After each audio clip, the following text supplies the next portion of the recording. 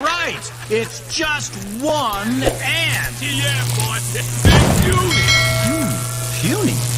Say, let's pretend this grain is a puny little ant. Did that hurt? Nope. Well, how about this one? Are you kidding? How about this?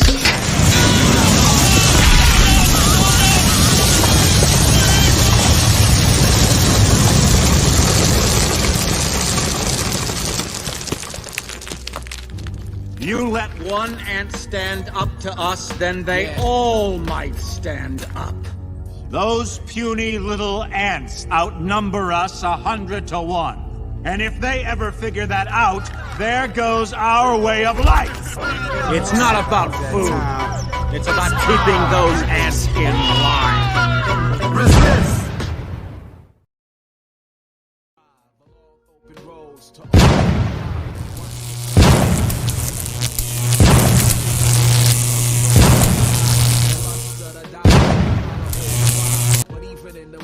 The birds still fly. Sometimes success is deceiving to the eye. Cause people say they rich. Big up, people. Good day to you. Happy Sunday. Hello. Happy Sunday, everybody. Good to see you. How you guys doing? Ooh, it's coffee time with Callum. Hold it. And Kevin. What's happening? Hang on, isn't there somebody that we're not supposed to be drinking coffee in front of? No, not right now. I had to mute all you guys who were driving me crazy over here. Okay, hello everybody. It's me. Hello. He's like, stop talking. I can hear it 4 times in a row. Stop talking. Oh, hang on. I haven't done that. I need to do that. Echo cancellation. Oh, muted.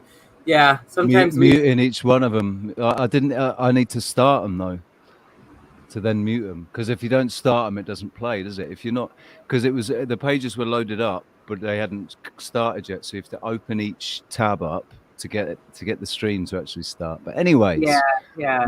Anyways, Refresh. How you doing down there, Colin? How are you? I'm doing very from the middle of nowhere, checking in from the middle of nowhere. Wonderful here. It's that we had just a little bit of rain just before, so the rain is probably coming. It rained last week, so it's going to start looking a little bit more green in the desert. So that's good for me. Nice. There's the purslane comes up. I've heard. I love it. I've heard rumors that Australia is going to turn green. In the next sort of 50 years, it's gonna in 50 years' time, Australia is going to be proper nice, man. I just think it's going to flip, right? So all the areas that are green and lush and tropical now flips. So I mean, you see those 2 bands. Here's the equator, and it's a green strip. And then you go the 33rd degree either side, right? 33rd either side. It's just wiped out, just like completely blown away, nothing left. So that's where I am, like down the bottom, or on the outer ring, right? Yeah. So longer days out here, so longer, drier, but in there it's like Egypt and whatnot. Still like, so flipping that again, right? What are the stories of Egypt? Lush, beautiful, tropical. Oh yeah. Used to be, and now it doesn't. So flip that over. Yeah. That's interesting, because Ecuador, how would that affect an area? Ecuador, right? Yeah. But who knows? Like it probably doesn't flip, because for me, Ecuador equals 0. Right. Is always 0. 0, man. We could actually watch that that wouldn't be like a horrible thing to talk through today. That suspicious observer video we watched about the concept with the pole shift. I mean, we'd have to put out a big disclaimer and warn everybody on Really Roxanne's channel. You're for sure. Massively triggered. It's massively triggered. Because I was true. triggered. So just so that you know, if we do watch the suspicious observers, I think he's full of shit. But that's But- just me. That's just me. But Well, just me. I think he's just as much a full of shit as, you know, Archaics then, in the sense that they do just as much research, like Kevin So said. I just I want to know, say I know, also, but his research is based on false data. So I you just know. want to interject here. I've met Ben and Kat in person, had a potluck dinner with him, I've followed him like more than a decade. Yeah. I Like, disagree. all I'm saying is that disagree I'm because Why he would doesn't. this He be doesn't No, follow. Listen, wait. I'm not I just saying let I'm me. not He doesn't follow the mainstream research only. He digs very deep, and Yeah. he's in with a lot of people that are so far off the mainstream. And here's what's been happening: as they push forward with the true science, the mainstream has to adjust. And there's been kids in junior high school that have won like national science competitions basing their projects on his research, which is groundbreaking. So I don't really think, because of his whole history, he was going to be an attorney, and him and his wife had like a psychic event during the huge earthquake in India, and that caused him to completely give up his path towards, you know, So becoming a lawyer. So I think he's a very dedicated, to fully qualify what I'm saying, then, Kevin, lay scientist. Triggered. I'm triggered by. I'm still triggered. Like, So I was just right. I'm not saying I'm right. I'm saying yeah, it's okay. that it's like chucking the baby out with the bathwater, because I'm triggered by it, and other people on Roxanne's channel are going to get triggered by it. They're going, load of shit, like I just said. But I watched it. I watched it and I listened to what he said, and I'm my cognitive dissonance that's flipped the other way is just struggling with, like, where's he getting all the data from? Now, if he's not just getting his data from mainstream sources, then you know, then it would be a lot easier for you know, the likes of me to say, all right, okay, I'll have a listen. But if all of his data is coming from mainstream sources, it's false data. So any model that is built on top of it is going to be wrong. But I respect you. So, like, if you've been sort watching of like him for, also, if you listen to Jason's work in Archaics and compare his data about events, it coincides with their work. Coincides. Yeah. So they're both looking at more ancient historical references and looking for the references all over the plane or wherever, and you don't have to get caught up in the globe theory when you're listening to Ben. You can apply it to whatever your realm theory is and still learn things from it. That's all. Don't get caught up in any theory when you're listening to anything. Or any model. That's a theater. A theory is a theater. It's a drama. Did you just hear that, guys? That was beautiful. Don't get caught up. If you entertain it. Yeah. Where's the choir? So We agreed anyway, to not get caught up. Yeah, and I'm Cheers. I'm just With that being I said, you I are didn't your put own myself. sovereign being. I didn't explain myself very well. So it's, you know, I'm just saying, yeah. That's all right. Richie, you're good. So, how's what? Yeah, my brain's gone now. I don't know what I'm going to talk about. Yeah, we did not have. It's a Sunday show, so we're gonna have some people on. We're gonna have some of our guests on. Well, there's stuff I want to play and talk about, but I don't want to play it and talk about yet because, you know, we should tell people that about last night, because everybody was expecting that we had the meeting last night. That's true. But that's why we wanted to just do an introduction before we start our panel. But yeah, go ahead, Richie. Sorry. Yeah, so last night we were meant to meet with the owner, but unfortunately for one reason or another it didn't happen last night. So we're going to reschedule it. Don't know when for yet, but we're still going to have it. So today, mate. We don't have any today. Yeah. Cool. He said he'd be around all day today, so we'll do it today. So okay. Well, maybe we'll shut this stream down early so that we can go and talk to him then. Fingers crossed. But yeah, it's until we speak to him, we don't really have any new news. But I have still been making videos. And things are still falling into place. It's quite hilarious. So I just got an email this morning I wasn't expecting that's going to help with Kevin and Richie moving out here, finding a place in the country so we can start In a country. growing food. We're going to have a garden though if this place works out. So when it works out. Whoop, whoop, whoop, whoop. And yesterday I was welcomed to move on from the place I'm staying in. So that worked out just great. And then think about though, like what you found out from your family in terms of like the timing to get out here. So you're like, we're not in a rush for you to get out here. You're going to get to go spend some time with your family. And then it's all going to like, that'll probably coincide perfectly for when Richie is able to come out here. So we're all just going to be able to do this together. Yeah. So excited. And then like, so the other thing too, is that Kevin's talked about is that Eugene, Oregon is where we're going to be living here. And it's kind of, if you've ever heard of Eugene, it's sort of like the hippie capital of the United States, like even over San Francisco to some extent. And so there's like a lot of open mind. There's a lot of alternative, like this is where the microdosing is. A lot of it's happening. This I don't believe he's a doctor, but there's a gentleman that's going to be running like a specialty retreat.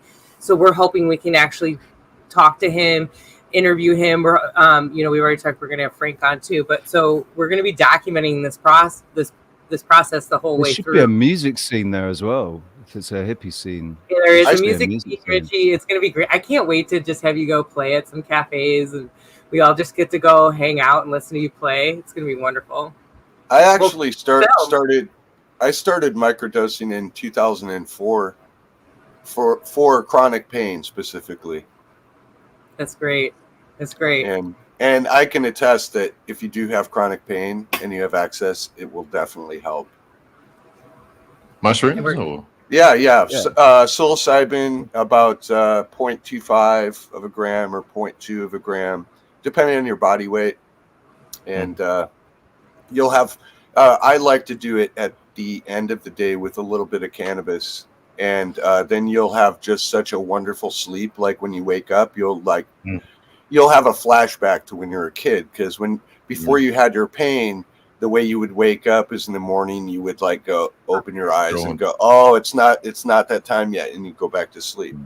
And that's like it is. It's amazing. Yeah. It's like, so think about that too. Like, because pain and our ailments kind of stem a lot of from like still from our traumas. Right. So you probably go back to that feeling as a kid for that reason, partially too, because all of it's about like forgiving yourself, for everything, that you're letting go. Yeah. And letting go of a lot. It's circulatory. It's circulatory. It helps your circulation. That's the connection. Because what is? Sorry. Look at Richie. Thank you, Richie. Yeah. Oh wait, I gotta go this way. Yeah. You go. So we listen, ladies and gents. We're not in school. Don't worry, we're not in school. We've just realised that the best way when you've got 4 people that love to talk a lot. When you got there we go. When we got 4 people that love to talk a lot and have a lot to say, it's just better to put your hand up rather than everybody try and interrupt each other. So yeah, I just thought I just remembered it. I want to say. Now I've forgotten what I was going to say, so carry on. What were we just saying? Is he frozen? Who, I thought you were just frozen. I'm sorry.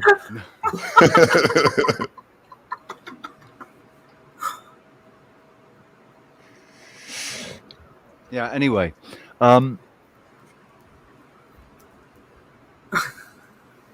Shit.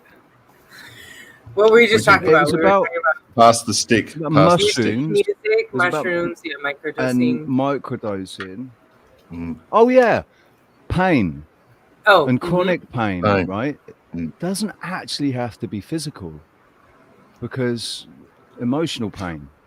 That can be chronic as well. On all the levels, I'd say, with something like mushrooms, it's on all the levels that you're releasing pain. There's a difference between getting hit by a car, too. Sorry, I should have done this. Go ahead. You go. Callum. Yeah. Pain, getting rid of pain in its various forms. So on all those levels, that's it. You know. Sarah, I'm sorry. go. I'm going to work on this better. I'm going to work on this better. What I'm getting at is this, what I've talked about with this book, The Body Keeps the Score. And he did work with chronic pain patients. And all I'm saying is that it's not, I can't just say like, oh, it's, you know, like it's just this trauma you had as a child. Okay.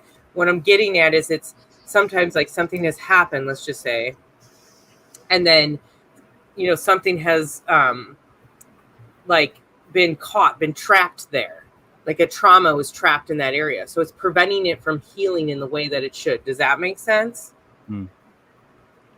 Maybe? Yeah. So like physicalizing it. Yeah.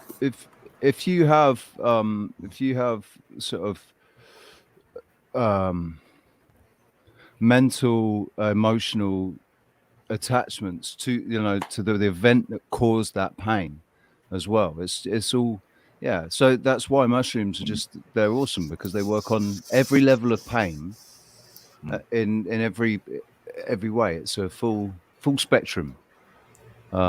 Usually like they're RSO. connected though. You know, if you're relieving any sort of emotional pain, that's connected to physical, and there will be a physical spot.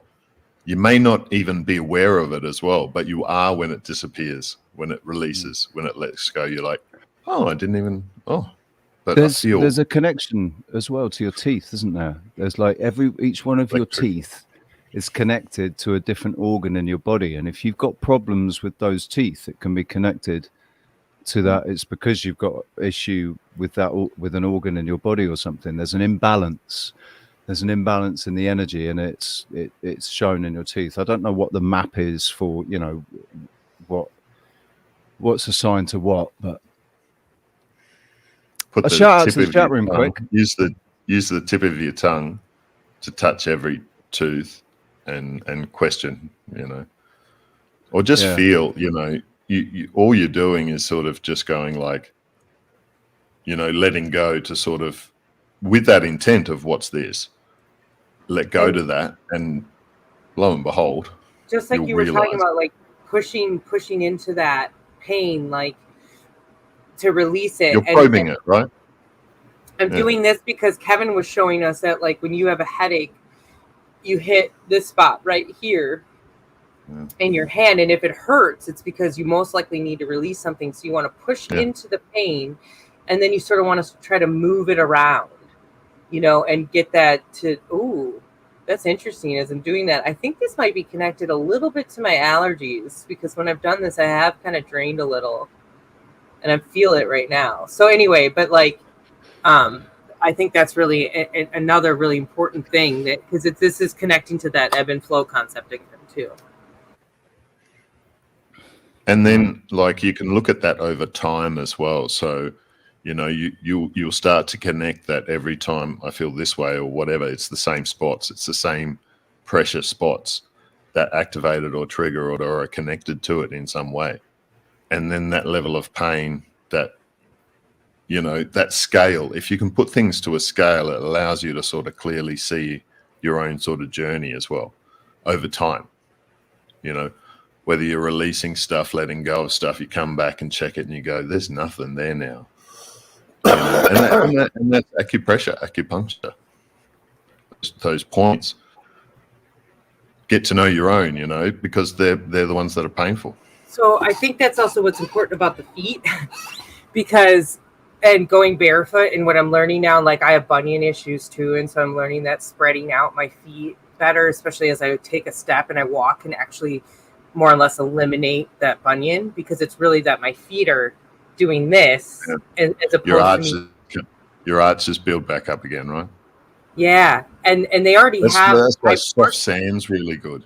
So going like here's really good because it's a dry riverbed, or on the sea, on the beach. Yeah. Go on that, because you're always balancing. So when you're moving on that, you're working those arches, and so so that's why your feet, like after that, like it, and then if you do it a soak, you know, a magnesium foot bath sort of thing. Yeah, exactly. That's great. We're gonna get to do a lot of grounding when Kevin and Richie get here too, because we'll have to go to the ocean plenty of times. And they're gonna do. I'm gonna send the two of them off so I can get alone time when they're driving me nuts to go do some boots on the ground stuff around here too, because there's a lot of really good, I think, opportunity for us to capture some interesting stuff. Actually, where we're gonna be living. Boots on the ground, barefoot Yes. on the ground. To go barefoot on the ground. Oh, Right. Yeah, I'd love to Jones. be able to do that all the time, but it's going to take a lot of work on my feet to be able to walk everywhere barefoot. Well, all the this time. is what's perfect, Richie. Sorry, go ahead. No, you're right. Go on. It's just Hey, my feet are fucked. My feet are fucked. I did realize Baby steps. that when the Ecuador thing happens, we will have the permanent Mile High Club up there. Yeah. Because it's like probably 9,000 feet. Oh, I just snorted over that. Yep, that's good. I don't know why that's been happening so much. I must get and I never used to snort so much. So there you go. Did you ever watch Harry Enfield and Chums with Tim Nice but Dim? Tim Nice but Dim. It was such a funny chap. It's either that or the nose one. You can just go. No, if I do that, it's snot on my lip.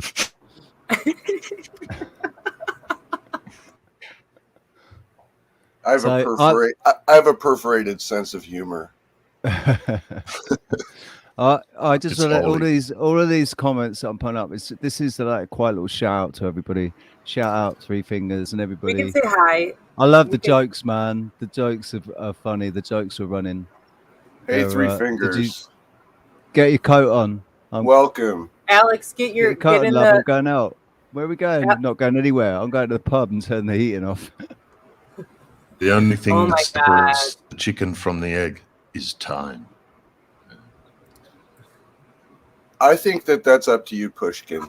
Ooh, pretty much. Should maybe because of the video you showed today, Richie, we should actually show some alternative heating options. I know that Kevin, you kind of know, like you can do it with a pot and some tea lights, and you can make yourself like a little indoor oven that just helps keep things a little like warmer in a room if you're desperate, kind of a thing. We should show those little techniques and tricks. Oh yeah.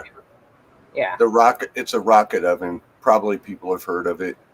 Oh, that's did you have a bit of a mold issue? Is that what the panic attack? No. I'm not afraid. I'm not afraid of mold. I'm a mycologist. I grow mold.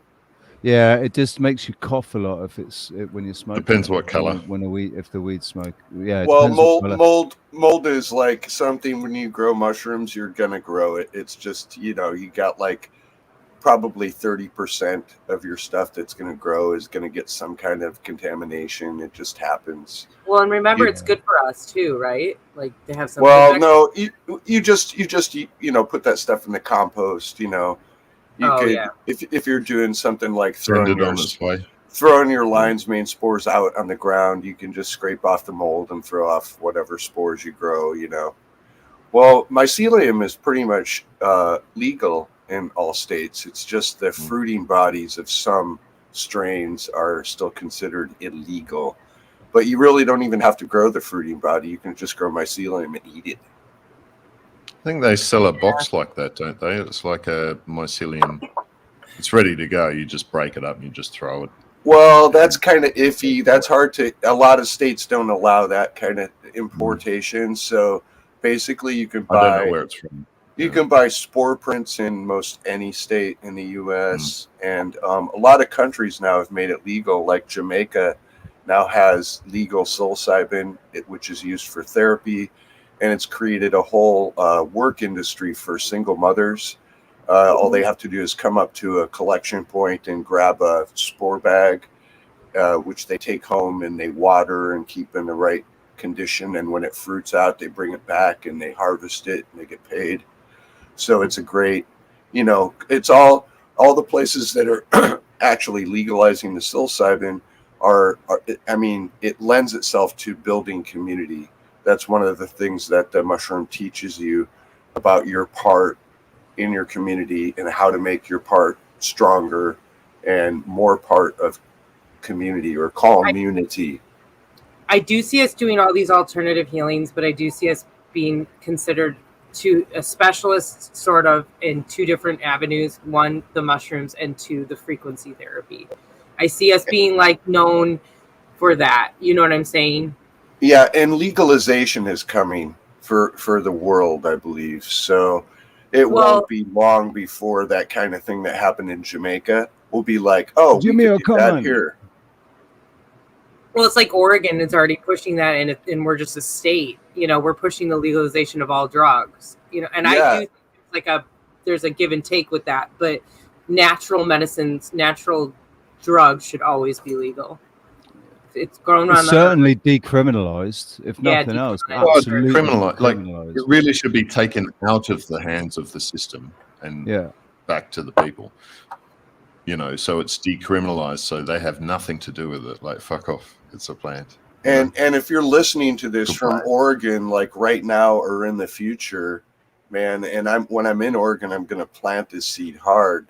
That system that's going on in Jamaica would be great for Oregon, because there's a lot of low income people that could do could be taught to do what they needed to do, and that would you could somehow set up something even with the state to become a certified provider and get these people who join the program money, stay at home income. Yeah. And I think Oregon would be okay with that. I think that if anywhere in the United States that could happen, it's Oregon. So you're listening to me right now. You do it. Okay. Sasquatch, what's brilliant, mate? What's brilliant? Did I say something that's brilliant? And also, timestamp it. Nathan, mate, how you doing, buddy? I didn't give you a thumbs up, and right when I read your message, I didn't go, hey, Nate, and then I did. I gave Cam a thumbs up, so I felt bad. Look, why are you giving Cam a thumbs up and not Nate, man? So just for everybody, this is a thumbs up from me. Everybody that's here, thank you very much. But and a wave, Cam, good to see you, mate. It's one of the reasons why we came on earlier. It's just because we thought if we go on at 2, when we go on at 2, Cam comes on sometimes. Yeah. But no pressure. No, you don't have to come on the panel, mate, if you don't want to. If you just want to chill out. But I am going to send you an invite. I'll Skype it to you. Do we? That's fine. Oh, you should have an invite. You actually should have it anyway. Hasn't he got the link anyway? Yeah, he does. But do you want me to Skype it to you, Cam? I'll Skype it. Now,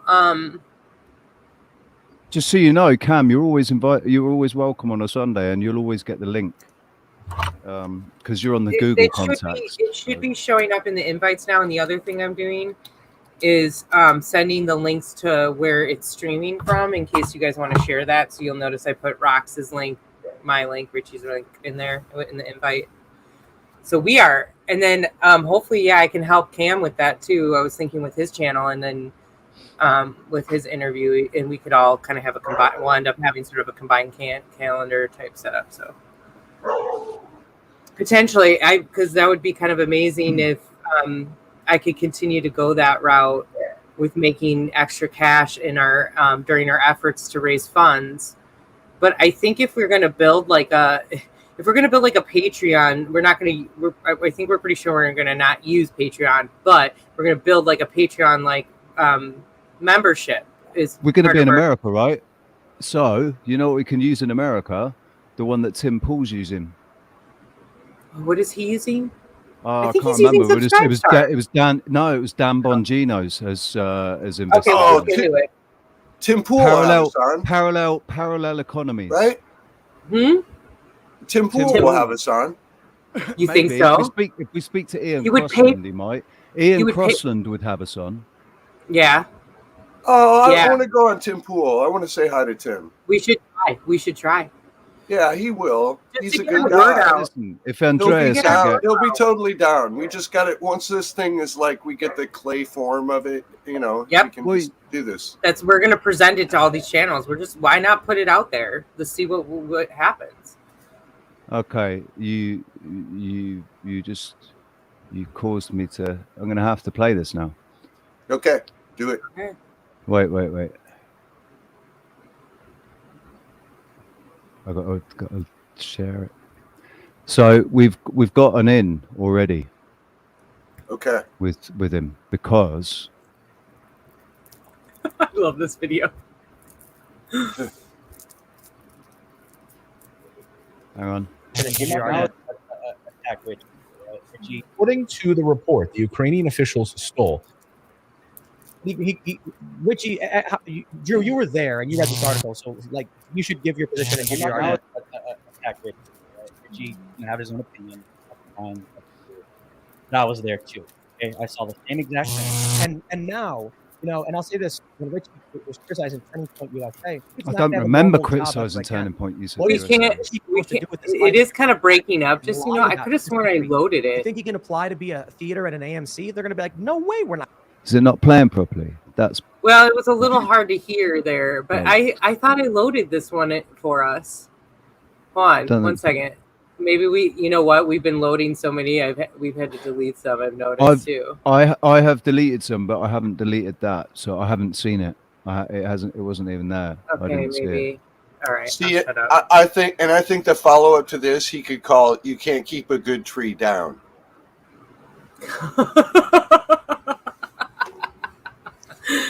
I love that. I love that. Yeah. But because really this note, I just wanted to say this isn't the kind of note you want to be left on his show. That was a hard time that you were going through then, and now it's like, okay, now let's let the world know how you've come through the other side, out the chrysalis, right? It's funny because that is true. Absolutely, that's true in my life. But obviously, he was talking about Richie, somebody or other that was at the Carl Rittenhouse thing, and it was about a different Richie. But I used, I used it because he just said Richie so many times. I was like, yeah, how can I not? How can I not use that? Edit it into something, even if Tim Pool is slating me, it's still. No publicity is bad publicity, man. This is what you can count on from your friends. So, okay. I still love you, Richie. What's next? Yeah, I talk about kicking you two out together. Maybe I need to kick you guys out separately so you can go to your own. It's all good. We'll make it. I'm missing something half the time with Kevin because I'm like, I need to get used to Kevin's sense of humor. It's because it's nothing. I'm cool, man. I'm just like, I've missed something here. Okay, if you're in the chat right now, if you get my sense of humor, put a 1 in the chat. So. Hear me out. I get Kevin's sense of humor. Can I explain something to you? You know what it is? It's partly a cultural thing because there's a few times when you and Rox start going off and I'm actually more laughing. I'll go off with everyone, baby. Have you not seen that yet? I'm more laughing at everyone. YouTube, the way that YouTube could interact because that'll just make me laugh in itself more than I am at the joke. I get the joke, but I don't really get the joke. Do you know what I mean? Because it's a cultural thing a little bit too. I've noticed that between Kevin and I and you and I, but it's all good because we all get along. It's a beautiful thing. Hey, Callum, is a circus over at your house? Is that what we're hearing? Get along like donkey. 11. The dog's it's not 10. Wow. It was my little fella. He was barking. Now he's your little fella barks. Aim. Mine doesn't. He just sits there in his pants. He just says no. Oh, he was outside. And we've just had like a car showing sort of thing. There was like 1,100 cars or something, which are these old vintage classics, right? But so what I'm hearing all the time, like down the streets and stuff, is like all sorts of like. So he's sort of, it's like fireworks. So it's the random sort of thing he just goes off at. People don't appreciate people don't appreciate when they let their fireworks off, do they? Just how many dogs are going absolutely crazy. And I wonder if that is something It's to just do with there. a previous life as a human where they were in a war. You know, what if their consciousness was in a war before it was a dog? I don't know. I think they get the forgetting as well. I don't That think they do. I think amnesiacal. it's only us. I think it's only us that get that. Really? I think it's part. Yeah, I think it's part of the deal of being what we are. You have to forget everything. When you're anything else, you know exactly what you are and where you came from, Well, what you did, and where you you're have going access next. to it. I would say they have more access to Yeah. all of. Yeah. We block it, and I taught to block it. You know, But it's also for an authentic we don't experience, block isn't it? So we've been authentically living as completely disconnected souls. We've gone through that now, where we've been completely disconnected, had our memories wiped. I think it's just frozen. Yeah, we've had our memories wiped and we've been completely Sorry, disconnected, and we've had to. He's driving him nuts, isn't it? And we've just been spending however many generations trying to remember, or you know, or Can I give you my remembering? That's the journey, isn't it? Anyway. So let me and it's give not you like gaining anything. It's just releasing things. Isn't that the journey for detransitioners? Remembering. Like if you have to, like a member. Did that go right over everybody's heads? Cut a limb off, right? That's a member. I lost a member of my body, right? Yeah. So if you remember it, like it's something you already had and you lost. Yeah, or you put it, or you're putting it back on again because you got it cut off. But you already had it, and you lost it somehow. Someone. No, I'm talking about detransition. Something happened. Hey, anyway, let me share this perspective, okay? So, I believe in reincarnation, and what I believe about that process is that when we come into our new life, some of the information, in fact, most of the information, is left behind. So that's exactly what our whole media system is mirroring. And that's why it works. Because it's actually a universal process. That's the only way that they can get anything to work, is by utilizing natural law. So they're just skewing like a lens and utilizing these things that we naturally go through. So the key for myself has been myself. Because when I started my process of tuning in, you know, I turned on, and for me, tuning in was breath work and meditation and avoiding ritual magic, because to me that stuff was like way beyond the scope of my training. And always if you read good books on occult science, in the very beginning, they give you warnings. You know, that's one of the things that I'm really looking forward to about coming to America. I'm gonna have some access to some books, man. Well, the thing is the books were published. Aleister Crowley did what he did with exposing a lot of information out into the public realm. That in itself was like a shattering of a bell. So that's been done. Nobody needs to go through the books for the access, because the access is in the self. There are keys, like I said. I think I think breathing is something that is just the self, and I think that for anybody who's beginning or has gone too far down some kind of a, feeling like they're in some kind of deep forest, go back to breathing, and mantra, man, for me has been like such a key.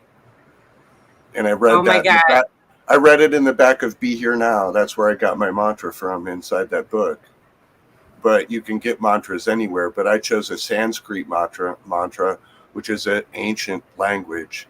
So I was trying to resonate with something that was past all this, this manipulation of our forgetting, and, I sort of rooted myself in Tibetan Buddhism, I can't say that too loud. Tibetan Buddhism. I want to learn more about. I haven't learned enough, but I'm very interested in Taoism and the way, because I think that is really important right now. And it's also how I've got through the last 2 years, just completely calm. It's just trusting in what's happening, the flow and what's happening, and just going with it. And if you're a heavy pot smoker, Confucianism. I don't know what you're talking about. I've never touched drugs in my life. The Confucianists were the heavy pot smokers, and that's actually real history. So if you read, just pull up some stuff on Confucianism and read it, you'll get it. I don't understand why. If you look at how it's spelled, it's only the pronunciation that's different. It is Confucianism, because if you go into it too much and you're not grounded, and you're not, you'll get confused. Even the very best scholars still get confused, man. It is, and smoking, and if you smoke enough drugs, I don't smoke drugs. I don't agree with smoking drugs, and I don't consider marijuana to be a drug. So, me too. It's exactly what I say when I go to the doctor and they say, "Do you use drugs?" I said, "Nope. I don't smoke crack. My prescribed medications. I don't smoke crystal meth. The drugs. I do not smoke drugs." Oh, this is like tea. This is like tea. So can we say I smoke tea? It's a flower. It's like smoking tea. It's like smoking a carnation. I got ripped off in bloody mugwort. Is it Lisbon? In Portugal. I got ripped off. This guy said on the street, it's like, "Yeah, I got some really good stuff. And he showed me the bag, and I'm like, it looked really nice, man. It looked really good, really nice. And there was about a quarter there, about 7 grams there. My eyes judged about 7 grams. And he was like, "Oh, I want 20 quid for it," basically. I was like, "Go on then." Give him the money. And then as we're walking, I'm with my girlfriend, as we're walking, this other guy comes running up, says, "Oh, mate, did you just buy weed off that guy over there?" And I just sort of looked down on it. He was about 5'6", so I just looked down and said, "What the fuck is it to you, mate?" And he said, "Oh, no, but he's just, look, he sold you tea. That's not weed, that's tea. What he's just sold you is tea. Look, check it out. So I open it up, check it out, burn it, and I'm like, "Motherfucker, he sold me tea." And then this guy says, "But I've got some really good stuff if you want it." And I was like, "Do you think I'm that fucking stupid? Like, one of you got me, but you're not getting done by both of you. You're a tag team. Fuck off." So, yeah. There's a hero in your story. It looked like the nicest. It looked like the nicest weed. No, mate, I'm not. Listen, it's not been my first rodeo. Yeah, that was a tag team. Yeah, mate, he'd just do me with tea again. When I was a senior, no, he wouldn't. He'd do me with solid. He'd do me with resin. When I was a senior in high school, we went to Chicago on our senior trip to the Art Institute, and it's been long enough now. Well, out of like 30 people, 28 dropped. And we were out in the park, and we were going to score some weed from this guy, and he showed us this, bag that had good weed in it. And then he wanted so much money, and then everybody started coughing up money, but we were short. And he's like, "Well, you got any change?" So people started pulling out change, and it was close enough. He took the money, and then he pulled out the bag, and he's like, "Put it away. There's cops," And so we put it away and we walk away, and then we pull the bag out, and it was hamster bedding. And he was gone. You know, he was so gone. Did you face palm? Well, we were more gone than when it he happens. was. It is just a natural guy. Yeah, I mean, you know, that was like 3 hours in to the tab. Wow. It was like I couldn't quite even feel the bag in my hands, you know. So let's move the conversation onwards. You know, and that realization where you're like, is this really hamster bedding, or am I that high?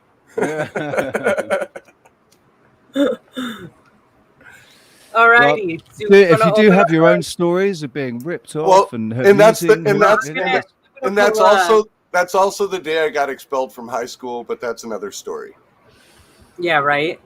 Yeah. I'm actually, Alex, I was going to pull you in so we can have a little more feminine energy now, since we're 45 minutes in, unless you boys wanted to say anything else before I'm just a little bit offended that you didn't sense my feminine energy. Or mine, for that matter. Oh, boys, I'm sorry. I have to say, Alex, get in here now. Just kidding. I'm just kidding. Boys, you guys Alex Alex is actually quite. Alex has got quite a masculine energy. Actually, Alex has quite a confrontational masculine energy. So basically, what you're trying to say is there's too much female energy in here at the moment. Yeah. Do you know? That's what she's saying, Callum. There's too much female energy in here at the moment. Kev, you know, I don't know. I'm not getting feminine.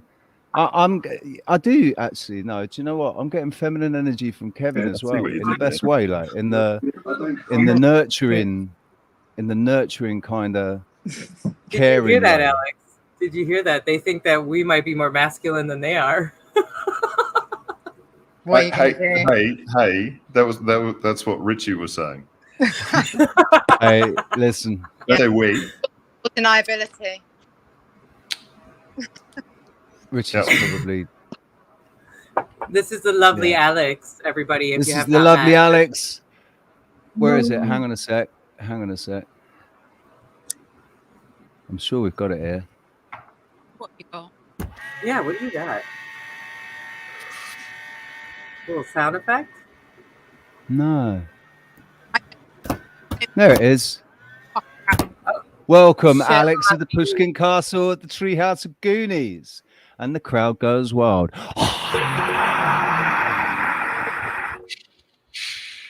I just want to say really quick, guys, too, that Alex's mic cuts out sometimes. So if you guys can try to mute yourselves in between, and it's very helpful. Thank you. We'll have the if we do the hands up thing, Alex, when you want to talk, if you just give us a little hand gesture saying, "Shut the fuck up now, boys," because I've got something to say, right? We will just go like this. Watch your language. It's okay because it's actually only in the first 5 minutes that you have to really watch your language. Oh, I didn't know that. She's muted. Who was it that she was can talking say about anything. Oh, the lip readers will, maybe get their ears or eyes burned. Am I muted? But oh no, there you go. You're kind of in and out. Okay. It's because she's not using a headset, so it's the microphone on the phone, and it gets cut out by all of these real microphones because we've all got dedicated microphones, and they just kind of overpower it and cut it out. Okay. So how have you been, Alex? I've been okay. Not too bad. Pain reducing. Sensation reducing. So we're getting better. Taking its time. But, we're in a hurry, not a rush. Yeah. More haste, less speed. Exactly. All the wives' tales, all those old sayings that the grannies and the bubbies used to give me, shut up. And now it's like, oh my God, it's in the DNA. It just can't stop coming out. And you're hearing it in other people as well, which is fun. I've been detoxing. I stopped. So after I stopped drinking, I had a lot of pimple activity for a good month, and it's like I still have some, but it's amazing, and my skin is gotten even softer. I look really bright right Pimple now. activity. I love that. Pimple activity. Yeah, it's a lot. I had a lot of small eruptions on my face. Just tell yourself it's just my inner juiciness coming out. It's okay. That's exactly where my mindset is at. I know that because of like other forms of it coming out that I'm really expelling. Yeah. Fun words there. Think about the benefits too, like in everything like that as well. Like releasing something, there's always a gain. So if you're always with that end in mind, you're boosting the gains if you're resonating with them. Because as you release something, it's making this is going to happen. When you release And when something, it it does, makes space for something else. It makes space for something new. Once you've released it, that area that you're then free to experience something different and something new. It reminds me of the opposite. When I used to tell my son when he was little to get his coat on, and he'd be like, no, no, no. And I'd be like, you'll feel the benefit. You will feel the benefit.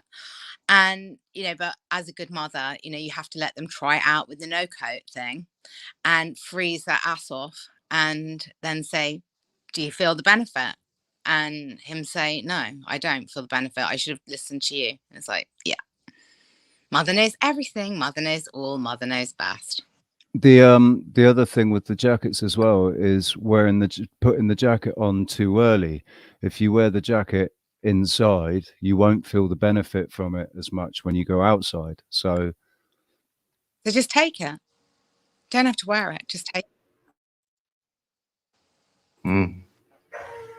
It's one thing I've noticed too with children at festivals and stuff like this, on really cold, like we've just had a few which have been really cold, and the kids are running around in shorts but they're running around, and I'm like, how are you doing that? But it's, of course, it's fronting the elements, it's meeting it head on, because they're at it, it's interest that they're following that flame or whatever.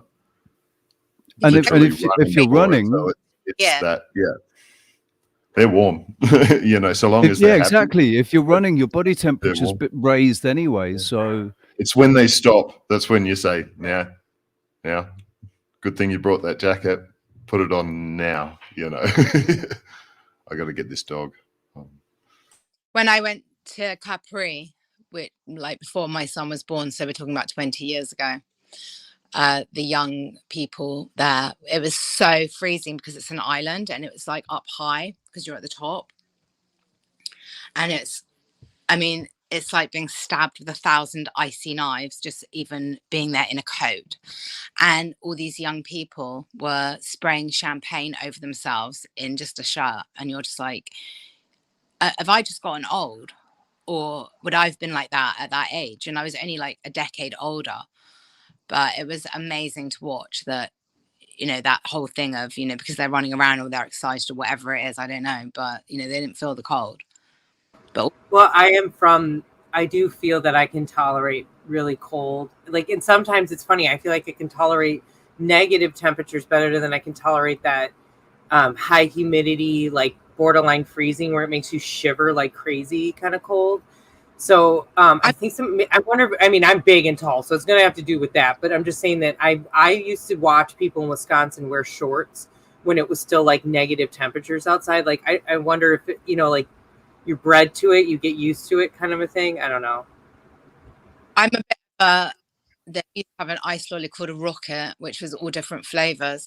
So I get too cold in the feet, then I get too hot in the calves, then the knees are freezing, the thighs are too hot, the stomach gets too hot, and then it can change and be too cold, and then the top half doesn't know what it's doing.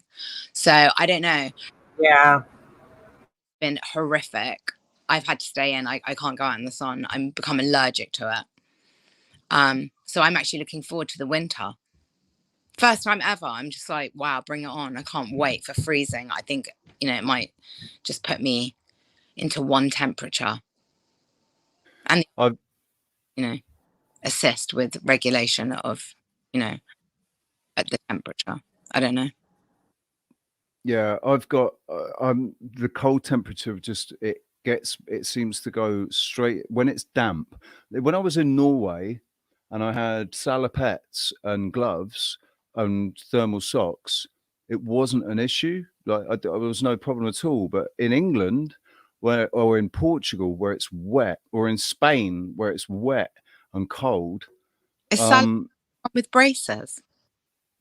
Salopettes, you can have with or without braces. Yeah.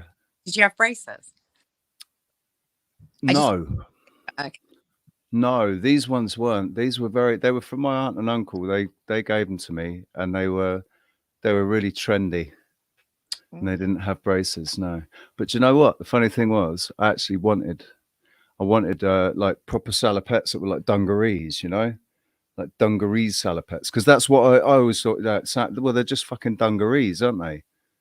Yeah. Did you ever have dungarees? Women, they came back into fashion. How did I start? No, I'm not going to start talking about fucking fashion and dungarees. Trying to prove my feminine energy, man.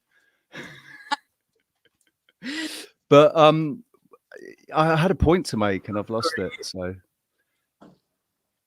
moving swiftly onwards. What else is new? I don't know, but 1 hour, I'd just like to say at 1 hour, I would just like to do what I've always intended to do to make sure that we're keeping an eye on the time and everything, and just play a very quick little 1 minute or something, something. And I do actually, there is some more somber stuff that I want to talk about. We've been having a lot of fun and joking, and the energy's really high. And I want to keep the energy high, but you want to disconnected. No, I want people to be disconnected from the actual what we're going to talk about, because it's not our issue, but it is an issue that we have to deal with because it's their issue. Because they're in the majority. There's more of them than there are of us, right? As far as against the system's concerned, there's more of us than there are of them. But as far as our own brothers and sisters are concerned, there's more of them than there are of us. So it's just really important that we keep our energy high, because that's the power, man. That's our energy is all of us, not just us in this room, everybody that's watching, everybody that's involved in and trying to get to the truth. We've kind of got to the truth, and now it's about building the next bit, getting onto the next bit, isn't it? But yeah, so I don't want to bring anything. You're muted, dude. Callum, you're muted, mate. Sorry, I can't hear you. Making an effort to stay muted when so that might help the minority really are the few that are in the system. When we expand out into the world, most people, like when we go to Ecuador, you can actually see this, that most people are really living with the earth.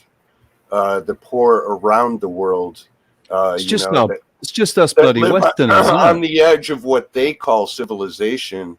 Yeah, are actually the majority of the people on the planet. So when we think about this, we also need to remember we're not a minority. We're a movement in the majority. Okay. Yeah. But you're right. There is actually a lot more people that are living on the edge of poverty, on the edge of civilization, whatever, not, off grid in Peru, in South America, in Africa, in parts of China, parts in India, parts of India, and in Jamaica. Right. And whose minds are mostly filled with the care of their offspring and the honoring of their elders And this is what really goes on in the world that we don't see through the media and we don't learn through our history. But it's continually gone on much longer than any empire they tell us to be like grateful for. We think that we're in the majority because all packed into the cities, like 3.5 million No, people. we don't. I don't. No, I'm talking about people. the hypnotic people in few. general. Right. Yeah, they think they are the majority, and more advanced, and all of these things, because what they're seeing. I mean, when you cram 3 million people into a city, it's going to look like there's shitloads of people everywhere, isn't it? So the 3 million people, put them in Africa, and suddenly they're dotted around all over the place. It's all about the concentration of people, isn't it? And they're trying to condense everybody into the cities to convince everybody that, no, it's overpopulated. There's overpopulation. We need to kill people. We need to let people die, offer euthanasia and abort babies at 9 months because there's just too many people in this corporation. In the corporation. Difference between population distribution. That's a different thing. Yeah. The population distribution may be a problem, right? But not not amount. And I think about that. I got sucked into that documentary Cowspiracy, and they were trying to say, for us to actually eat meat sustainably, like for the amount of land that these animals need to live. Well, how do you eat sustainably? It's actually quite difficult to do that in a city. But you don't eat meat that much. You don't need to eat as much meat as what they're even saying. You need to sustain, and it's like it's the bugs in my city. But I don't need to eat bugs either. You just probably just don't need to eat as much. The only reason that farming is not sustainable in a city is because of the way that regulations have been created for corporations. And if there was like a fall of the corporate, empire, and basically people started eating some psilocybin, you'd be seeing it done using more their creativity. There would be farms on top of buildings and hanging out windows and inside of Because think about how much food one person can grow. You would see, if it was part of it, if it would be part of city design where there's. I'm sorry, I meant when. Scenery and I didn't everything mean if. From start, You got a bit of a choppy connection today, Callum. Oh, me? Have I? Yeah, it's chopping in and out. I've noticed a couple of flipping circles. I'm going to try to clear anybody who's trying to impede on that today real quick. Clear the energy space real quick. Hey, we were thinking about a permaculture airship, which had sustainable inside of it, had greenhouses for high altitudes when the oxygen levels got low. And there were goats in the back that provided methane for the fires for the ship. Right. And listen, that's not a bad idea. What about if we fed everybody beans, right? We fed everybody beans and then we hooked up some kind of air capture system during the night so that all the farts at night got captured into the, We're going to call it Noah's Ark. Noah's Ark. New. Can we call it Noah's Fart? Noah's Ark. If it's going to be running on methane, shouldn't you call it Noah's Fart? No, not Noah. New as Ark. Oh, okay. I'm not trying to be blasphemous.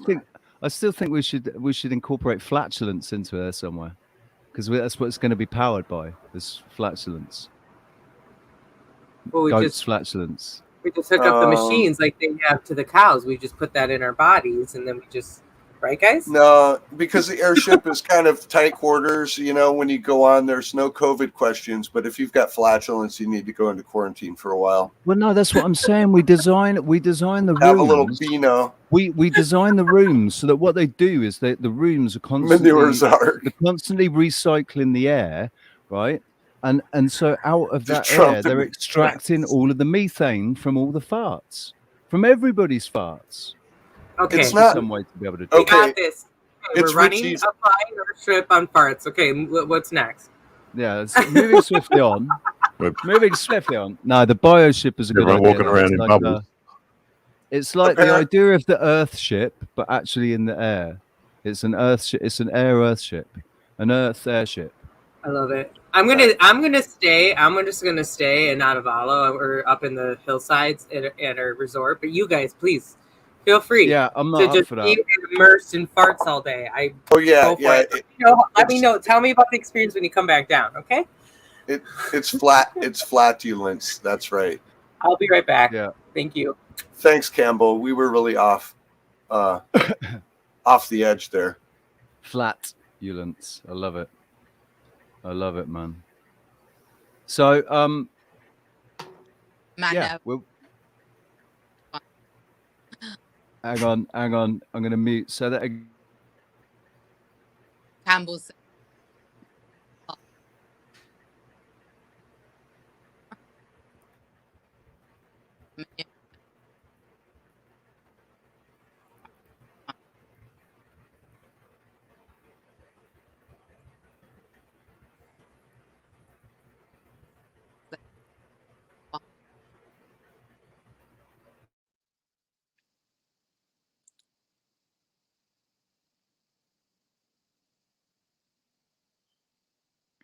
You can't hear a word I said. I can hear you now because we're all muted. Okay. Oh, sorry. I was just saying, did you hear what I said about Campbell's comment about Manoah's Ark? Manoah's Ark as well. You can make that. It's a good play on words.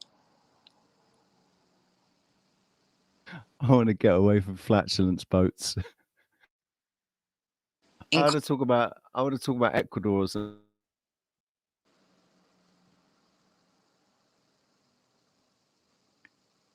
Whereas, where's Sarah gone? To the toilet. Oh, I was thinking dog. Yeah. Flatulence. That's the law. Exactly. All this talk, I had to, be right back. No worries. Had What to I'm going to float do, you. I'm going to play a quick video. We're going to get our brains together and think about what we're talking about next. But Also, take some Thank you time to very much. stretch. Stretch it out. Take some time to stretch it out. Thank you very much for being here, ladies and gents. I'll tell you what I'll do. Let's put us in the mood for what we're going to talk about next.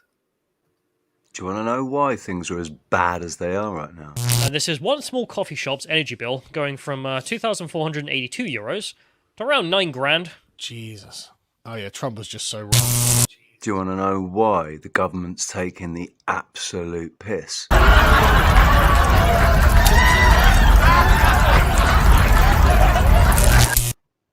Do you want to know why energy companies are taking the absolute piss out of you and laughing at you right now as they fill their pockets with your cash?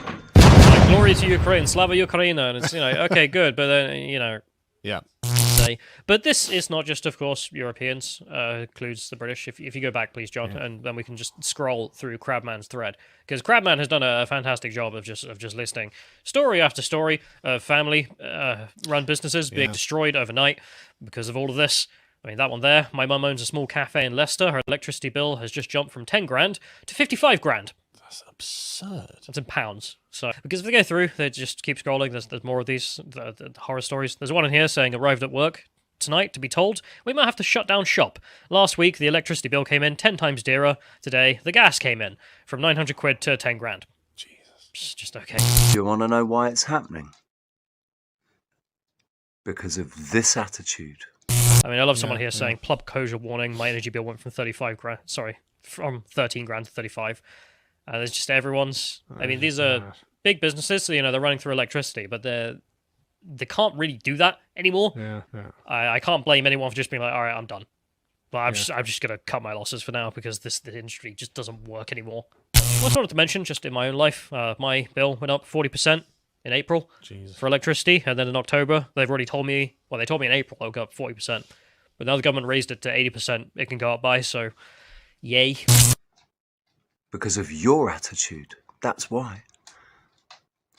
Did your parents never teach you to stand up to bullies?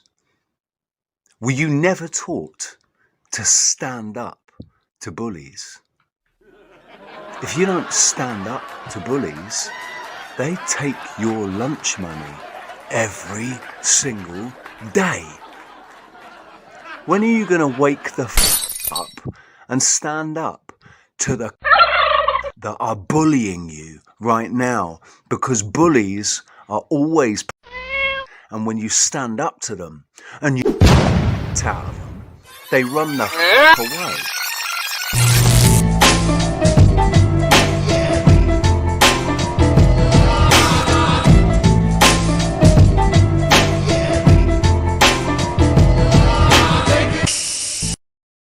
Fuck you! I was right, and God fucking speed!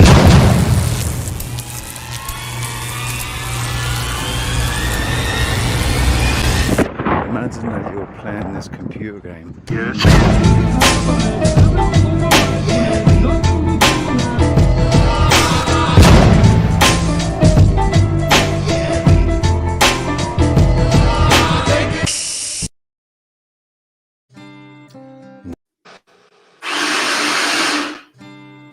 Never want to be the one to say I told you so. But it seems that for the last 2.5 years, me and my team have been telling everybody, told you so, told you so. Right from when lockdown started, and we told everybody exactly what was going on. And we were called conspiracy theorists. And we laid it out. We said it was going to be at least 2 years before we started to see things changing. And that was about 2 years ago. When this thing with Zelensky and in Ukraine, the first thing we said was, everything that's sent there, they're not going to get any of it. It's going to be stolen and sold on the black market. These guys are they're even more audacious than that.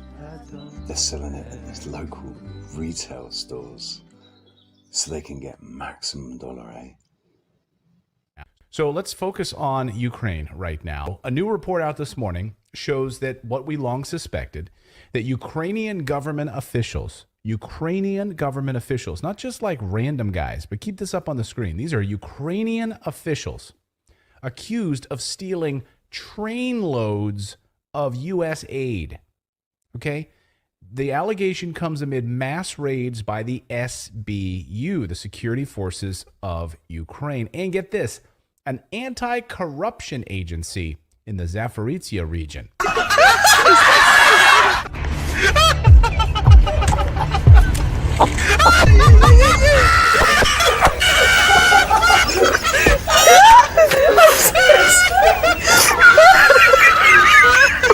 Okay, stop.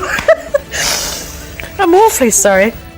First of all, yes, American taxpayers are footing the bill for billions of dollars in monies going to Ukraine. It's not just America. And what we've long suspected, that they've been stealing U.S. monies. Here's some video of the SBU. These are the security forces, by the way, that did this raid. According to the reports this morning, the Ukrainian Security Service and the Anti-Corruption Agency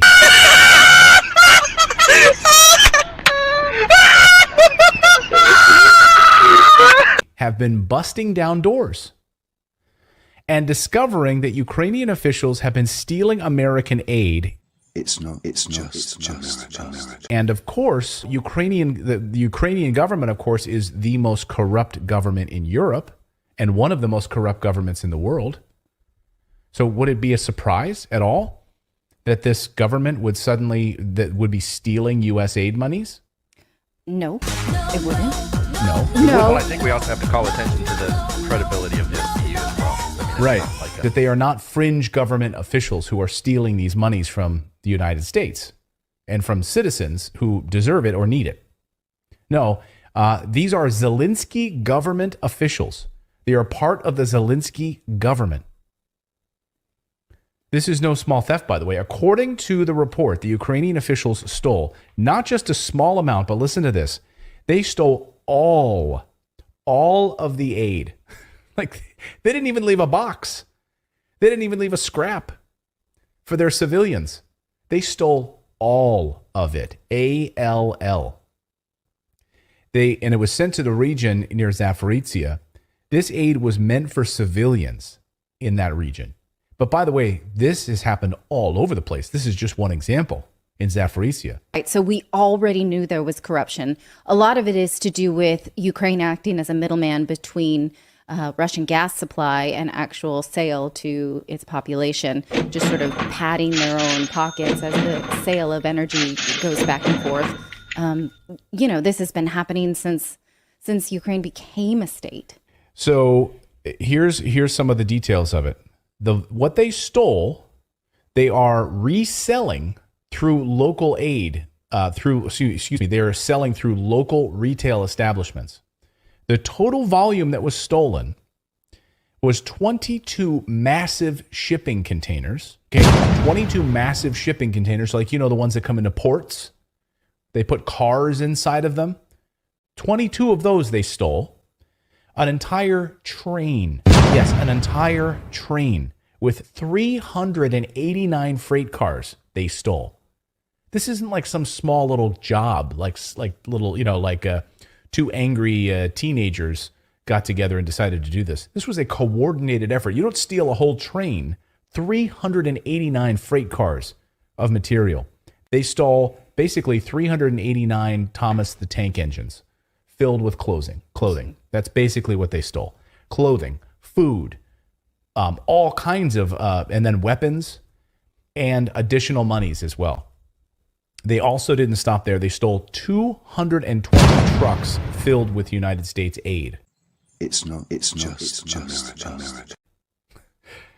Think about that. Just in this one example, 389 freight cars filled with stuff to help the people. But Richie, Drew, you were there and you read this article, so you should give your position and give I'm your not argument. going to attack Richie here, right? Richie can have his own opinion. That's fine. That's cool. But I was there too. Okay, I saw the same exact thing. And now, and I'll say this: when Richie was criticizing Turning Point USA, this dude's not going to have a normal job ever again.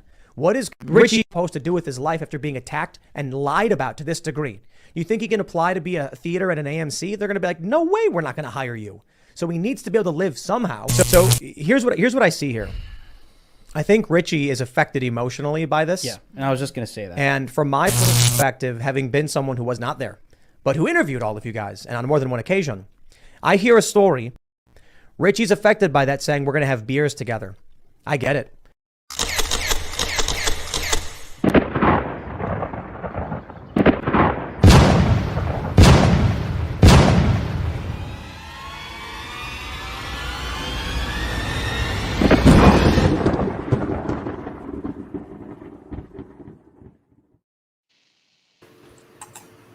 That might have been the best break video ever.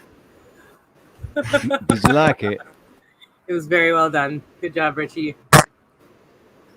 Oh, are we getting cyber parts Just again? to remind everybody, something happened then. I don't know. There it goes again. So yeah, it's just to remind everybody. Anybody that's watching, what's going on there? What is that? I think that's either Kevin or Callum. Or no? They're muted. So, Alex, I just muted you, FYI. But if you put your hand up, Hello. I'll mute you. I think it wasn't me. Good. That was weird. That was weird. Anyway, CIA, NSA, Yep, CIA welcome. needs Pepto-Bismol. Welcome to the conversation because we were calling you out. I just sent a link to my friend that I traveled down through Mexico with and asked her if she had time to come in and join the chat. Cool, Awesome. That would be great. Yeah. Roxanne. One thing. Roxanne. Oh yeah, Roxanne's in the chat. Everybody, give her big love. She's taking care of her kiddos, and it's a big thing today. So give her much love today, because she can't immediately be with us. We love you. It's a cool thing that's happening. It's a cool thing. It's a good thing that's happening today. But, Yeah. But she just needs to be with a family. So, yeah. So, just I guess for the people that are watching this on a replay that aren't already part of the tribe and know what's going on, like everybody that's here now watching and taking part in the chat, that's just to remind everybody, like they're taking the piss. They're taking the absolute piss out of us, and the only reason is because everybody's sitting there going, "Oh, have you seen what they've done? Oh no, I can't believe it. Look how much they've put up the fuel prices." Oh, instead of actually doing something, you know, like you vote with your feet, you vote with your pounds, you vote with your dollars. When the bills come through and they're taking the absolute piss, you look at what the bill was the previous month and you say it's going to be around the same as that, and you put that much amount in and you send it back and say you're taking the piss. You can have that and be fucking happy with it because that's how much it costs. Everything that you're adding on top of that is just a fucking money grab. Do you think I'm fucking stupid? Do one. Obviously, you can't do it like that. It'd be really nice if you could, wouldn't it? It'd be so cool if you could do it like that. I know you can't, but you know what I'm saying. Wow, that was a conversation killer. Richie, you've done it again. You're muted, babe. Maybe that's what I know. I just realized that I was, part of that, but I was just going to grab this real quick and swing on out of here real quick. So, just kidding. Oh, I gotta see my email and see if I've heard from Frank. Yes. I was also going to have us look up some alternative heating options so we could kind of just plug that in with all the to qualm any fears of what's going to happen here.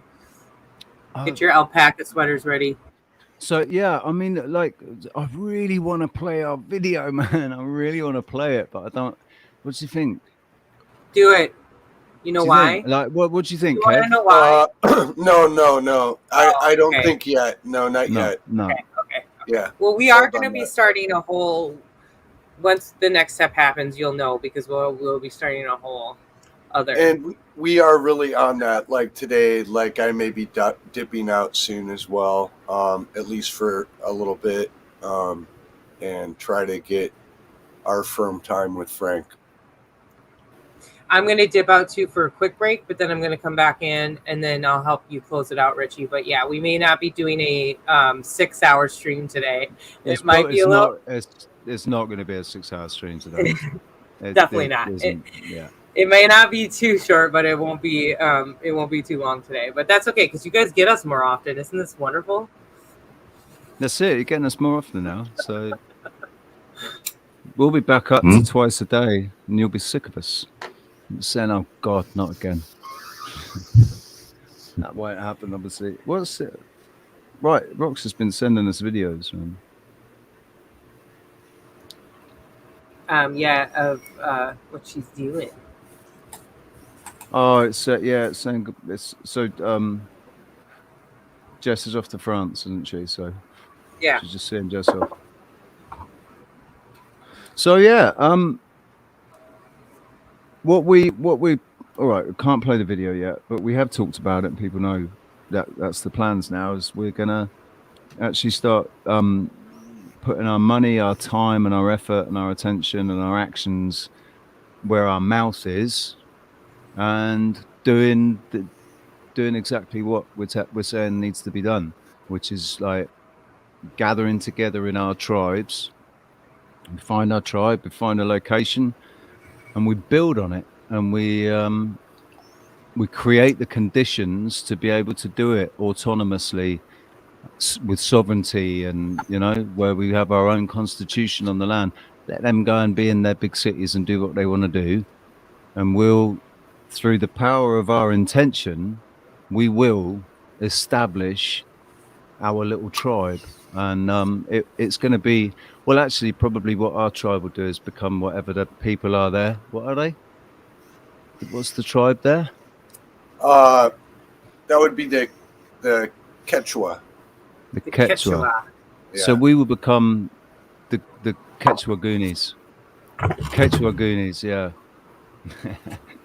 or just the Catch Goonies. Catch Goonies, yeah. Goonie Catch. Catch Goonies. Well, anyway, we're gonna, it's all about preserving and protecting and preserving the people that were more connected to the life that we know we should be living than we've ever been. They're more connected to it than we've ever been, because we've been fully indoctrinated since birth, whereas they've still been allowed to live their in their culture, and to carry on their traditions. Obviously, to an extent, it's been scrubbed out, and maybe it's gone underground. I reckon when we get there, there's probably a whole ton of stuff that goes on that your average person doesn't know shit about, because it's private to the tribe. Different ways they honor the earth, and different ways they speak to the spirits, and whatever it is, there'll be secrets that they've kept from the white man, kind of thing. I'm very excited to immerse myself. And not to interrupt, I do need to dip out for about 15 or so minutes, but I will be back.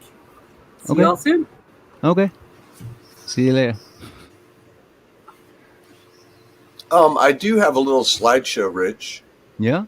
That I could share. Yeah. Go for it. Share it up there, man. Let me get it up. Let's see. And see if I can make a slideshow. I can share my screen for sure. If it's loaded as a slideshow, if it's a whatever that file is, it should be able to read it. If you're in Chrome, I can just click through it right now. I'm just going to go ahead and share. You share the screen, yeah. Share the whole screen.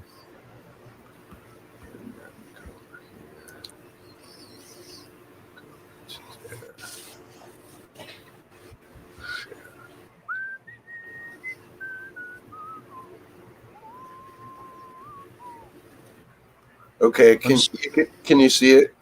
Oh yeah, there we go. Yeah, so this is like just a regular like fruit, like a vegetable and fruit market. But they have the meat and stuff is all down there too, but it's quite separated. Then this is just some hand painted like arts and crafts. Yeah. That's and if you go back, that's all that's geometric patterns and stuff that are all, it's like you could say that we were looking, Bernie was looking at, or we were looking at the plasma with Cam yesterday. We were looking at plasma and stuff, and that's it's sort of similar, the patterns that are created. Yeah. And this is somebody rappelling from one of the big trees up above the canopy. That's what I want to be doing. This is the lake that's right there near Otavalo. Mm. And that mountain in the background is the volcano, Imbabura. Look at that, man. I love that as well, because if I move it away from Tenerife, I would definitely miss the volcano. I would miss it. Oh, I love you living won't. near a volcano. But if there's a volcano here, it's like, oh, brilliant. Yeah, definitely. I don't mind them. They're really nice. They're really cool patterns. Mm. The size of those roots, cedars. Yeah, roots. By the way, when we decided to form this we're not going to have a traditional board. We won't ever call it that. It's going to be called Roots. And instead of having any kind of permanency for the membership, it will be a revolving role that everybody plays that's a part of the community.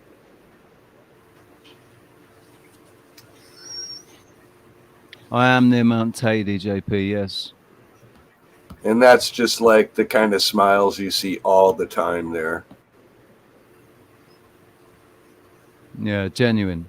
Yeah. Because you see it right up into their eyes. Oh, whoa, whoa, oh, oh, oh, oh, oh. Now, that's obviously not her baby. That's obviously... Oh, yeah. That's her granddaughter or great-granddaughter, probably. Yeah. Or grandson. Yeah, it's probably a boy. I like her hat. Yeah, right? I like the baby's hat. This is just some dye. That's what I was talking about. What is that? Those are different. Are they colors or are they herbs? Yeah, It's colors. those are pigments to dye the wool with. Yeah. Look at that magenta. Yeah, it's incredible. How do they make magenta? Well, you know, they do trade, so some of this stuff may come from like Brazil. But Brazil. how do they create that color? Have you seen? Do you watch Matt McKinley? I don't recognize the name. Quantum of Conscience. Quantum of Conscience. No, I don't think so. Okay, he's got a whole series about magenta, because magenta isn't a real color, is it? It's something on the edge. It's not actually a recognized. Only we can see magenta, apparently, or something like that. Like,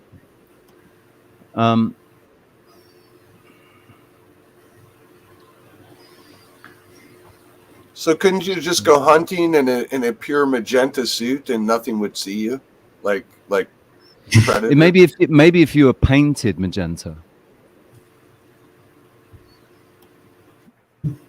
That's interesting.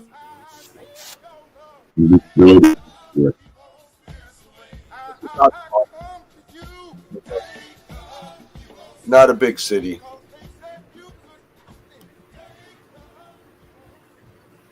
This is the vine of the dead on that tree that he may be harvesting there.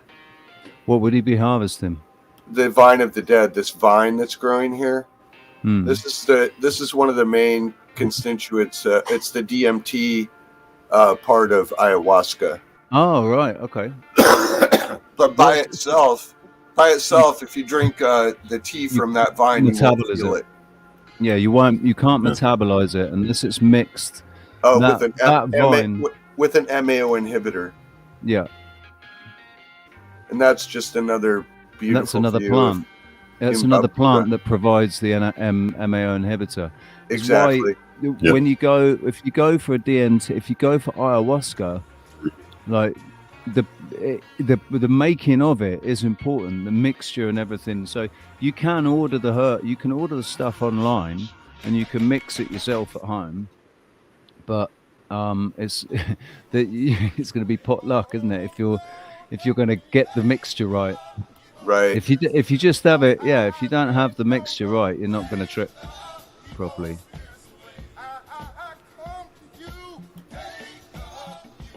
This is one of the local birds. No, it's not. It's a condor. Ah, condor. Yeah. Right. They have like huge wingspans. Yeah. It looks like Skeksis from Dark Crystal. Yeah, the Dark Crystal. Yeah. That must be. I wonder if they actually modeled the Skeksis on that.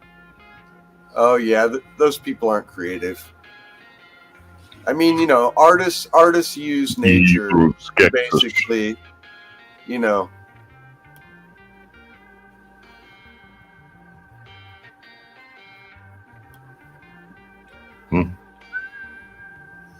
This is in Ibarra. Ibarra is the town that's next to Otavalo. It's where Gloria and I went to do the Fulbright. Yeah, this is also Ibarra. Or no, this is Quito. You want to remind everybody what the Fulbright is?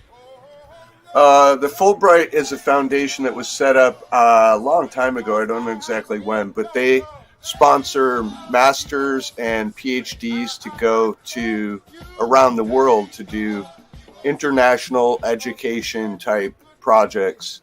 And when I was married to Gloria, she was a PhD, and she was like, it would be cool to do this. And I was like, well, I could try to write a proposal for that. So I did, and it got accepted. And so I was actually awarded, which is like practically unheard of, because I dropped out of my first semester of college to follow the Grateful Dead. So, yeah. Not a master's, not a PhD. Well, I did, just a muso, dude. Just a muso. Yeah. And anyhow, we got to go teach English teachers methodologies that were brain compatible, stress relieving, and health inducing. And it was pretty cool because when we arrived in Ibarra, there was teachers from all over South America. It was like 17 teachers that had come to the Fulbright training, which was going to be 17 days of training, or no, maybe 15 days of training anyhow. So when they got there and we started to talk to them, out of 17 teachers, only 2 of them could actually vocalize English. And they were all English teachers from all over South America, but only 2 of them could actually speak English, like semi-well, you're right. And we're like, okay, they can write English, they can read English, they're teaching English, but they can't speak English. So we applied these techniques for the first 2 days to all of them. And by the end of the 2 days, they were all speaking. They were all verbalizing English. So, the techniques included kinesiology, mind mapping, multiple intelligences. So when I get to America, then you're going to teach me this. Well, yeah, this is going to be a big part of the treehouse. Treehouse is also learning, and so all the things that we'll do, I will train, and other people will train, and a big part of actually me ever being to Ecuador was Gloria, who's passed away in I believe I can't remember the date, 2004 I believe, but anyhow, Gloria was the language teacher, and she had roots in Ecuador from being there for a long time as a sort of a hippie. Her and her boyfriend went to Colombia, and after leaving that kind of situation, she went down to Ecuador and ended up in Otavalo, and over time learned how to speak Spanish. And when you're in any country in Mexico or any South American country, you're sort of like you're a cultural commodity, because there's not tons of expats down there. So especially when you come to small towns, people want to adopt you and make you part of their family. So Gloria had a deep connection with the family in Otavalo before she came back. And when she came back, she just naturally studied Spanish, because she already had this deep sort of natural learning experience with Spanish. So she was able to cruise through her education and dedicate a lot of research and education into methodology. And she met Dr. Georgi Lozanov, who I'm sorry I don't have a picture of, but his name is spelled Lozanov, or L-A, anyhow, Dr. Georgi Lozanov. And he is an incredible, I don't know if I want to hijack the time this much, but his story is just amazing. He walked away from psychiatry because he discovered and researched that the reason people were having mental illness was because of their education, and that this education system was the worldwide education system that was being used everywhere. And it basically teaches lies about the human potential, about love, everything, about everything, everything And so- about being, everything about being. So mental illness happens to people who cannot or will not accept this paradigm. And that's why they go away. That's why they traumatize themselves right out. And Because everybody else is playing these parts, and it's like, and you're looking at them going, like, it just doesn't compute how people can be so sucked into this system that's blatant. It's like you can tell when you're at school that they're fucking lying to you, and you see, we all know inside our moral compasses are all, they're all like permafix with our moral. Maybe they waver somewhat, during our lives, but we've all got pretty strong moral compasses. That's why we're all heading towards the same, the same truths. So this is the university where we did the Fulbright training, and something that I learned about this university was that it was split, it was divided, and one side of it was academics, and the other side of it was trades. And the trade side had huge farms and orchards, and also the other trade side had all the arts like wood carving and all these different kinds of handcraft arts. And basically what I found out was that early on people find their aptitude.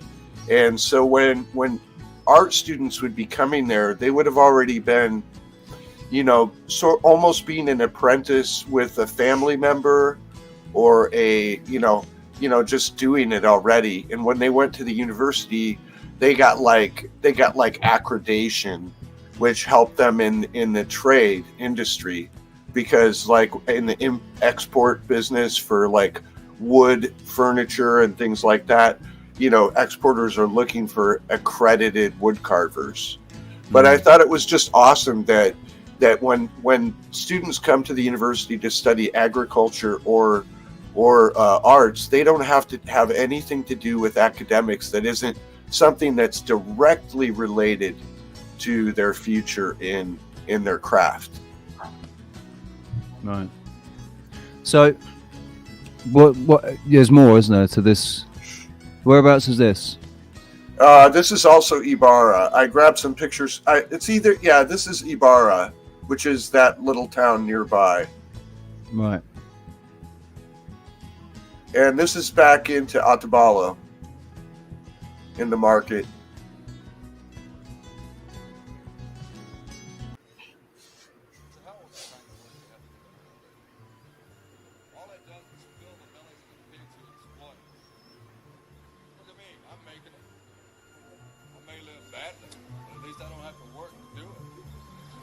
All you workers out there, every single commodity you produce is a piece of your own den. That gourd is amazing. Yeah. It's so intricate. It's like Where's Waldo?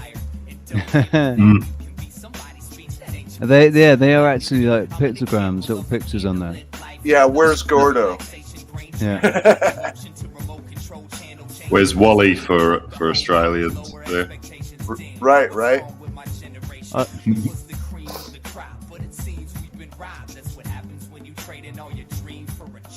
Colors of the buildings, the yellow and the. Okay, that's 00 right there.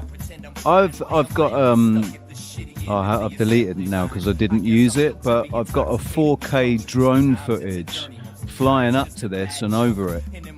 Yeah, that's the needle of the record right there. Yeah, that's 00, isn't it? Yep, the needle of the record. Put the needle on the record. Put the needle on the record. Put the needle on the record. I was watching Drunk History last night.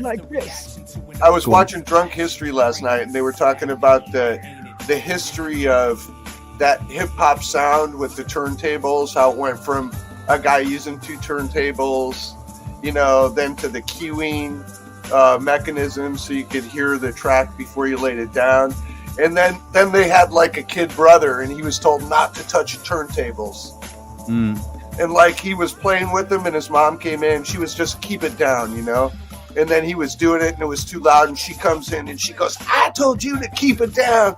And his hand was like trembling on the record as she's standing there, and it got it got recorded, and he went, "Whoa, that sounds cool." It sounds cool, man. But that's how some of the best sounds come out. They're not. We don't intend it. We don't know what it is that's going to happen. It's your mom yelling at you. Yeah, well, it's unexpected things happening, or you know, there's some hats, man. Yeah, they are hats. Nice hats. Beanies. They're like sort of beanies, aren't they? Yeah, they're the ones you want to wear there because it gets chilly at night when the sun's gone down. Or in the day when the sun goes under a cloud. That quick, man. But I actually figured out the functional use of smoking hookahs when I was up there. Because like some days it's totally clear, so it's hot, right? So it was a hot day and we went in and smoked a hookah. And I hadn't really smoked one for a bit, you know, and I hadn't ever smoked it like I smoked it at that point. And then for the next hour, I had a cold sweat, which out in the heat totally kept me like cool. For that whole hour. I was like I've never had a cold sweat off a hookah. Yeah, well, I think you have to hit it like you're, an Egyptian. Hit it like an Egyptian. The thing is, I did. That was like I used to rip it like it was a bong, but the tobacco was always, it was that fruit tobacco, and it was just so smooth. It was so smooth, man. It was. There is no work age there. Kids go to work as soon as they can use their hands. Which is, I think, what we used to do. Back in the Victorian age, they definitely did that. I'm not saying that the child labour was morally justified. But So, like, if you're in a family, like say you're in a family and you work on a farm, the children are going to be the ones that help, and they're going to start working early to learn the trade or whatever it is they're doing. The best time to learn is when you're a child. So, what better time to get them learning a trade or whatever their trade could be? Sorry, mate. Go on, Kev. yeah, the first time I was traveling, like, deep in the bush in Mexico, we were in San Cristobal de las Casas, and we were out one morning, and these two girls came up, and one of them was about this size, and one of them was like maybe a couple years older, and they had like friendship bracelets, and they came up with these, and the older girl comes up, and they both had these faces on them like they were so sad, right? And so my mate, she speaks perfect Spanish, right? So the girl proceeds to tell her, please, you've got to buy these bracelets. If we don't sell them, and their hair is perfect like this, and their clothes are perfect. And the girl goes on, if we don't sell these, our mom beats us so bad. Yeah. And she doesn't give us any food. They just had such the shtick. So we bought all their bracelets, so they wouldn't get beaten, But it's hilarious because you could tell they'd never been beaten a day in their life. But they knew how Kids to ain't sell. stupid. Kids ain't stupid. They probably sell used cars in Streetwise. America. Hopefully not. But yeah. I mean, there's sort of. These are a Yeah. type of a nut out of a palm tree. And they carved them like they look like ivory, like all those rings there are carved out of those nuts. And they can carve like sculptures out of them and do scrimshaw on it. I'll It's tell you really what, cool. that has to be a potential selling point to women, right? Have you ever felt like wearing a man's nuts on your finger, like a ring? I don't know. No.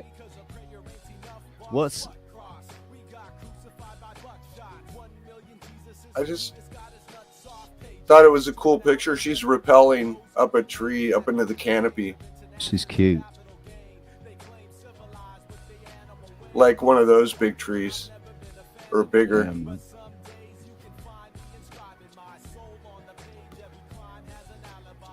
Yeah, that's a ruin. I didn't realize it had a watermark on it. Oh, that's Alami. Yeah. Alami. Okay, there you go. There's one for you. Check out those ruins. She's Those leaving are like that. See, watch similar to the walls here. The walls here are similar. They're not. They're different because they're different rocks. Doesn't she look good leaving them in ruins? But I'm pumped.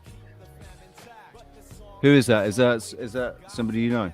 No, it was just I was looking for pictures of ruins and I got her picture by the ruins. And I thought it was funny. She's got the love glasses and she's making it look so like. What it is that in that water bottle there, that's actually vodka and she's ruined. Right. Something. You're very quiet back there, Alex. Have you got? I know you've got you've got a headset somewhere, haven't you? Earphones with a microphone. Nowhere. Just. This is the kind of get stuff. Your hands on one for next time, so that you don't, so we don't have this problem with the microphone. Because I really want to hear I want you to be able to just take part in the conversation, and because it's a pain. These microphones cutting each other out. It's a bloody pain. Right.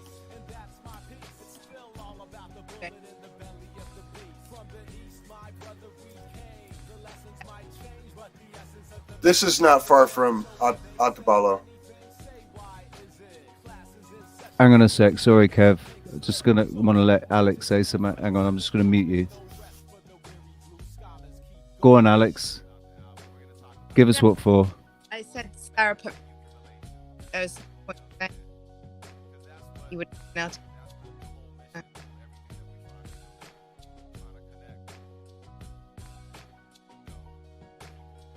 Yeah, it's still cutting out intermittently. It's like it's cut.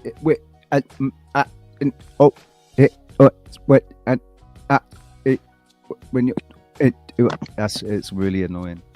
Sorry, it's not you. It's the fucking microphone setup. So however they set it up with on StreamYard.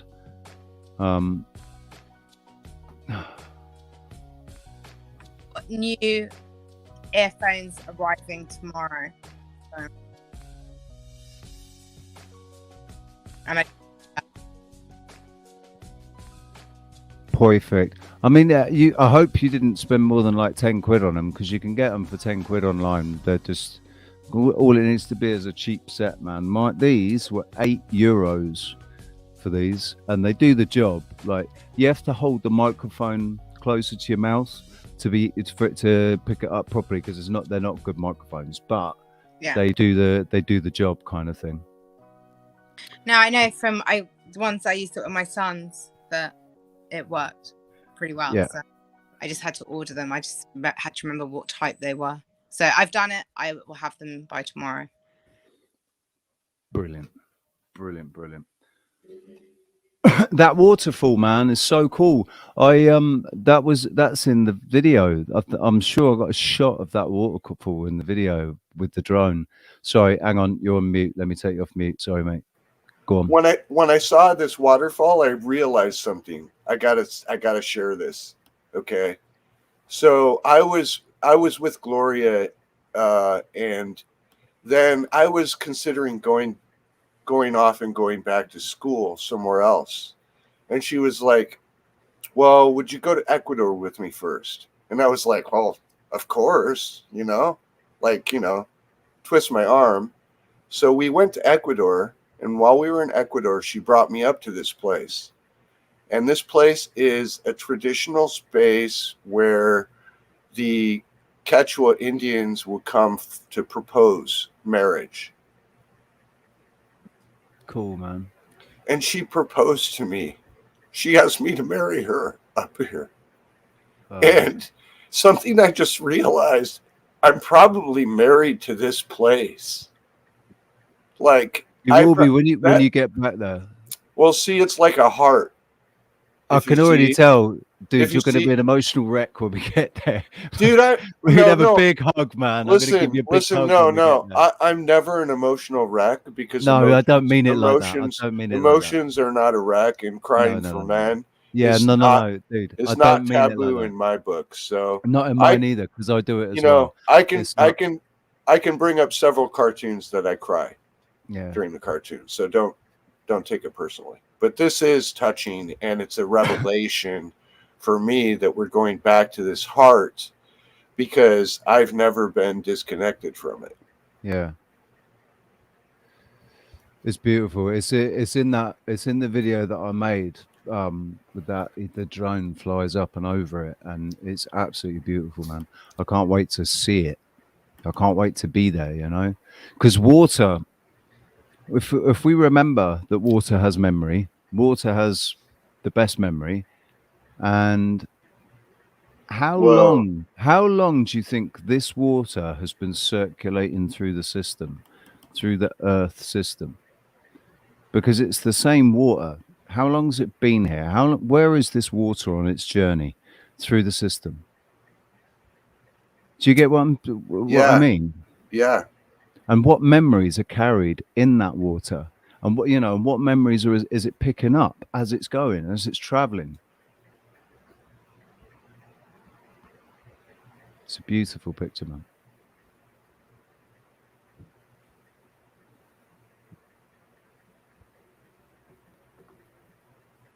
What's the next So slide? yeah, and that was the, interestingly, I went to forward it, and that's the conclusion of this That's it. slideshow. Yeah, isn't that a trip? How it ended up being the last slide of the show. Yeah, it's beautiful, man. Absolutely beautiful. I can't. Yeah. Right. So I can't. Right. So I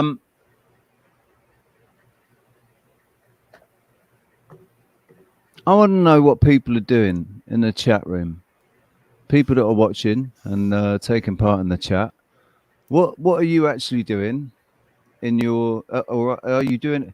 Press 1 if you're actually doing something and making positive steps and taking actions to change things, because things have to change. What are you doing, or are you doing something? Press 1 if you, or are you just sitting there still going through all the motions, still going, doing what you're meant to do to keep the lights on and keep the food in your belly and pay the bills and still take part in the system, and think you're still just thinking about it. If you're still just thinking about making the move to change and to do something to change your life and by extension everybody else's, then press 2 if you're just thinking about it. I know you are, Lion of Tartaria, in Sweden now, and definitely taking positive steps.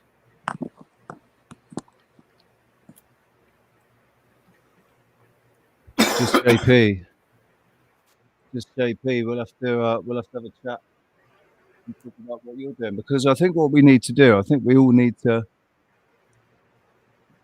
show people what we're doing, man. So that, the only way we're going to get anybody to do anything is if they see somebody else doing it. They're much more likely to do something if they see somebody else doing it than if they just see somebody else talking about doing it but not actually doing it themselves. In it though. Do you create on your channel, just JP? Have you got videos on your channel? Ergo I am. How you doing, mate? How you doing? Leafy. Work. Your work? What? Yeah, but your work is obviously, your work is essential, man. You're an essential worker. The job that you're doing. You got 2 allotment plots, JP. Nice one. Well, we got 33 people watching right now, and only 4 people have responded. Hey, Richie, can you flash the comments like up in the upper right-hand corner by chance? I'll tell you what. On your screen in StreamYard, the comments are up there on the right. You should be able to choose between private comments or No, the ones that go up, the highlighted comments. Oh, that come up and because block, we're covering block all the beauty. All the beauty in the yes, room is all like I do covered forget up. that it does that. I do forget that it does that. Actually, yeah. Well, I was going to share There the we chat go. room, but if we're doing, There we go. we'll do it like this. Ah, I'm relieved. See, she's smoking a joint. I was missing that. I want to get triggered. Oh, go I am. Dude, everybody, it's to their own. Everybody should do what they do. See, now we have room for another person to come in. Come on, who wants to come on? We got room for Come on, six come on. more. We got room for 6 more, but Yeah.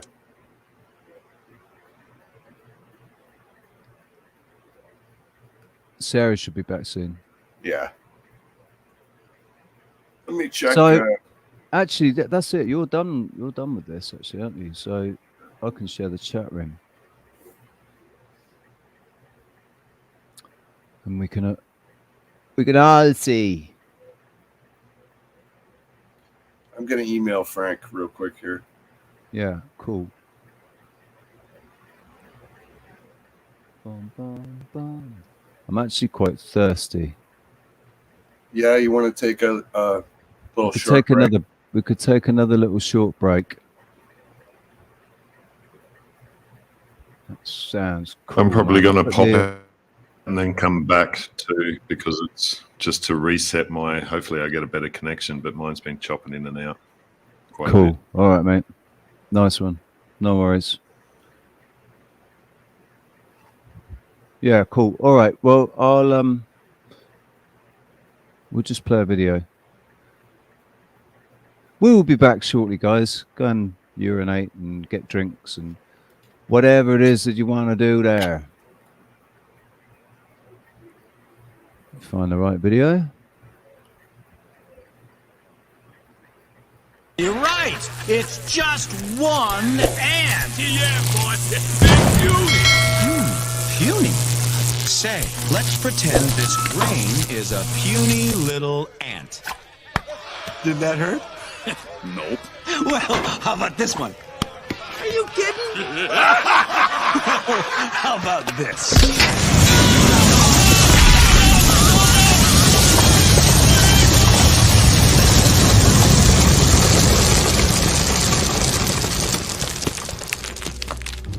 You let one ant stand up to us, then they all might stand up. Those puny little ants outnumber us 100 to 1. And if they ever figure that out, there goes our way of life. It's not about food. It's about keeping those ants in line. Resist. Are you an actor or an activist? It's more than your right to insist. Refuse to the government admits. Take a risk. Raise your fist. Unite people, army, enlist. Rebel music transmit like this. Proving that the movement exists. Realize you're the catalyst. Refuse. FBI. All across the line. Suspected spies. Clientele. Tomahawk. Scorch the sky. White collar crime. Immortalize Yusef. Careful what you rep of the new left. Only a few left. Got the bureau doing Mueller two-step. Fire trap. No warrants for the wiretaps. Equal employer op. Higher apps. Read between the lines. Redefine. Enlist people army marching. Across a hard march. Dollar scams. Saudi royal fam. Oil contraband. Fun off the Taliban. Atomic blooms. Army move. Christian and Islamic feuds. Attend more funerals than barbecues. Niggas died and fill them on the shoes. Know your God. The con is on if you're confused. Resist. Are you an actor or an activist? It's more than your right to insist. Refuse to the government admits. Take a risk. Raise your fist. Unite people, army, enlist. Rebel music transmit like this. Proving that the movement exists. Realize you're the catalyst. Refuse. The hate made. Push violence generate protests and disregard the pepper spray. Don't stop, overthrow the legislature. Till they pay us reparations every day. Filthy pigs, murderers, the hate made. Maybe you heard of us. Revenge for the engineered virus. Slit their eyelids, carve an image in their iris. So slaughter, bloodshed, brutalizing. The truth rises. The CIA trained to crash test pilots. So feel wise, don't believe. Cause they don't want you to see through the real eyes. So realize, don't accept the realize. Refuse, resist. Are you an actor or an activist? It's more than your right to insist. Refuse to the government admits. Take a risk, raise your fist. Unite people, army enlist. Rebel music transmit like this, proving that the movement exists. Realize you're the catalyst. Refuse, resist. Are you an actor or an activist? It's more than your right to insist. Refuse to the government admits. Take a risk, raise your fist. Unite people, army enlist. Rebel music transmit like this, proving that the movement exists. Realize you're the catalyst. Refuse.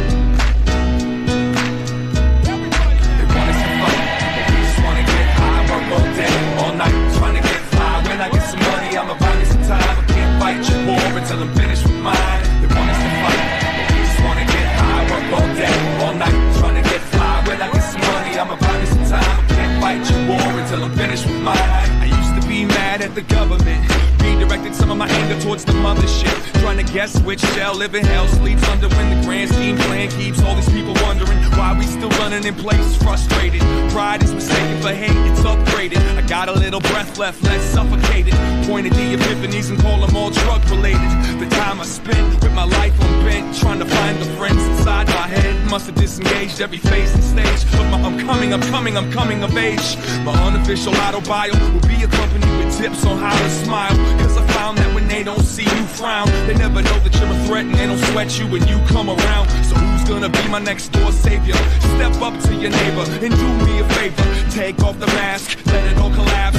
Empty the pack and watch your wings grow back. They want us to fight, but we just wanna get high. Work all day, all night, trying to get fly. When I get some money, I'ma buy me some time. I can't fight your war until I'm finished with mine. They want us to fight, but we just wanna get high. Work all day, all night, trying to get fly. When I get some money, I'ma buy me some time. I can't fight your war until I'm finished with mine. Society becomes jealousy, intimacy becomes intensity. Say it with a smile like it's meant to be, and all of a sudden, boom, American family. And I can tell when you're mad at your past, because you tend to take them turns just a little too fast. I can tell how you push your foot on the gas, that you already knew that you was gonna finish last. Slow it down and take a little time to look up at them clouds with the fake silver lining. Up in a tree, knowing damn well you never reach the top, but you don't stop, you keep climbing. Well, okay, it's settled. No more nights in this weed and thorn infested metal. From this day forth, only forward I pedal. Get the memo, I'm cutting the strings to pedal. Shuffle the cards and let's argue. Rooted in between the computer games and cartoons. Stop and watch us all get lost between God and a shot of scotch. Let's get fly. They want us to fight, but we just wanna get high. Work all day, all night, trying to get fly. When I get some money, I'ma buy me some time. I can't fight your war until I'm finished with mine. They want us to fight, but we just wanna get high. Work all day, all night, trying to get fly. When I get some money, I'ma buy me some time. I can't fight your war until I'm finished with mine.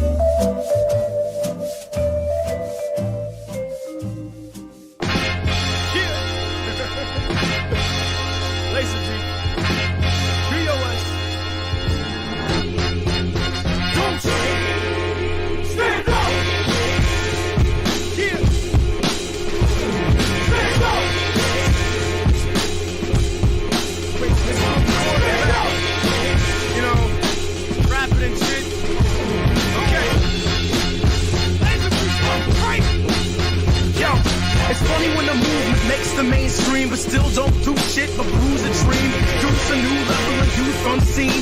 Truth is, the kids are losing steam, and they say it's a shame to undermine it. We're talking about the most hated machine of all time. It's they're playing a game with most of our lives, but in November, who had the patience to stand in line and stop plain and saying they come to realize it? It's big pains like a flock of sheep, talking sheep for the shopper. Used to want a street fight like drunk, and I just pray that I don't lose my fucking head like Boston. I can rock a black bandana too tight. Black man with the posture of a punk, cast aside cause I ain't right. I'm patriotic like a fox. I hung my flag high, but must have misunderstood when Beanie Siegel was like, hey yo, like that shit the fuck up. I ain't white and it's lost for that, so I use color safe bleeds at the laundromat and deal with it.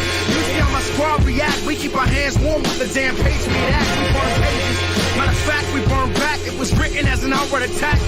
See, you can't fight a feeling. I feel terrified. There's a war against me, my friends, my fam, my pride, my life, my job, my rights, and like-minded folks I like they just don't mind it. So cool, right? They wag the dog, we cast the lipstick. What kind of city plumber thought that he could make these open rookies right fit? Well, they don't. I'm casting the drip. I'll practice holding my breath and stick with the shit. It goes hands up if you're broken, but find a way to stand up. Give it up if you're hoping and never give it up. Hands up if you're broken, but find a way to stand up. Give it up if you're hoping and never give it up. Hands up if you're broken, but find a way to stand up. Give it up if you're hoping and never give it up. Hands up if you're broken, but find a way to stand up. Give it up if you're hoping and never give it up. Stand up so we know who's here, who wanna open the machine and bridge against the kids. Come on, hands up if you're broken, but find a way to stand up. Give it up if you're hoping and never give it up. Stand up so we know who's here, who wanna open the machine and break against the kids. Hands up if you're broken, but find a way to stand up. Give it up if you're hoping and never give it up. Stand up so we know who's here, who wanna open the machine and break against the kids. Come on.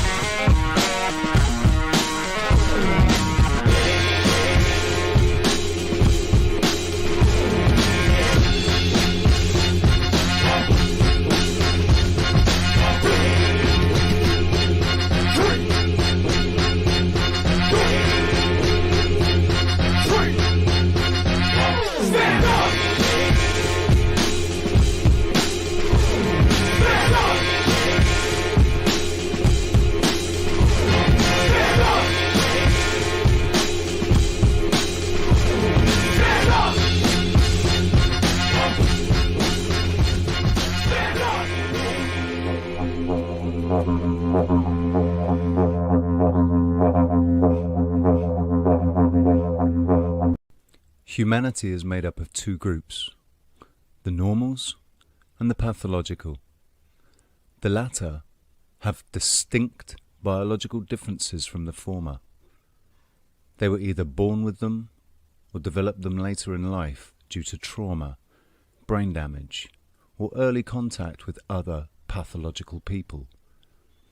The biological differences are so extreme that the pathological are actually identified as a subspecies of humanity, dubbed para-Homo sapiens.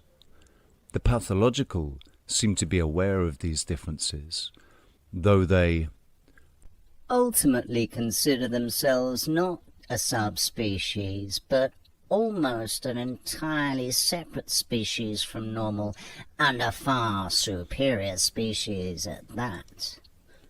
This superiority complex, combined with a lack of empathy, leads the pathological to seek power over the normals, using manipulation tactics termed paralogisms, particular manners of twisting logic to falsely make the illogical appear logical, and vice versa, and paramoralisms, specific methods of twisting morality to falsely portray the unethical as ethical, and vice versa.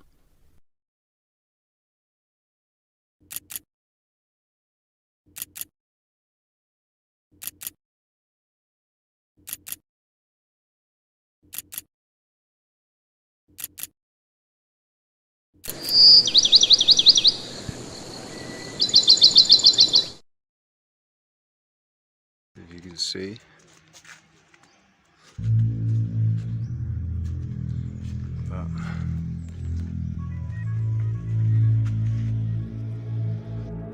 In this life in them, what do you think you've learned?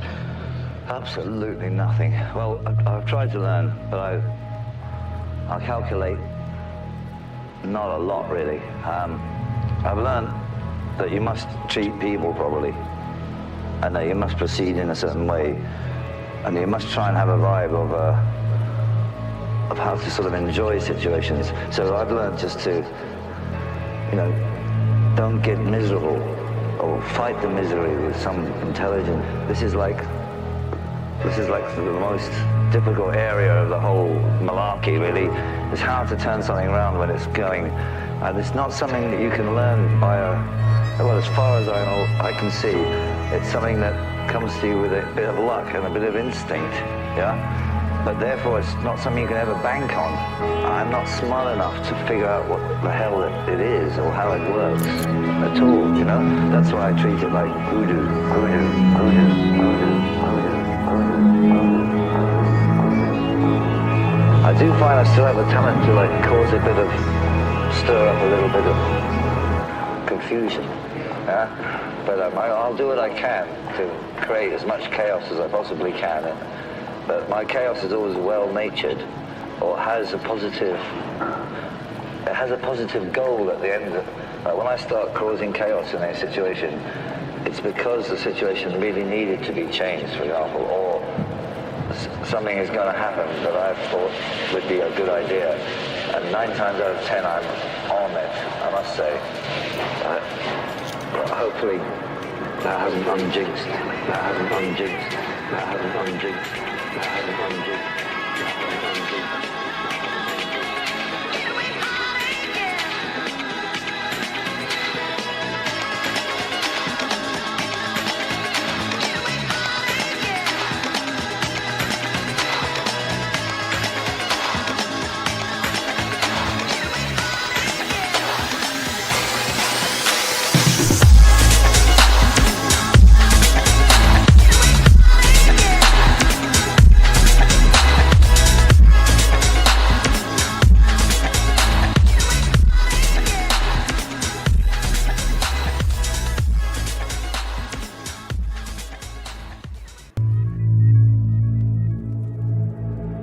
In this life in the, what do you think you've learned? Absolutely nothing. Well, I've tried to learn, but You're right. It's just one ant. Yeah, boy. Big beauty. Puny. Say, let's pretend this grain is a puny little ant. Did that hurt? Nope. Well, how about this one? Are you kidding? How about this?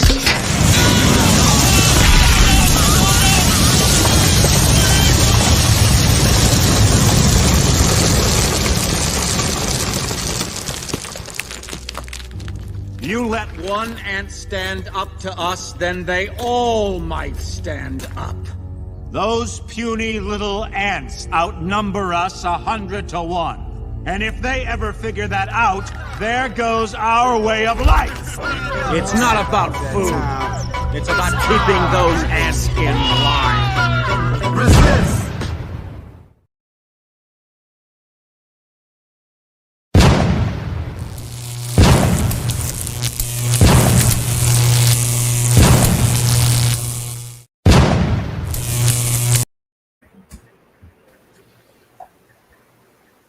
Right.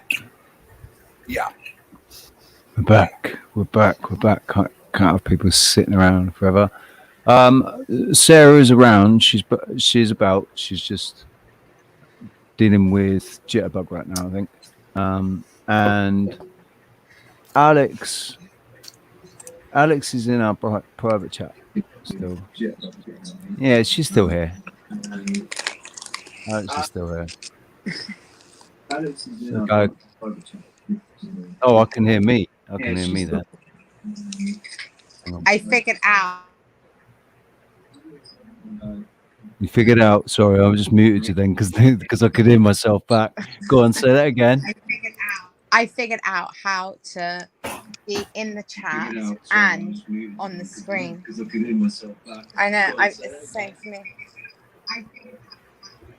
Yeah, you're just gonna have to turn your TV down, babe. I've done it. Yeah, cool. Nice one. Callum, Still how very you doing? technological. Yes. You right, Callum? Very good. Got myself a malt. I'm on a malt. Malted milk. Malt milk now. Mm-hmm. Nice. Any I'm nutmeg? doing tea. Tea. Tea Is for it, me. Is it green tea? Is it Chinese cha? Is it It's black. lemon? It's black. With or without milk? Didn't, Sin leche. didn't have any milk. Yeah, yeah. Couldn't catch the goat. Kevin, perdón. ¿Habla español? Sí, sí. Sí, poco. Más Mucho. o menos. Más o menos, sí. Sí. Muy bien. Yo no, not so much. I can Practicar. only say about that. It's about as much as I can say, really. That and You say I learned Spanish. I know speak well. You say yo aprendiendo. Muy bueno. Sí, yo estoy aprendiendo a hablar español para Sí. 7 años solo escuchar, ¿sí? Sí. Para inglés, yo hablar español. Para español, no, nada. Pigeon Spanish. Oh, yeah. I do think it's going to benefit me when I go to Ecuador, is my point. I think that 7 years of this background subconscious programming of Spanish, but not being spoken properly because they're Canarians, so they kind of bastardized the language a little bit. The way I see it, Madrid can't understand people from the Canary Islands.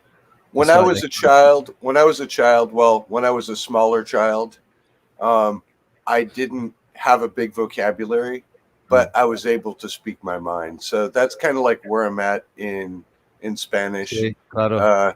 And you know, maybe I'm only hearing like 15% of what people are saying, but that's all I ever hear of anybody, really. Yo también. That's all I ever really hear anyhow. That means me as well, just in case anybody's wondering. Yo también means me as well. Me too. Hashtag yo también. It's not about a tambourine. No, it's not. It's not about tambourine. Tambourines are actually hey, Mr. Tambien. They are deceptively difficult to play, tambourines. If you haven't got good rhythm. Especially oh, here we go. Look. Oh, look. The nude best adult dating site is in. No, you're not, mate. No, you're gone. Blocked. Everyone's honest. Yeah. We got chai tea. We got dandelion root. We've got roasted dandelion root. Yeah. Everyone's drinking good stuff by the end of it.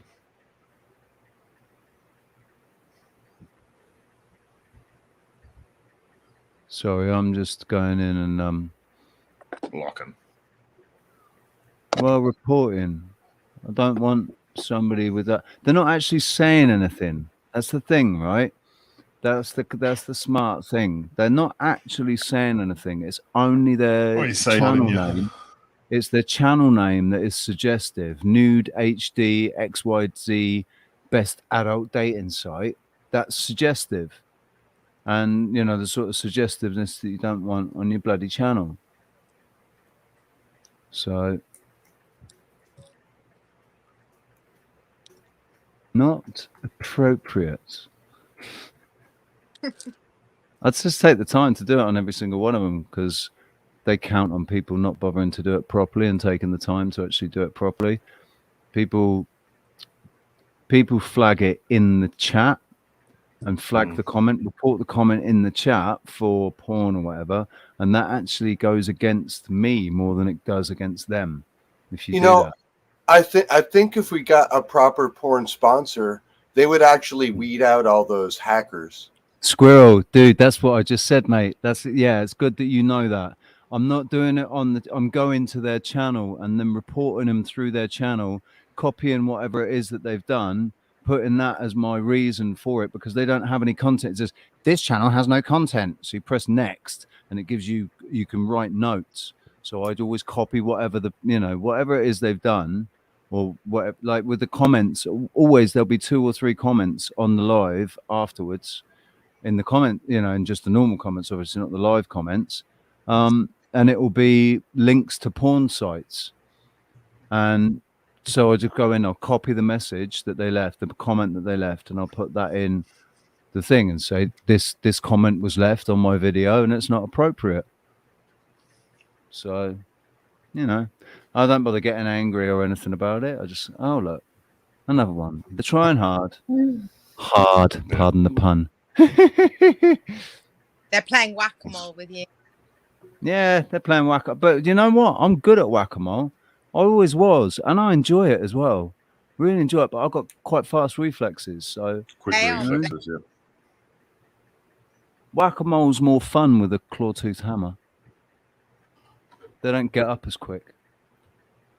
Maybe if you're out there and you make orgonite, you know, or orgon generators, you could become our sponsor, you know, and then you could manage all that negative orgon that tries to slip in.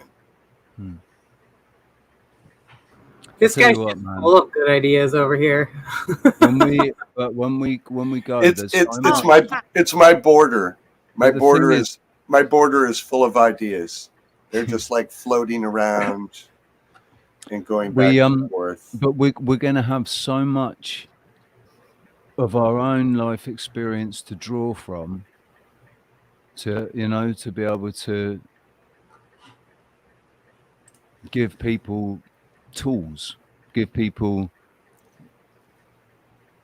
tools and techniques, and draw like I say, drawing on older knowledge, but that's how we've done it. We've drawn on older knowledge to be able to get through what we've gone through, or rather we've got through. I think a lot of us actually, we've got through it, and then after we got through it, or part of getting through it is actually going and researching stuff. And while you're researching stuff, you go, oh wow, that's kind of what I've been doing.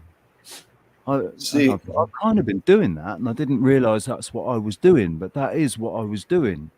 When you isolating yourself and you're taking the hero's path and all of that sort of stuff, you realize, wow, that's what I did. That's absolutely what I did. We allow our new roots to follow ancient roots. Yes. And not just what I did, but what I'm doing. Yes. It is past tense. Yes. You did it. Yeah. Do it. You've got no excuse not to continue doing it if you're on the right path. And I don't think anybody who is on that path would want to come off it anyway. Why would you bother? What would be the point? You've seen all the shops. You know what's in them. And, you know what's down the dark alleys because you've been down them before. So, like you say, there's no... Well, that's what you were saying before about you wanted to study like Taoism, and I put it up in the comment section, but I don't think I put your name on it, as to the Tao of Pooh is a really, really good book. It's very, very thin, but it's very, very educational as to Taoism. It gives you such a broad... Is it? You'd love it. You'd love it. Is it the one? Is it that one by Winnie the Pooh? Because I've read that one. But have you read it already? The one by Winnie, yeah. Yeah, you've read Winnie the Pooh, all of that. Yeah, the Tao. Is that? Oh, right, okay. No. Tao of Pooh. No, I mean Winnie the Pooh's actual book about Taoism. It's a book written about Taoism using Winnie the Pooh and the characters therein. Really? Yes. Seriously? Yeah, it's called the Tao of Pooh. Very cool. Very, very. I'm going to look that up. Yeah, and then there's the Day of Piglet, which is a bit more heavy going, but But I would definitely recommend the Tao of Pooh. Oh my God, it comes up in the thing. You don't even mean to write the whole thing out. And with that sort of thing, laughter being the best medicine, because it'll make you remember. There's a book written by Benjamin Hoff. Yes, right. The book is intended as an introduction to the Eastern belief system of Taoism for Westerners. It allegorically employs the fictional characters of A.A. Milne's Winnie the Pooh stories to explain the basic principles of philosophical Taoism. The book was on the New York Times bestseller list for 49 weeks. It's a really good book. PDF. So, but it'll give you a lot in a very, very short thing, and because you've already read Winnie the Pooh, so you'll know what he's referring to. And also, if you're a grown person, you will. It's funny, but you don't pick up a kid. When you're really pick up on you. God, amazing.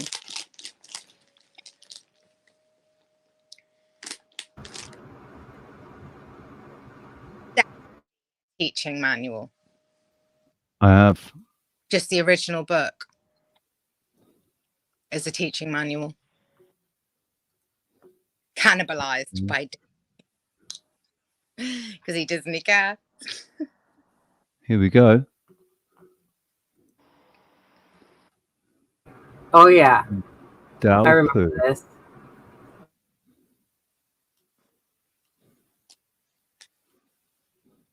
For Han Xiangzi.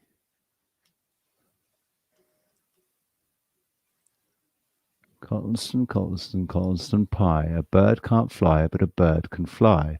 Ask me a riddle and I'll reply. Cottleston pie.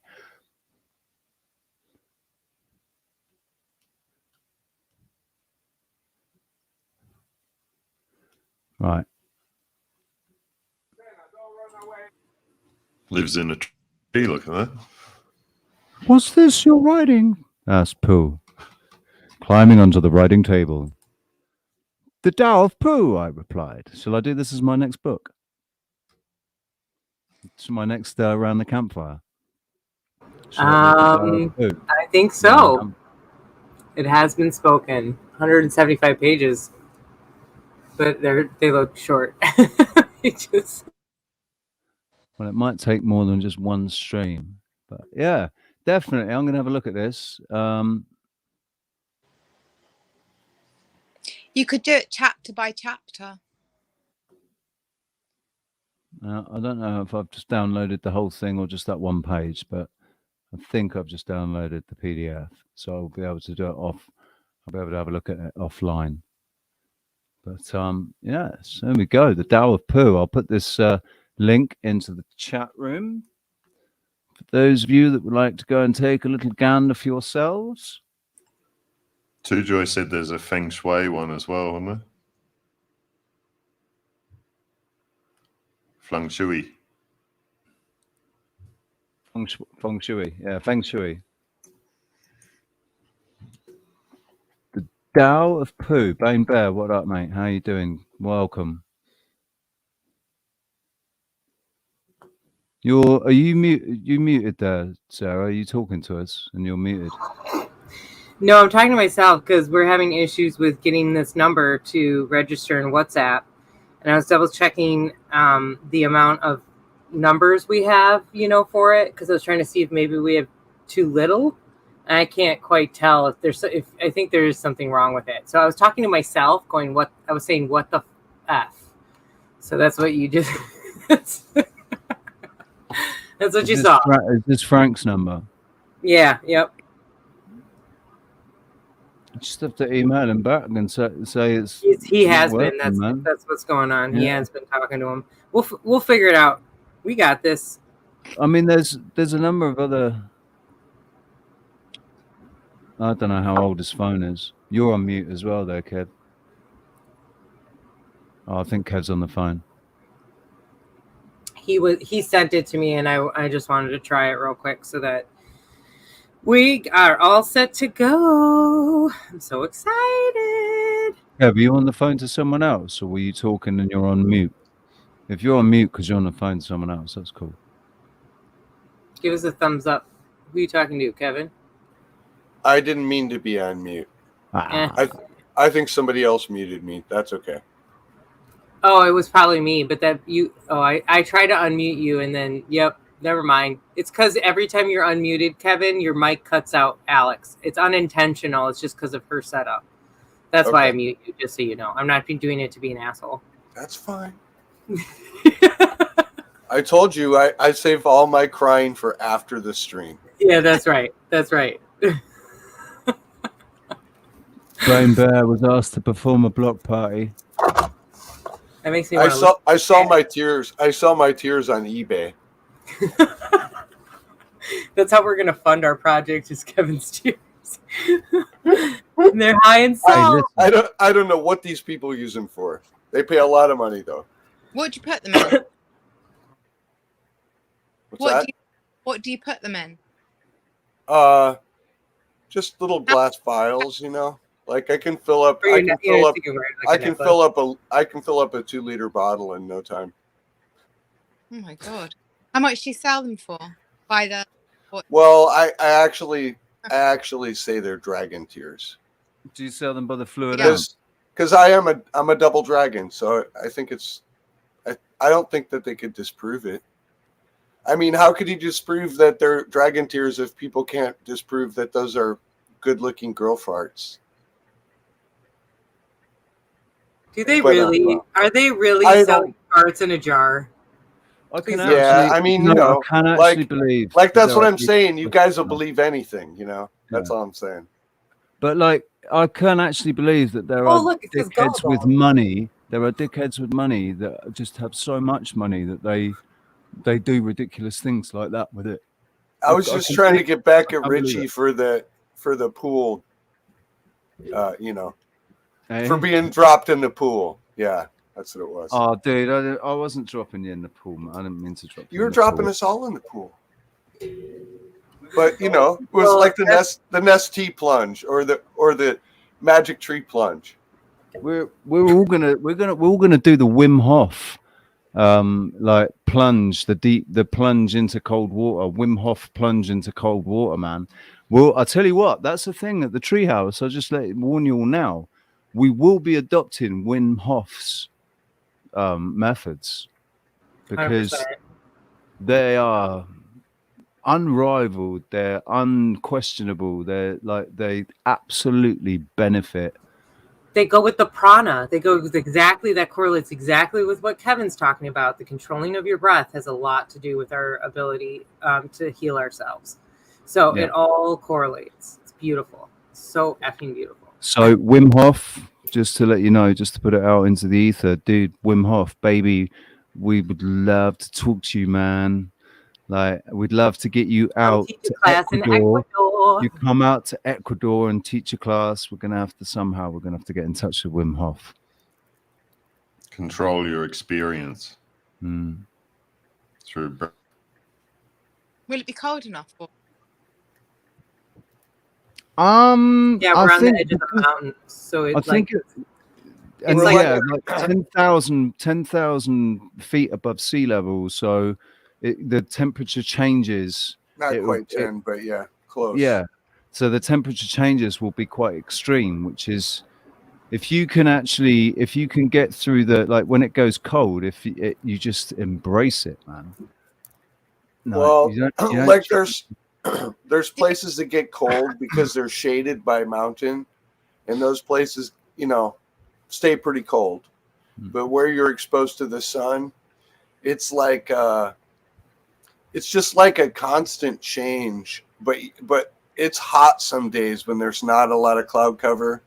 Like it can be like because the sun is closer, they say, but it's So you're more definitely likely more to intense. You're more likely Definitely. You have to wear a hat or else it hurts your brain. It actually gives you pain.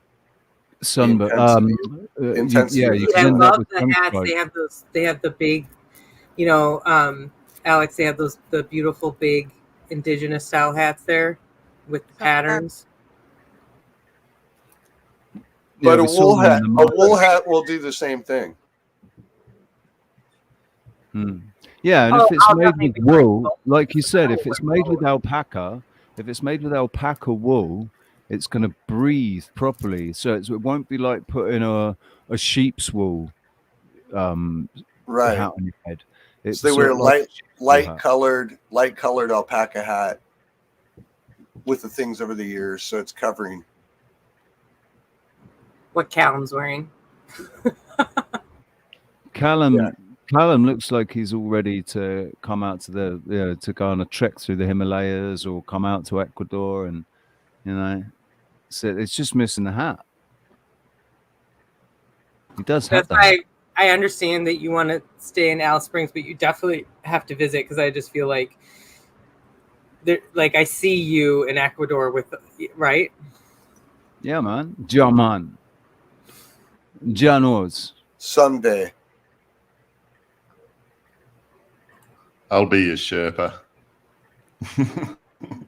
When you just said that, then, right, I heard it like you were singing it, and you were sort of going, "I'll be your Sherpa. I'll be Yeah. your Sherpa tonight. I'll be your Sherpa, baby. Yeah. But I don't know. I fucking but for some reason, wherever he goes, the alpacas follow him. They're like, yeah, beautiful animals. Well, Yeah. better they follow than they run away, eh? Just I don't wear actually your had- wool. But just don't I wear had your a- wool with pure linen. With linen. I saw a llama negative down by the energy lake effect. in Atabalo, and it was ready to spit. You know, like we were passing by, and I could see it was winding up to spit on one of us, and I was just like, "Give it a wide girth. Go this way. Get away." It's looking for someone to spit on, man. Yep. Yeah, you. No, you. It'd have been holding on to it for a while. About you the know, videos, judgmental animals. I know a gringo's gonna come by here. I'm gonna hold on to this. You know. See, His friends are like, just spit it out. No. See the gringos way over there? They're coming this way. I spit on that's them. That's when my true like shaman will come out, and it will spit at me, and I'll go, whoosh, and I'll just catch it will hit my hand, and the Sherpas and that, and will be looking and go, oh, he's the one, because it doesn't hit me in the eye. That ninja speed. No, I was gonna say you're gonna be making Camels funny do, ass they videos spit. of you getting hit. I thought you were gonna say you inhale it in one nostril and blow it back out the other and get some right in the eye. That's horrible. And you made Alex sick. So good job, guys. Sorry, Alex. That's what happens. You see, this Pure is alpaca spit. Say that again, Alex. This is what you're signing up for. Any South Park episodes still back there in the recesses of my, memory. You're gonna raw, really. Yeah. I'll do an alpaca cartoon. Be obeyed. The alpaca will be like the main character in the comic book I make, and he'll just go through life spitting on stuff. Like llamas. So I'm going to totally. It means he really likes it. Like he'll go into the Oval Office, and he'll spit on the desk. It's just like everything. But is a llama a mini alpaca? No, alpaca is a mini llama. Other way around. And then there's another one that's even smaller. That's called a. Oh yeah. They're so cute. They're tiny, and their fur is like super fine. And they're called, I don't know. Somebody can look that up. It's like the smallest type of those. Or is Can't remember. Go. Am I on silent? I think I'm quiet. Him. Alex, say that again. I had to mute everybody. Say that again. No, I was just wondering if it's a pashmina, but is that a goat? I'm not sure. I do know that a llama saved my life when I was in hospital, bizarrely enough. Tell the story, please. Well, I was in St. Mary's Hospital in Paddington, and when I got diagnosed, I was undergoing remedies for diagnosis or whatever, and they had a hospital bed crisis, so they needed to move somebody into the Lindo wing, which is the private wing of the hospital, which is very expensive. Basically, it costs about $4,000 a night, I think, and that's not including medical treatment. But prior to that, before I got ill, I had a real Scarlett O'Hara moment because I got a fine from the school because I took my son to my sister's big fat Greek wedding, which is a whole different story. And they sent me a £60 fine, and I did a real Scarlett O'Hara. I was like, as God is my witness, I'm going to have this money back, and I'm not capping the interest.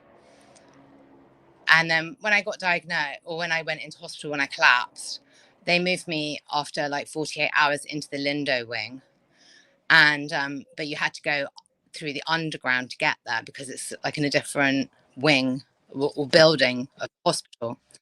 and I had to go. You have to go underground, and I was terrified of going on like their underground, you know, with like just a hospital porter. But the person who was my business partner at the time, her daughters, she had twins, had given me a pen, which was a llama pen, which where if you push one ear down, you get a blue pen. If you put another ear down, you get the red pen. Anyway, I was looking for weaponry just in case, because it's like, if I'm going to be taken out in an underground hospital dungeon, then I'm not the only one who's going. I'm going to take out someone with me, definitely. So I had it gripped in my hand the whole way. The porter was lovely and it was fabulous. I went to the room, burst into tears because I felt really lonely until I was shown the menu, and then I was in Wonderland because it was fabulous, you know, menu in that particular wing of the hospital because it's private. I was there for about 4 days. So I definitely got my money back, and there was no cap on the interest. If you've got any questions. Interesting story. No, but it makes sense. I was like, you were in a hospital and you're talking about a llama. I was like, I don't think they brought a real llama in. So there's something, there's an underlying part to that. Real to me. Being taken through the underground. Very having it in my hand.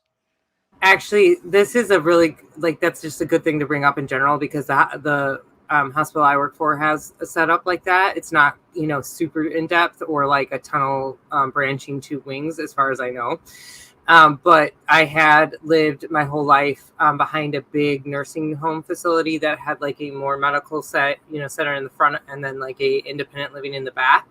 But there was an underground tunnel system, and we knew very well about it as kids because we actually figured out how we could get in and get on an intercom system.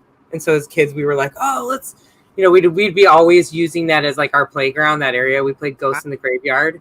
And so, yeah, anyway, like that we did get in there too. I'll never forget that. So go ahead, Kevin. Old, but he's been my friend for a very long time. And he works in the like heating, air conditioning, and they also do like all gas supplies in the hospitals. He's the first one that actually turned me onto a balloon of laughing gas, right? And he told me stories about these tunnels that linked all the hospitals together, you know, that were old, like, and stuff. But the funny thing he told us is that the piping, there was a place where the nitrous came in to the hospital, and then it went to the different, you know, the operating rooms where they would get it, and they would open up the valves in the tunnels, and that's all. They give it to you when you're in labor. And when you try it out the first time before you're actually in labor, you think it's really funny. And you're in labor, and ain't nothing funny about it. Not my. It's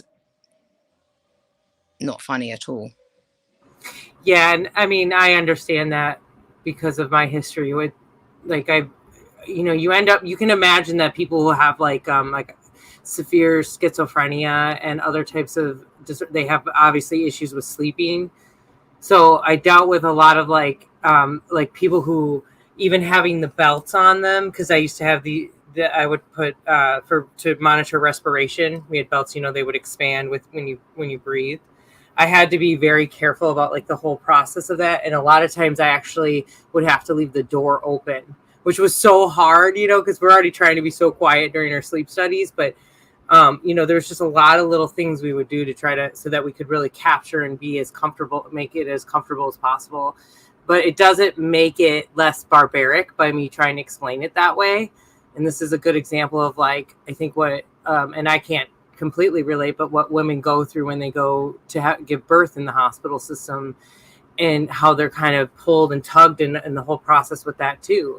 I mean, the whole thing is claustrophobic is kind of how I see it.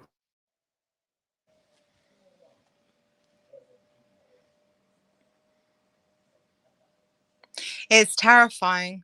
I thought I was going to have like the experience of a loaf out of a grease tin, but it was nothing like that. I found out in the last couple of years that I would never have been able to have a natural delivery because my coccyx is too badly damaged from either a car accident I had when I was a child or horse riding accidents, which, you know, could be one, both, or either, but not neither. So, you know, I don't have anything about it, you know, going forward, but as an experience, it was a real rite of passage. You know, you can survive that, you can survive anything. That's what I told myself. I truly believe that. Again, not having the experience myself, but just being able to talk to other people about it. Yeah, my mom actually had all of me and my brothers at home, and we were actually one of the last known births in that area to be done at home. Wow. And he ended up being our family doctor for the rest of our lives. Actually, he's still friends with my parents now.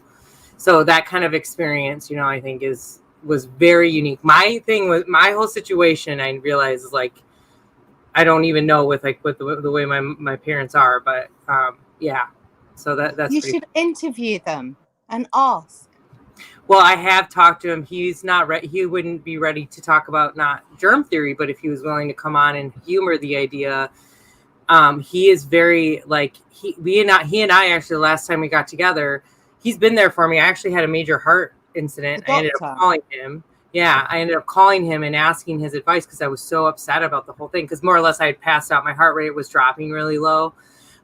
Because it was I wasn't hydrating myself properly in the morning, and then it was just like the amount of activity I was doing really quick. It was like messing my heart rate. So I hit my head. I was at work actually, and I smacked my head, and they made me go to the ER because I was at work, you know. So I had to get hooked up and have everything looked at and everything, you know. Anyway, so we talked about it later, and we talked about the system, and he's getting out of healthcare because of the way how things have changed. And he agrees that it's all just so much for profit. But the indoctrination is so deep that people don't realize like the different types of healing that can be implemented. And I think it's time. I think it's time for these people to listen to this. And I think that door will open, but to try to get them on the show, I'm not sure. And I can always try. So don't get me wrong. It's like, I should never say no. Right. But what about your parents? You know, what it was like for your mom? You know, because the doctor, you know, it's like, yeah, interesting, but your parents, I mean, you know, what was it like for your mom? How did she plan for it? I can definitely try on that too, but like, yeah, I mean, I'm sure that she would love to answer those questions. You know, yeah, I mean, how did you plan for it, or did you? Did you not? Did you? Well, was it?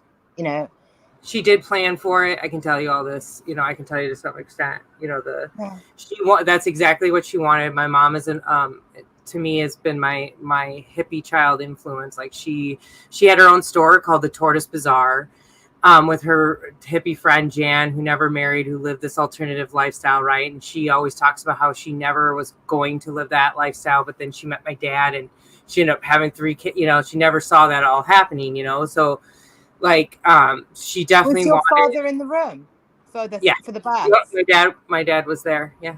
Was he at the business end or was he at the head end? Oh, that's a good question. Actually, I don't know that. Very good question. I'm pretty sure to find out. And if he was, these are questions, right? Like, what happened to their sex life afterwards? Did it affect it or not? It didn't.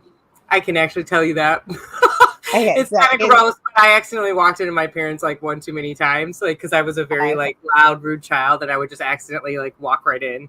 Oh, how lovely! It again, guys! Wow. Yeah. No, at the time, ghastly, but for now, when you look back on it, it's just like, you know, the fact that you walked in and found your parents in passionate embrace is just such a cool thing, especially because your parents are still together. There's some of us have divorced parents, and not just 45 years, but 3. So, you know, but there's an interesting dynamic there. And I will say that I've talked to them through a lot of, like, from my own experience. I think actually they've worked through some interesting things because being in the house together? 45 years. They just had their anniversary. My parents have been together for 46 years. I walked in on my parents. You could say that it was a passionate embrace, but it was the Don't go passionate into too embrace many that the details. dogs would have. The dogs would have this sort of Okay. passionate embrace. Thank you, TMI. Disturbing, man. Be quiet, Mr. Bond.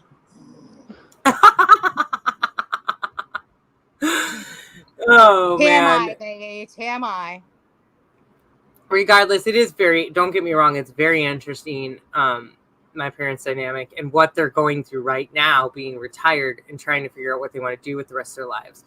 So one of the things though is that, you know, we're having difficult conversations almost every day, the three of us, because I'm bringing up subject matters that trigger them and really trigger my mom.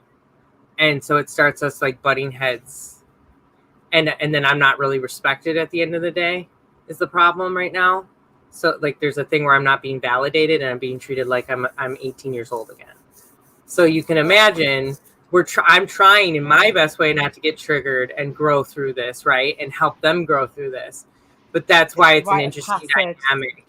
And I know I'm here. I know I am here right now. And I've been here right now. And I'm leaving and I'm going to leave to show that example of leaving as well. But I'm here right now to help them. Not to say they helped. Don't get me wrong. Like the environment that I would never be who I am today if the environment was not presented to me. And that's the one thing I tell them all the time. It's because of you both that I challenge and I question everything. You've taught me to put myself in other people's shoes. You taught me to be as humble as possible. You taught me to do the right thing. So, except where they're concerned. Just tell them that you're a house devil and a street angel. I definitely have had to set boundaries because I've never had before. I've been a people pleaser my whole life.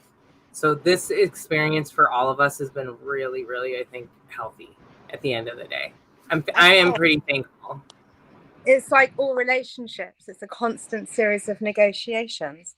You know, people have this ideology that you just, you know, you meet, you fall in love or whatever, and then you sail off into the sunset. And what happens, you know, after you've hit it all goes up. Then what? Then what? You know, and people don't, you know, and it's really, really important to, never mind looking back, you know, yeah, see where you've come from, but the past is a place to drive through. It's not a place to reside in. You know, and being in the now is great, but you've got to be able to look forward and see what's coming around that track, because there's always something coming around the track. And if you're not prepared for it, then you're going to be in difficulties. And it's really important to, you know, not just go along with, you know, your intention of this, your intention of that, because the path to your personal hell is paved with good intentions. It's really important to play the devil's advocate with yourself and with each other so that you can do your due diligence, your critical assumptions, and know that whatever could go wrong, maybe will go wrong. And what are you going to do about it? What's the plan? Because it's not enough to say, no, it won't happen. It won't happen. You can if you want. That's, you know, free choice. But as, you know, a fairy godmother, which I am, because I've achieved that, you know, status at 52 nearly years of age, with many godchildren and being a mother and, you know, everything else.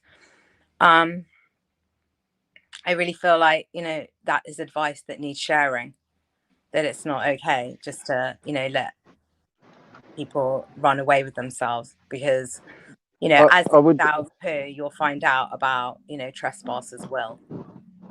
It's not that the path to hell is paved with good intentions, because we've all got good intentions. It's the path to hell. The path to hell is paved with good intentions that aren't real. You know, like virtue signaling with your intentions. If there's nothing there, if you're not actually going to do anything, if there's no substance to those intentions, then yeah, you're paving a road to hell. But if you're doing stuff with your intentions, then good intentions are a good thing, aren't they? Can be. Yeah, and I mean, I think so. It's good to be. It is good to be a devil's advocate, like you said, Alex. That's the key to this, because it is sort of a preparation thing, and you can still turn it around and be positive and not manifest the bad. It's sort of like be prepared, not scared kind of thing. So I think there's a balance with that, is what I'm learning as well. But my mother she's the exact reason I'm a devil's advocate, and I used to hate it. And now I respect it, and now I am that. That's the funny part. So aware of You possibilities, know, because she's had children to make better choices.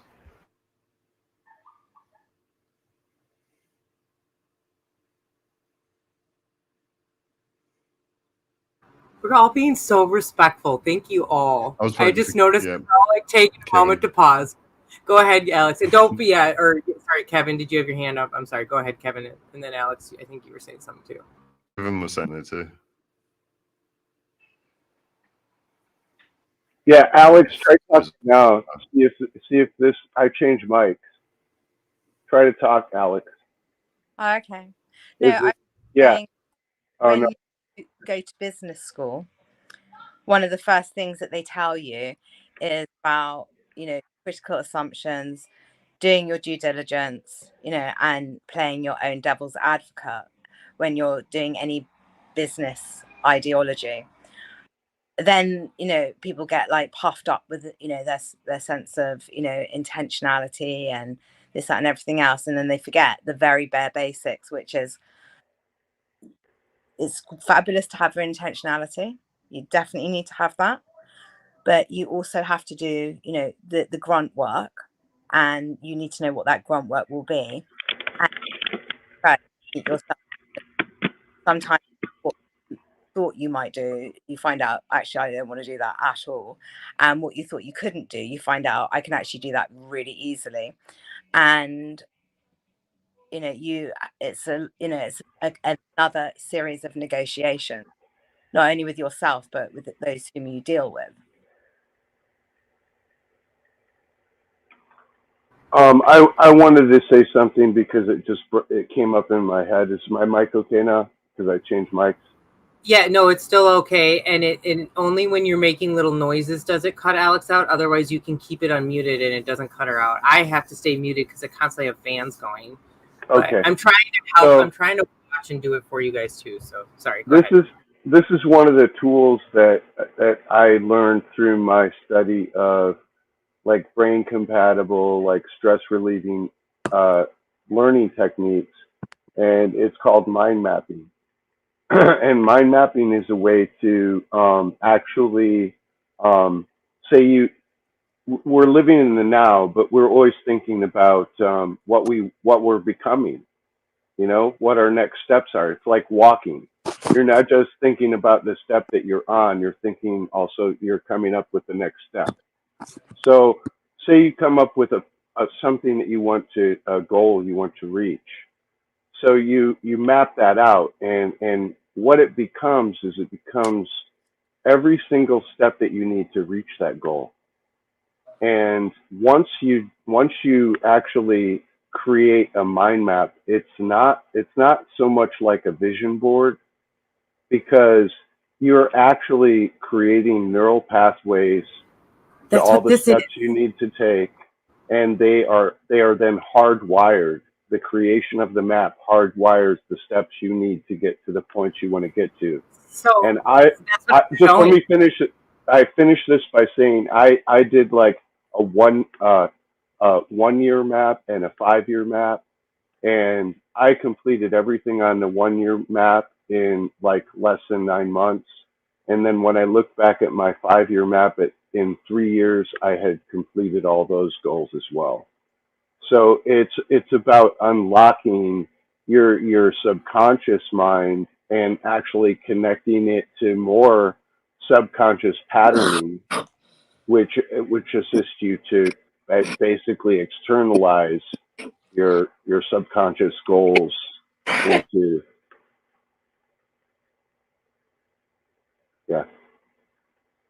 And that's what I was showing here too. I think it's also called Adamagolgia. or something like that. This is this woman.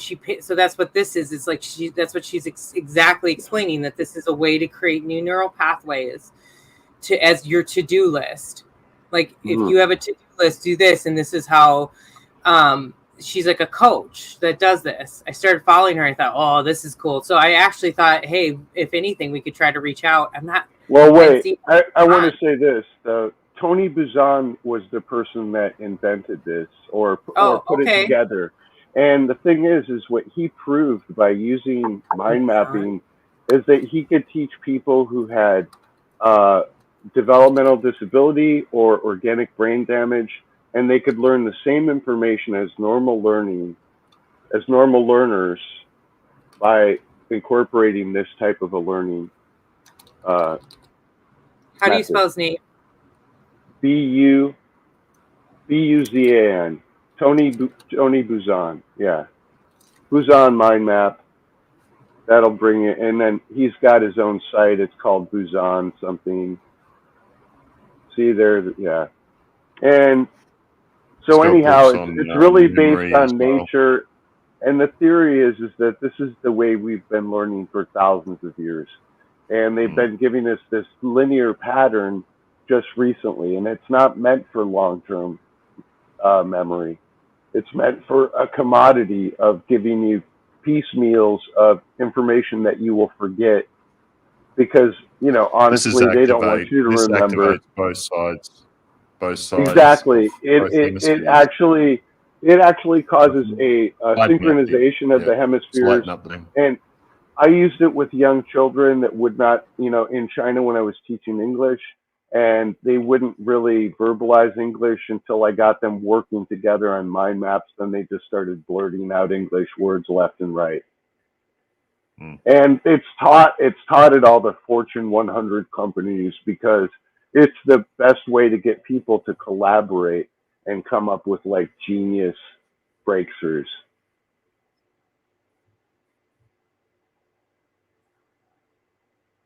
So it's all about, just relaxing into it. Sometimes you're using words when you feel like any kind of like pressure in your head because you can't come up with a word. You just flip and you start drawing a picture. And then you maybe make symbols like your own hieroglyphic patterns that you understand. And you're making these as you're writing down things that you're learning about, you're thinking of things that you already know that are just like those things. So you write those things down, and what it does is it brings those new memories into these old long-term memory banks and just goes, okay, this is like this, boom. And it gets filed in the proper place to access at a later time. So it's really cool because it's nature that does it. It's about using your creative side. And yeah, that's a good one. That's like a really active person is really letting it flow, letting both sides kind of flow in that. But they can be even better. They can be with not better, because what you do is you try to make each one a little bit better than the one you did before. So everybody is an artist, even if they don't believe it, they are. Okay, that's my mind map plug. That was perfect. I love it. Thank you. And thank you, Alex, for bringing that to the forefront. Yeah, good segue for that. Angel Wings, I was thinking that at some point I will get some music you've recommended queued up to play in between the breaks. So just, or we'll record it and use it, even though it may not come back as 432. So that's the biggest issue, how it actually samples through these. That's it, right? That's the reason I haven't been as active, because it's actually pretty complicated, which something Bernie said he would help me with figure out. But if I make videos with Premiere Pro, there's this whole sample rate, and it's not very customizable. It's like you have to go in and really mess with it. So, are we gonna watch a little video? Right. Because we were talking about llamas and alpacas and stuff, and it made me think of this. My favorite My favorite, I don't know if it's a llama or an alpaca, but What the flark is that? Definitely not a monster. Adorable. It's more matted than an Asgardian goat. We cannot present this pathetic creature to the monster queen of Sector 9. She will laugh at us. Maybe we can use it as bait. I knew those thumpers wouldn't work. What? My thumpers are state-of-the-art.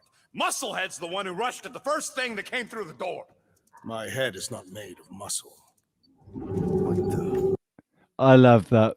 I love that game, man. It's got to be one of the best games ever. The dialogue in it and the characters in it are just hilarious. That big green guy is the best character ever, and he's like, it's like he's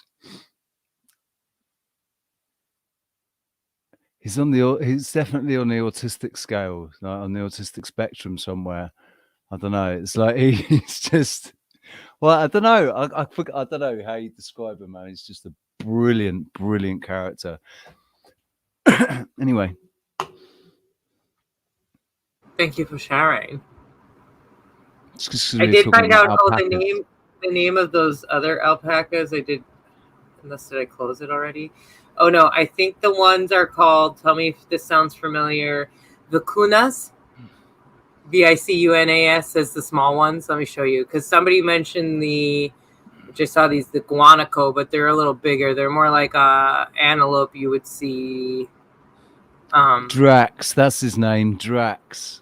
He is hilarious, man. They're like 2 feet, 2.5 feet tall at the shoulder.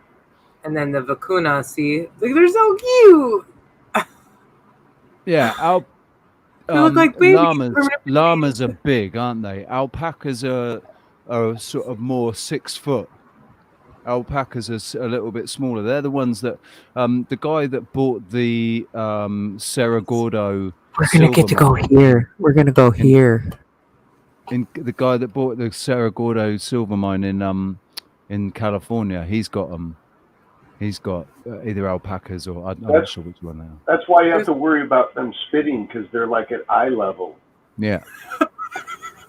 Seriously, they don't like spit. Well, actually, they don't spit in your torso. They're dude, headshot only, man. I'm They're not like worried about them spitting in my accurate. eye. I'm worried about spitting in my fucking mouth. They're used to hitting scorpions, right? They're like Clint Eastwood, you know. I just don't want a gob full of that stuff. I mean, the eye, I can wipe Do we have that scorpions away. out there? Do we have scorpions up in the mountains there, or is that more in the yeah. desert? In the mountains, really? I think Yeah, so. what Pretty sure. we'll have to Maybe do- that was a little lower, but they're definitely in the highlands. I was gonna say they're gonna be more in that high desert when it gets to that where it's a little more high Yeah, desert. that might have been over by the ruins. Yeah. I went to these Inca What I want to ruins that do, were huge. what I want to do is get a couple of huge black lights, right? And so we go out into the forest and light up with black light and see what we see, because things like scorpions glow up in black light. So you imagine what we'll be able to see at night, man. After a few cups of ayahuasca. Oh, mate. Oh, it's gonna be awesome. I don't even And need after that. all the Do vomiting. you realize how We're high gonna- on life I am? The thing is, we're going to share all of this experience, man. We're going to share, because like I know that there's going to be loads of people that would love to actually be experiencing it as well, but they can't for whatever reason. They're not able to. And like I know Yeah, Alex, that's right, Brian. Alex Josie Wales. would probably absolutely love to come out, and I tell you what, I hope you do. I hope we get you out, Alex. Like in your situation, I don't think that you're actually. I think it's not going to be like anybody else that's had it before, right?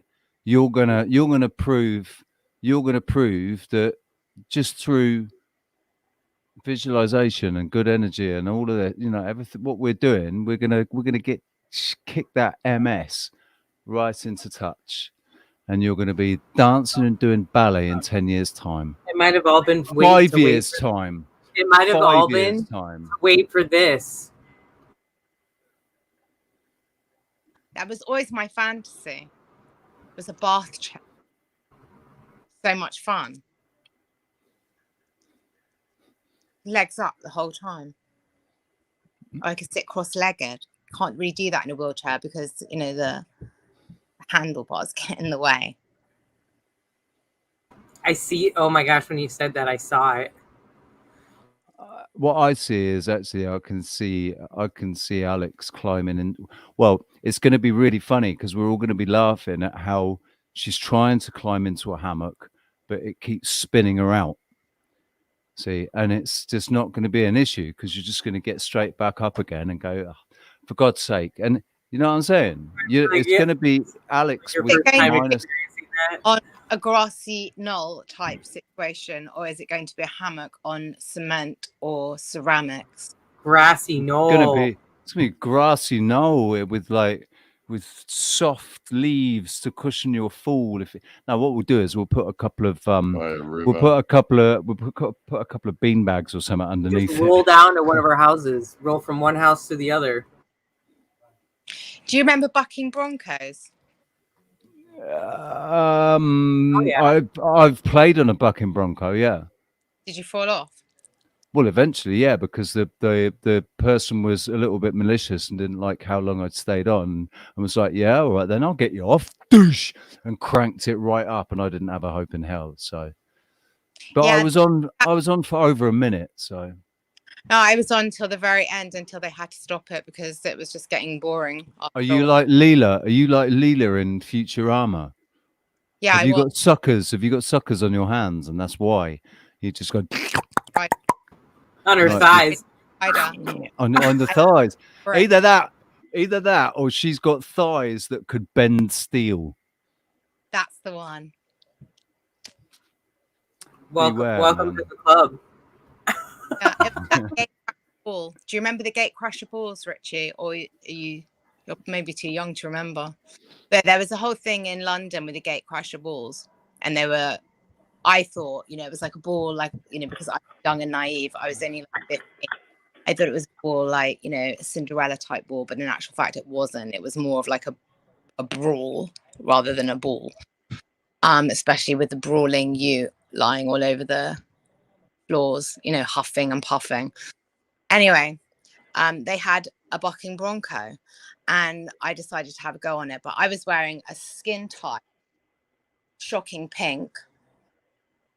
After Diana Ross had done that whole chain reaction thing, my mother had a dress hire shop. So I had this shocking pink long dress with a poofy bit at the bottom that was like that sort of a shape over the bosoms.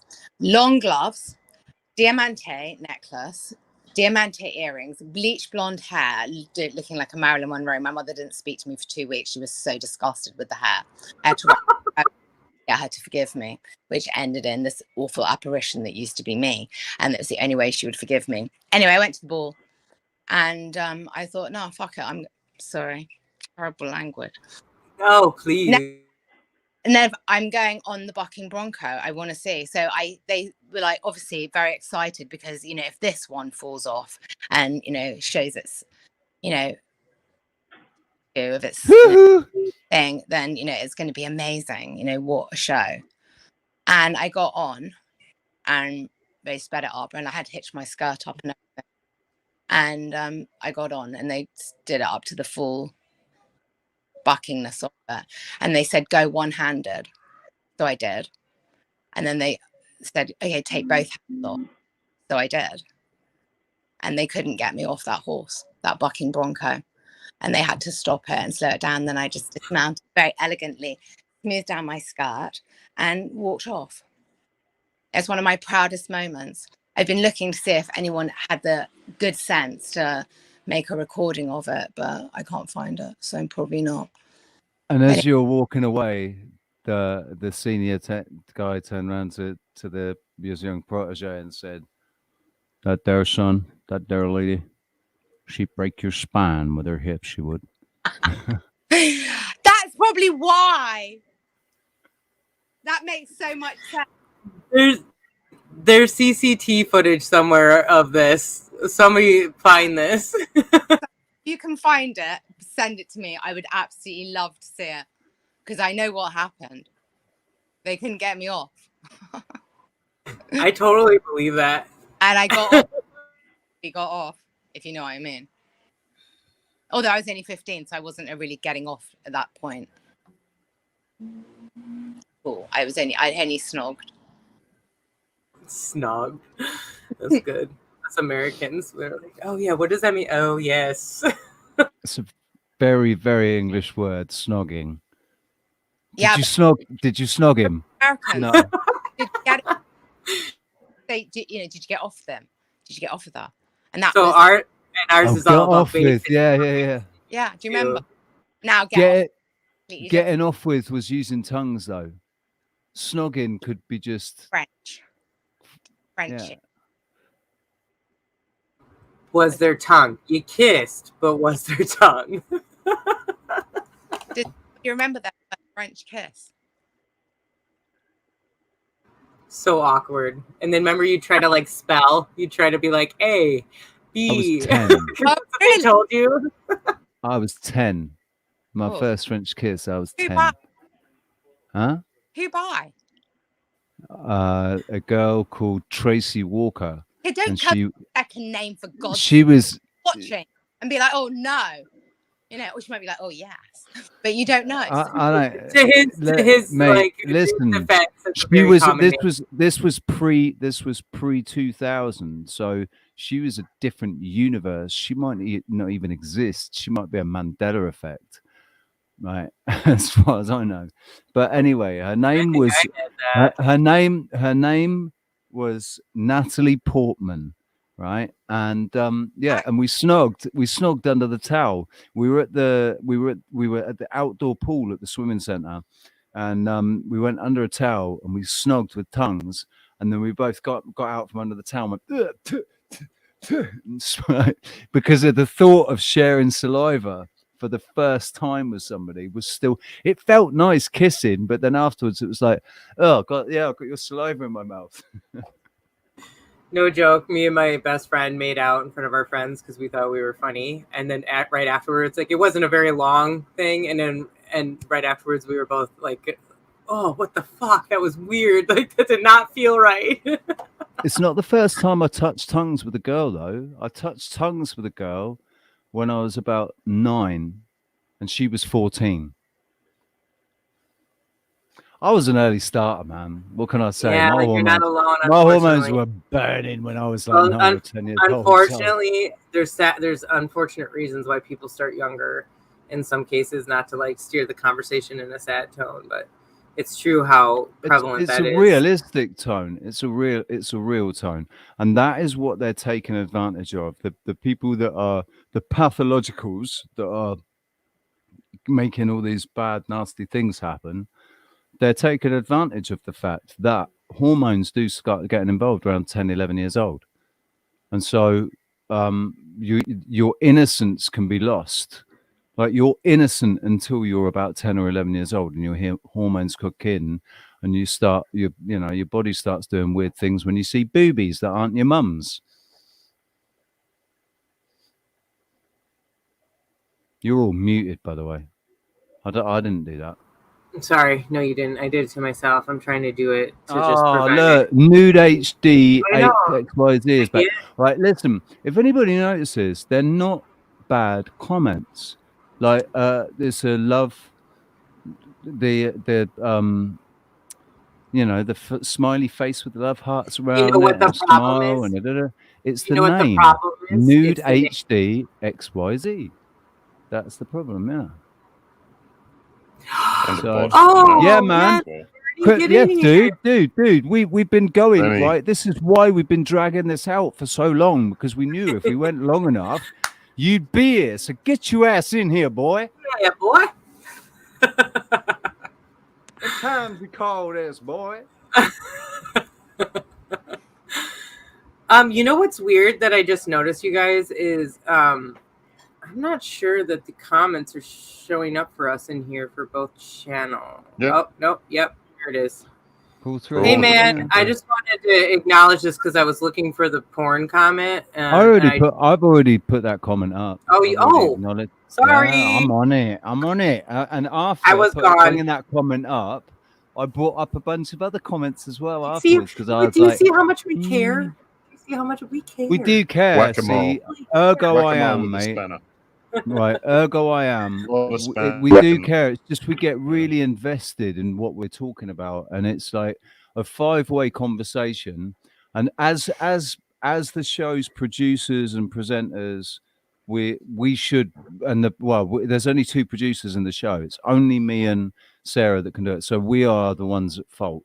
So I do apologize to the chat room for not engaging with it as much as we should. Well, wait a Bernie second. is much better at it than and so's Martin. Martin's really good. But Getting something from the producer now. Yeah. No, good. Producer says get going. You glitched there a little freezes on bit. me. Yeah, I know. Yeah, and then it all freezes on me. Timing. He was like, Timing that is was everything. good. That was so good too. I know, right? Yep, we're good. I wasn't Perfect. frozen. Well, maybe it's perfect timing. There you go. They're listening in. Where is he? Come on, where are you, man, Mr. You know, Bernard well, there was a guy? question in the audience. In the audience that I see running through a while ago, which was about the kidneys. I think it was Brian because it might have been in capitals. But to detox the kidneys, parsley, like grab a whole bunch of parsley and cover it with water. 10 minutes. Pour that into a big jug and drink a cup of that every day for a week or more. You can keep doing it. Just after a while, boil it up again. Every couple of days. What about manzana? And you'll feel that. Apple cider vinegar as well. Good for the liver. Cranberry would be good as a support with that if you were going to just do ACV, and you never want to do it for too long. But did you even have to start drinking it after that last incident? You didn't end up just drinking it again, right? You didn't have to. You just got whatever you needed to get out of your body, and you were good, right? Yeah. He had a little kidney thing potentially. We don't know for sure, but we think that's. Well, I ended up passing a stone or something. So yeah. Yeah. It's fun. It didn't. I mean, it didn't hurt as much as it hurt. What's that?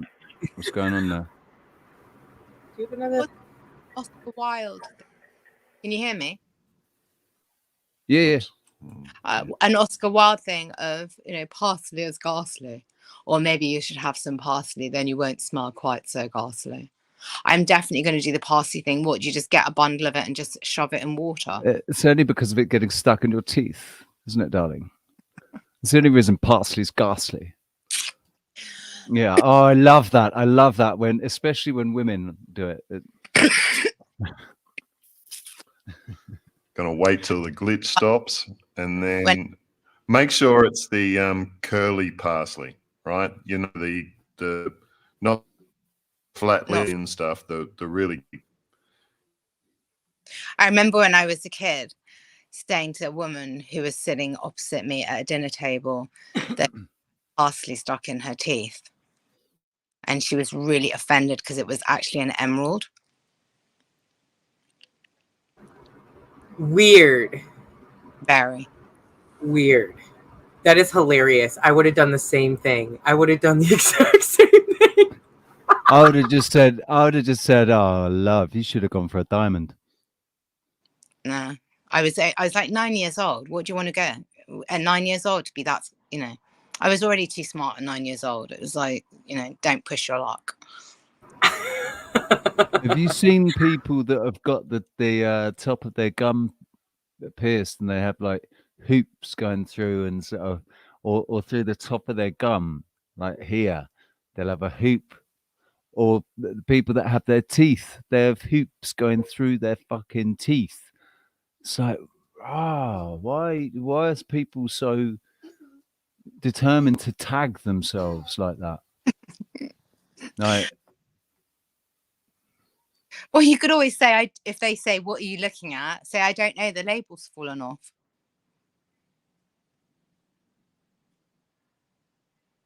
Did you hear me? You can't hear me laughing because I muted myself so we could hear you. Oh, good. I'm glad you're laughing. No, I am laughing. That's what you just, what are you looking at? Don't know. The label's fallen off. No, it's what is it? Well, I'd say I was looking at a piece of shit, but they don't label shit anymore. Yes. Or it's, well, no, it's just I don't know. They don't label shit anymore. We tried to make it as discreet as possible. Where's Bernie? He's got a link, hasn't What he? is Bernie doing? I don't understand. I just sent it to him. I think it's probably what he's doing is he's putting some clothes on. He didn't check his email. If you would have checked your email, it would have said I sent it to you this morning. God. Jesus, dude. Like, maybe you should check your email, hey? 331. Probably very in demand.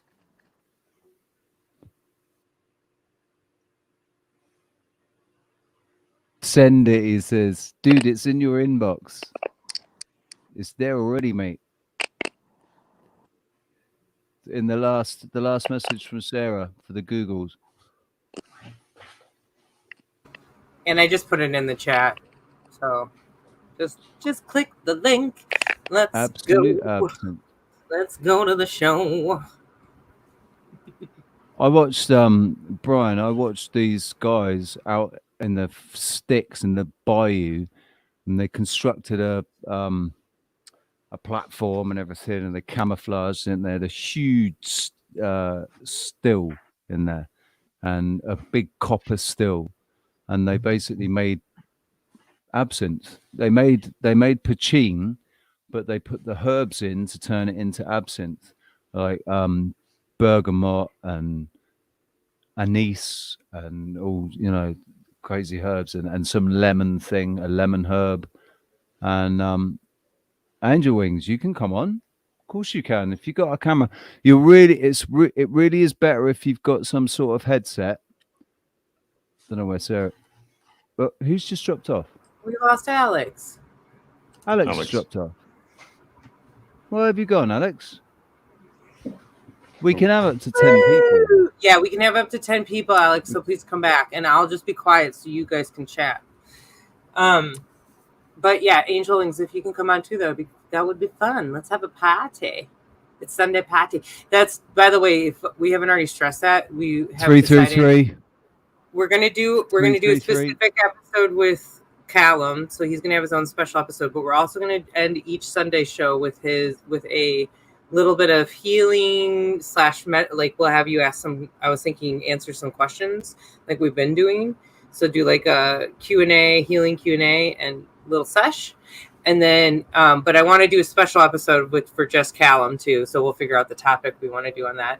And then the other thing though with the Sunday shows is we really want this to be our panel show. We want this to be the opportunity for you guys to come on that have been a part of our community now for a while and tell us your story. And, let's talk about what you are doing or your thoughts, and maybe even if you want to be a part of what we're doing.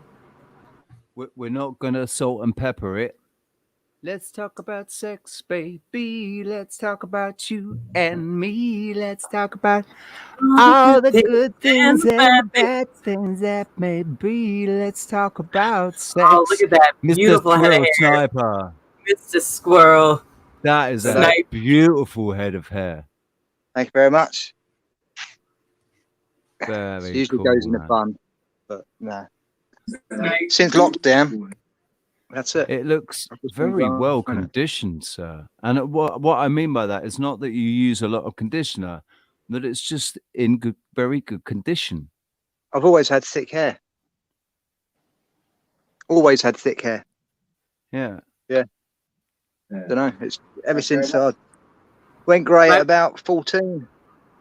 Oh, really? Oh, that's beautiful. Yeah, really young. It's more white than grey, dude. It's very Gandalf, Yeah, no, white wizard. just the colour just completely bleached out of it, Yeah. as it were. But all naturally, not peroxide. That's It's beautiful. it's a little. I was going to say it's when you turn to the side, then you looked a bit like David Lee Roth. David Lee Roth. Who's Is David? it David Lee Roth? Yeah, you Yeah, talking I'm about right, aren't I? what? When you, Van Halen? No, who's David? yeah, No, yeah. Is Yeah, it's Van Halen. Targaryen. yeah. He looks Targaryen. Yeah, Targaryen, dude. You could totally be Targaryen. You could be one of the dragon. You know, Father of dragons. what Or you brother of could dragons. you could be Anisi's A dragon whisperer. uncle or something. You know. Oh, lovely. That sounds Yeah, good. dragon Yeah, no. whisperer. Man. Dragon whisperer sounds like a good thing on the CV. I can talk to dragons because I'm a fire snake, so I can still talk to dragons. See. Well, I'm an Aries, so yeah, it's water and fire. They do mix. No, 'Cause no. it's a great It's, thing. what are you in the Chinese though? What are you in the Chinese one? In the Eastern horoscope? I think it's an ox, 73. I'm also an ox, and also I found out I'm a Aries sun sign. I was born in the Taurus, but that's my moon, but I'm an Aries. I knew I always was. Everybody told me that too. They're like, you're not like a Taurus. You're a little different.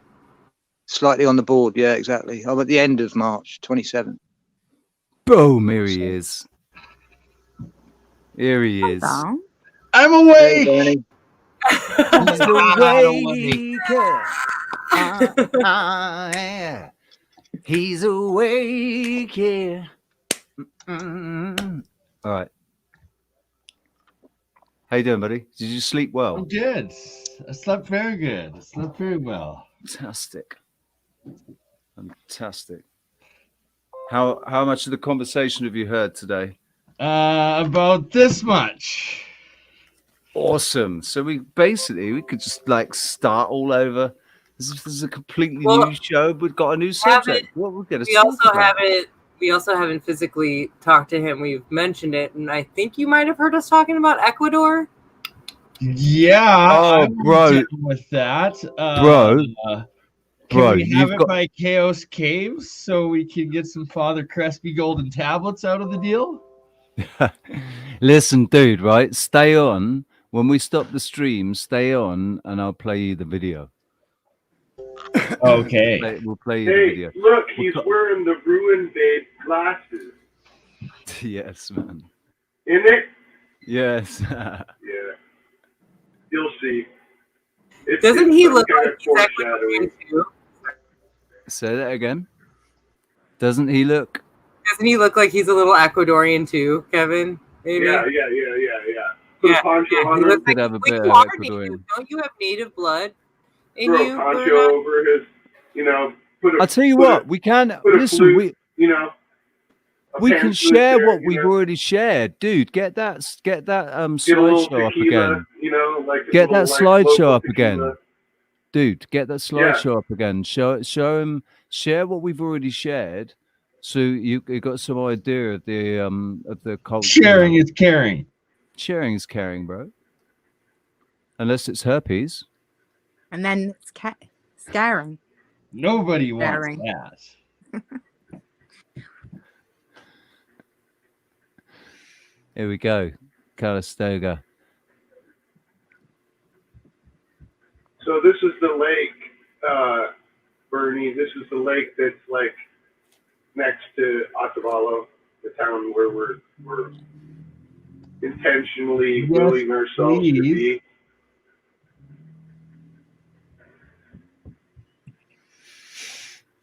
That's Quito. Lots of old world architecture everywhere down there, but especially Quito. Lots of mudfloods.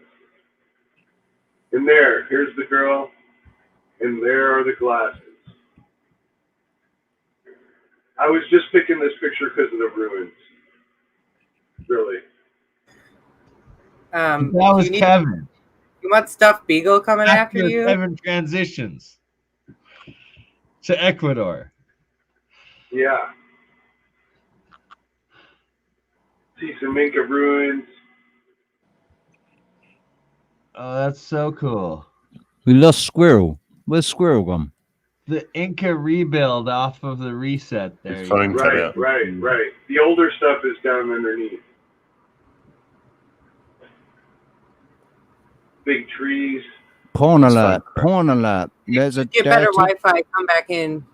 And you can rappel down the trees with beautiful Ecuadorian girls. Hi, Noon HD. Are you guys joining the stream? I'll tell you what. I wouldn't mind rappelling with her. She's really cute.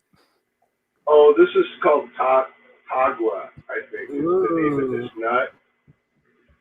This nut right here, you can see hanging on the beads. That's what all these things are made out of. They're carved out of that nut. And the natural color is like ivory. And it's very abundant. They're not like hurting the environment to get it. There's tons of it. That is and so it's renewable. cool. It's renewable. And they sell it that way. It's like a replacement for ivory. And it's renewable. So it's eco jewelry.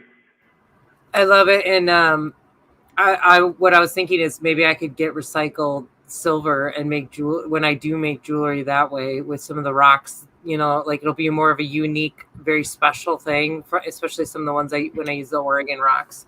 I've always wanted to make jewelry. Yeah, this is something. Right. See, this is another thing. This is another example of something we can do. There's infinite so far amount of options. One of the things that I did when I was living with my cousin Karen, I started carving walking staffs and I started, you know, making little pegs that went into everything that she planted that had. I burnt the names into the pegs and stuff. I'd love doing stuff like that. So making jewelry is something that I've always thought about, you know, or not jewelry, talismans, making talismans and because proper walking staffs and stuff. Bernie, you know what this is? You know what this light up is right now, Bernie? Oh yeah, I want to be making some jewelry that's in Ecuador with the extra coils and nano coatings, so you know it's like jewelry that heals. Yeah, and another thing, Bernie, the place that we're getting is in between. It's like far away from, but there's five volcanoes in proximity. So I was imagining like your crystal research with all that like magnetic power that's like that up there. Would be fun. Crazy fun. We can thermal heat the place. Free electricity, free energy, right there. So you see that slide that's up right now, Bernie? You see the slide? Alex, I was so distracted then. I brought you on to show your talisman, and I was so distracted, and then, so I was like, "Whoop!" So that's and I see that zero. You've adjusted. Do you want to show us the talisman again? Sorry. So that's 0-0, Bernie. I didn't know if you knew. It's 100% silver. Quartz as well, though. That's quartz, isn't it? Yeah. And I like that. That's really nice. It was made by a rune master called Jungle Eyes Love, who had the very brilliant crystal shop that I worked in when I was younger in Kew Gardens. It was called World Tree Mendas. And he would make these talismans for people. And he made this one for me. I think I paid for it, but I'm not sure if it was a freebie or I paid for it. But he hammered in the runes of ecstasy into it. And it's solid silver, so you can't melt it because it just will dissolve. But you have to hammer it around the crystal. Beautiful. Shari, you are incorrigible.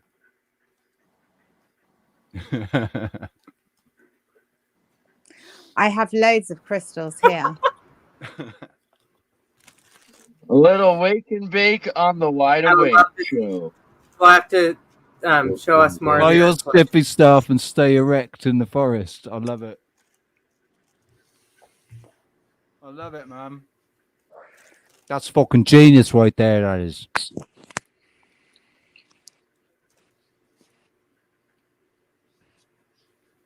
Who just popped out? Nobody. I had, because we had so many. This is cool. This might be like the most amount of people, even though Bernie's on twice, that we've had on. Bernie's got 2 cameras. I just see Bernie's got his 2 cameras on. Yeah. It's okay. Look at us all stacked in a row. Like peas in a pod. Seriously. It's pretty cool, man. If you Yeah, can maintain a decent conversation, that's pretty darn cool. It's kind of fun. This is what we want to do. Now we can have more people on. That is What a a beautiful giant house, that stack house. of beautiful souls. That was just on. That house is beautiful. The blue house, the yellow. Oh yeah, this is overlooking Quito right there. Quito's like the capital, so that's the big city.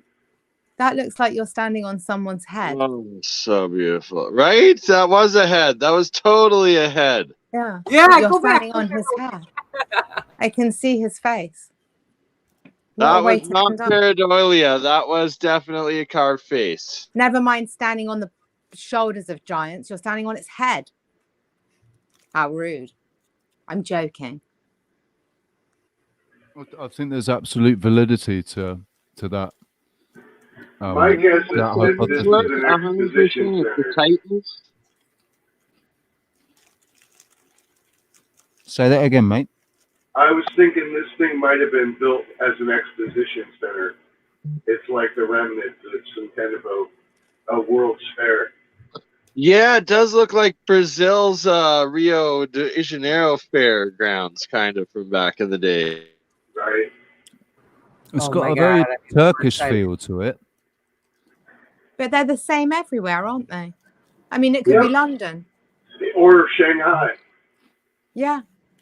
Or Japan. Yeah. Or any- Ecuador. Or exactly. Ecuador. It's all the same stuff. Yeah. You know, we're told in school that, this is from this country and this is from this country and this is the thing and this is, but it's all the same. You've got some differences, but it's pretty much all the same. You see it in the traditional clothing, in the patterns that they put into the, into their sewing and stuff, and the way they use what's local to the area, that's incorporated into their or No doubt the airships into used their to land up here. lifestyle. Go on.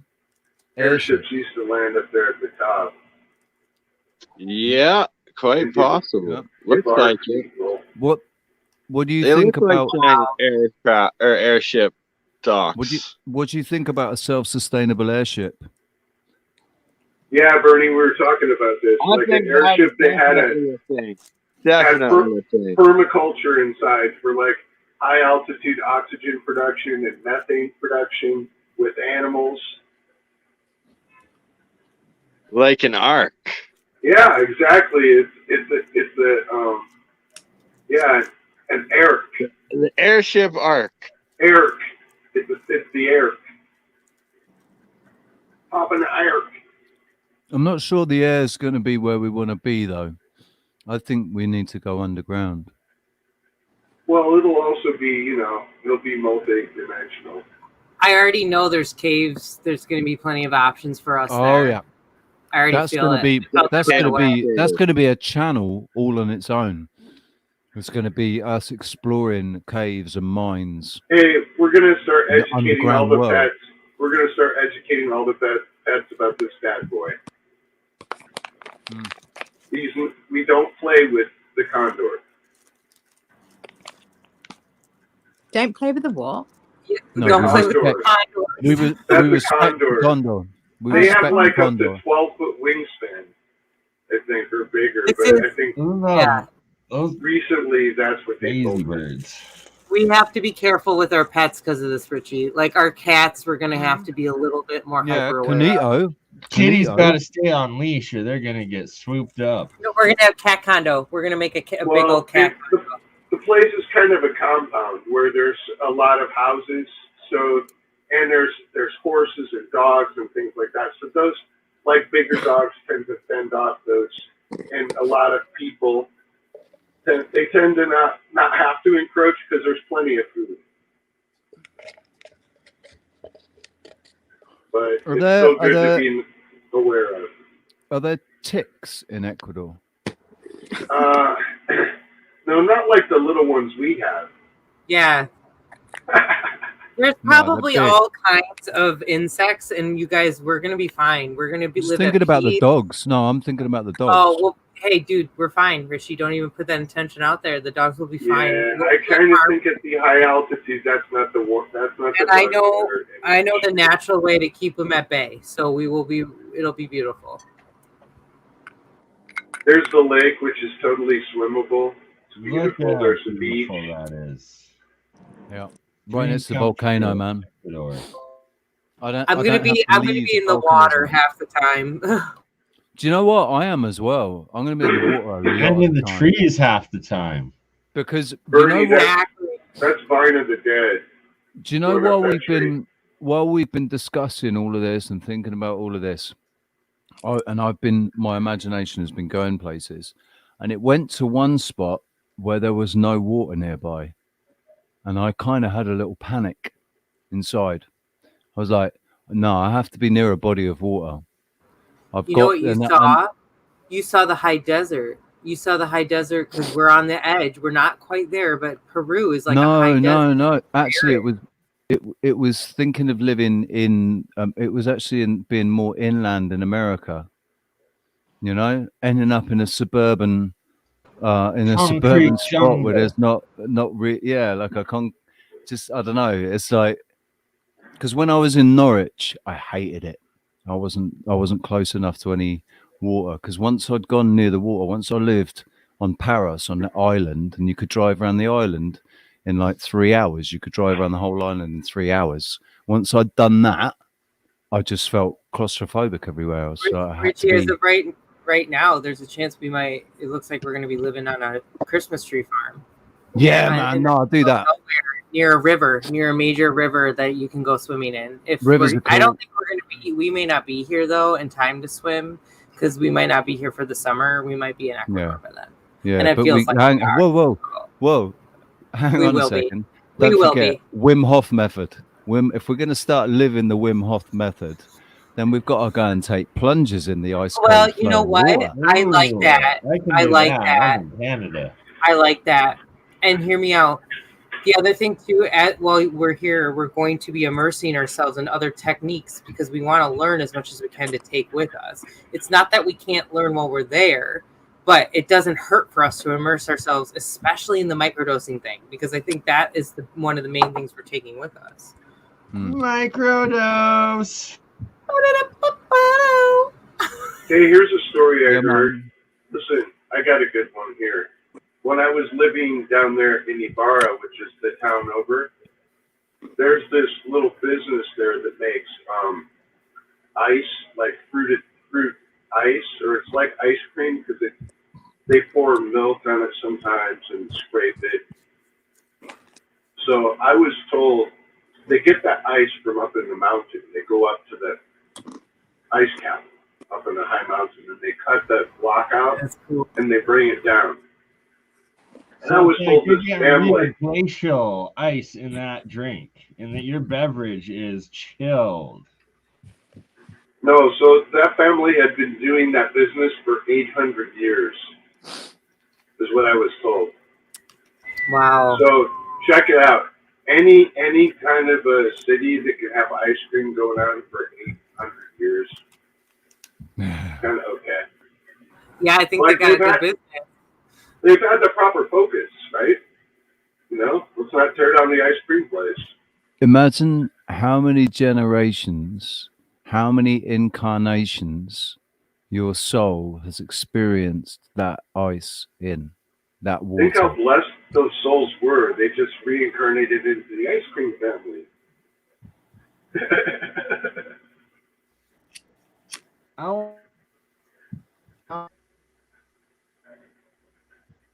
Some ice cream. Can you turn your mic? Can Bernie turn up? Or you just wait? I want some ice cream now. Oh, mate. Luca. So what, Bernie? Do you like Ecuador? I love Ecuador. There's so many hidden pyramids in Ecuador. There's Toltec. Yeah, the Toltec, the Olmec, the Chaos Caves, the Father Crespi connection. Oh yeah, we were looking at Father Crespi, weren't we? We were. We love Father Crespi stuff. Yeah, man. Oh, you know what? Maybe that's the episode we should do for you, Bernie, and with Kevin, because he knows. You guys can talk about that to. We to a deep should. extent. Okay, cool. The golden tablets of Father Crespi. Yeah, and Kevin? What were you telling us on your belief that you think he ended up in Ecuador or something? What, Father Crespi? Yeah, right. That he survived, or explain that. Sorry. No, I don't think that was me saying that, but Oh. yeah. I misinterpreted that. That's what it was, but yeah. Anyway. Yeah. Oh, good. I saw some artifacts in Ecuador from my, the adopted family I have there that were like crazy. Like they had a skull that had evidence of brain surgery. Like, That's intense. a piece of Well, skull that's was like removed and the replaced Roman and tool. healed. You've heard about the Roman tool that removes cataracts that they discovered. That it goes in and it can just like hook onto the cataract and then pull it out. It out. Yeah. Wow. I hadn't heard of that. That's intense. Oh, cool. I don't give new facts often, but sometimes. I would argue as to the validity of it being Roman because I don't believe in the Roman narrative, but it's from that. It's from prehistory. Well, Like, Roman, hence nomadic, hence the Golden Horde. Tartarians. Morgan, they were you Roman, need to. because they were nomadic. I was just seeing what Squirrel Sniper was saying about wasn't the Celestine. Well, he said tablets, but I knew it as the Celestine prophecy. But I don't know if that's, Celestine prophecy, as I've read them. Yeah, but wasn't that set in Ecuador? That's what he was asking. Ecuador. Sorry, everyone. I gotta go. I gotta give Amber a ride to work, but I can tune in from my phone, so maybe I'll still be on this whole time. Cool. Give me a few minutes. Do it. No Do worries. it. We'll take multiple, Bernie. Take what we can I've get. got to mop up this water that I've just spilled everywhere. We'll have a Bernie special though, no doubt. We'll have several of those.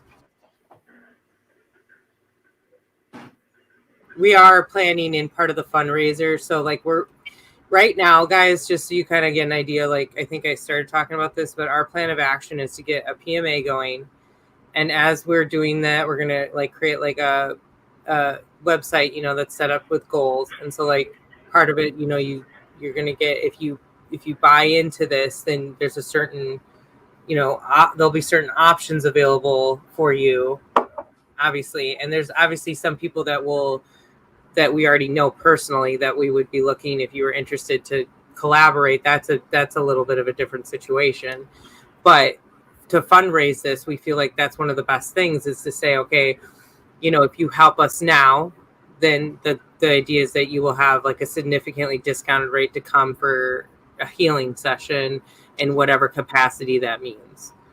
There was something else I was going to say and I totally forgot now, but anyway. Plug that out there again.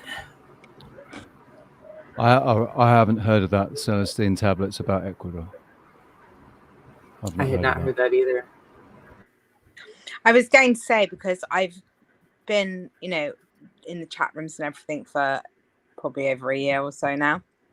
And you always notice like certain people who are moderators or in the chats, and Squirrel Sniper has always been one of them. And it was really weird to think that I was actually going to see him or her, because I didn't know if it was a male or a female actually. And when you meet like a hero, so they say, you know, you'll always be disappointed. And it's really interesting because I was really thinking about what he might look like, because once I realized it was a man, and then when he came on, it was like, oh wow, you look like that. That makes sense. I just wanted to say I was really impressed with, you know, the hair, and you know, We all are. Yeah, man. yeah, it's It's got a similar. He looks like a wizard. Yes, like a hot wizard.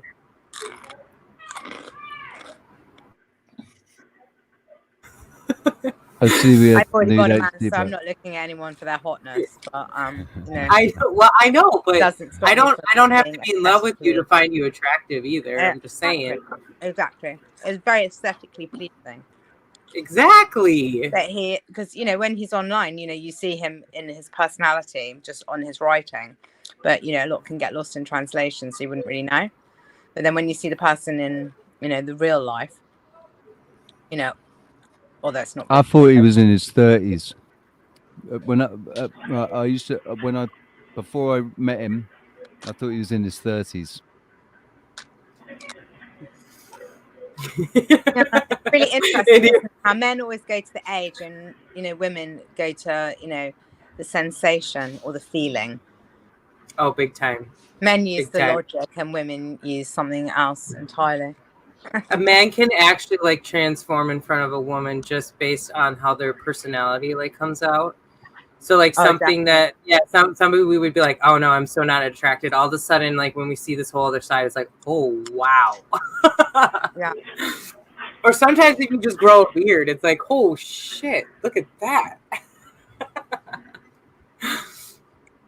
But I also think, you know, what I was saying before about, you know, it's a constant series of negotiations. So you might have like the initial or first attraction, but Relationship, yeah. will it last? You know, It's a relationship. yeah. It's compromised, you have to have, you know, which is that's the beauty of where I'm at right now. It's like there is a total disconnect that has never been there before, and it's so rewarding to know that I know exactly. You know, I know exactly what I would be looking for if it was to happen, and I'm putting no expectation on that whatsoever. There's absolutely Rincewind in the house. Oh, look at our wizard. That's Rincewind. That is. Okay. Rincewind the wizard. You have the hat now. You need to get the glasses and take that photo for me because I need to get your thumbnail going, please. Actually, really, he's more of a Dumbledore. He's like a young Dumbledore. Oh, I love it. Callum, but seriously, I actually would like a headshot regardless, so I can make some fun Sunday show flyers with you and with the dude glasses. So we need the dude glasses and this hat. Yes.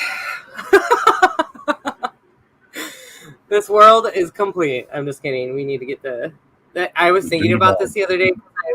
I had watched Sonia's video about this doorway thing, and I almost feel like I was shown in a doorway situation, and I was like, I should just walk through it right now. Like, why not? Right. But then I didn't think about the fact that none of you would know. Nobody would know where I went. Nobody would understand it. I would have just disappeared one day. Right.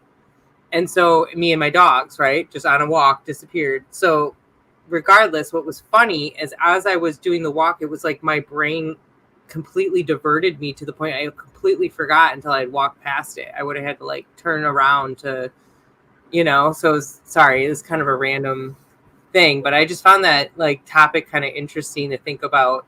So if any of you see it, let us know before you go so that we can do a little experiment with that. You now absolutely have to burn one.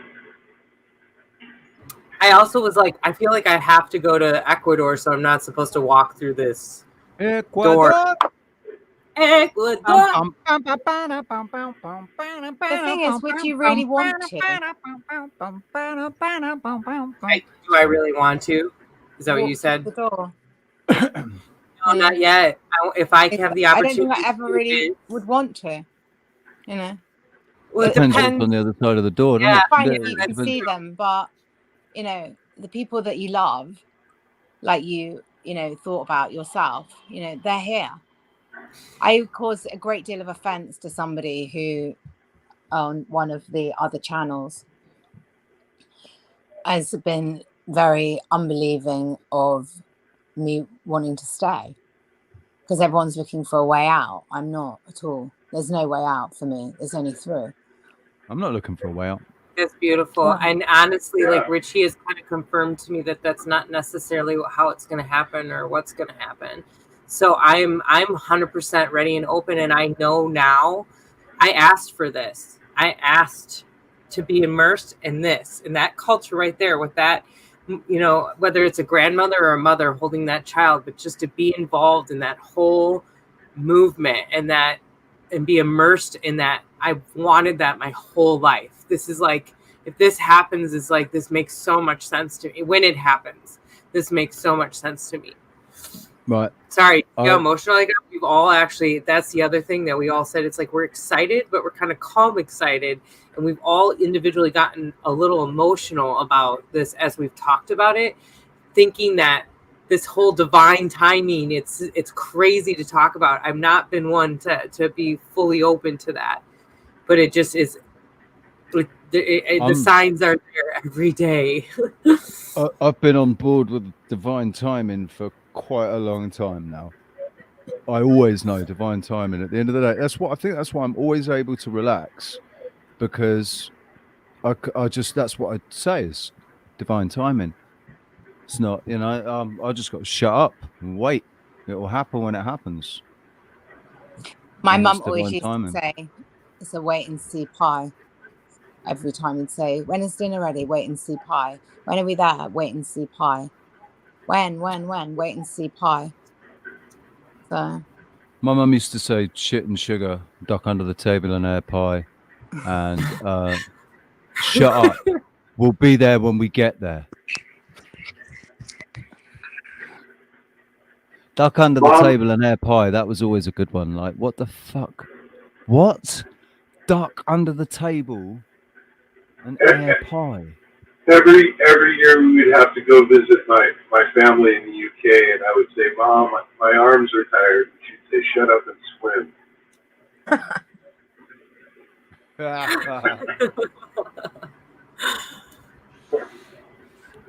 Look at that, man. Love you too, Bernie. We'll go and take a swim in this lake, mate. Oh, hell yeah. Morgan, you are so sweet, Please, by Bernie. the way. I want to say this really quick. Sorry. You've always been very complimentary on my photographs. Really appreciate that. So thank you. Oops. I was trying to hide that. There we go. Oh, well, I was just putting that up, see. Oh, okay. And I'm going to take a quick break. I'll be right back. did Sarah take that photograph? Say that again, Aaron. Did Sarah take that photograph? No, not these ones. But Sarah takes, she's got loads on her Instagram. She's got some really beautiful photos, and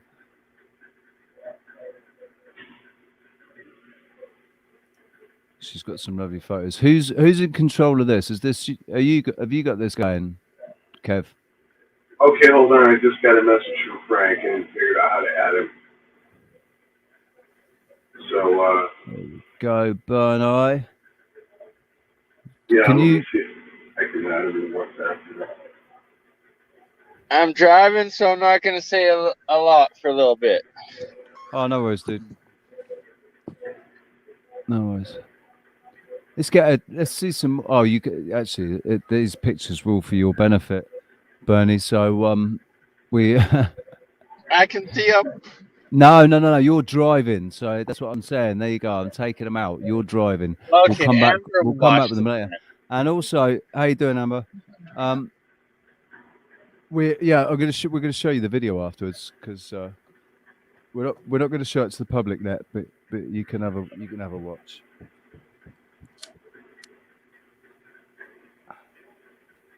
Man, I spilled more water than I realised.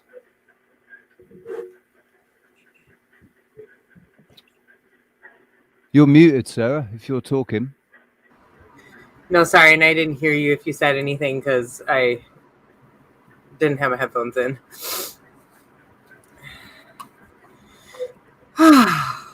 Well, I mean, I feel like we've kind of come here. We haven't really got anything. Oh look, Nude HD's back. She made a comment, and I thought it meant she might want to come in.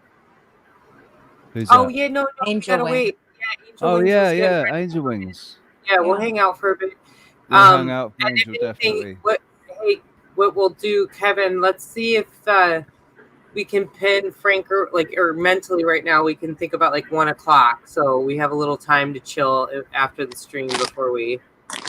Okay, Sarah, if you just add 593 to that number, maybe it'll work. So why don't you try that on your end? And in the beginning of it, you mean 593 to the beginning? Yep, 593. Okay, we'll do. Okay. I'm just popping you on mute, Alex, because of the crisps.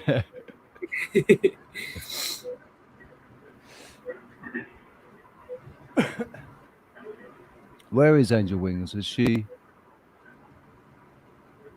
I haven't seen in the chat for a little bit. Okay, it's also said Skype will work so we can talk like on phone, like with speaker. Perfect. Here we go. Boom! Woo! Angel Wings, how you doing? Hello.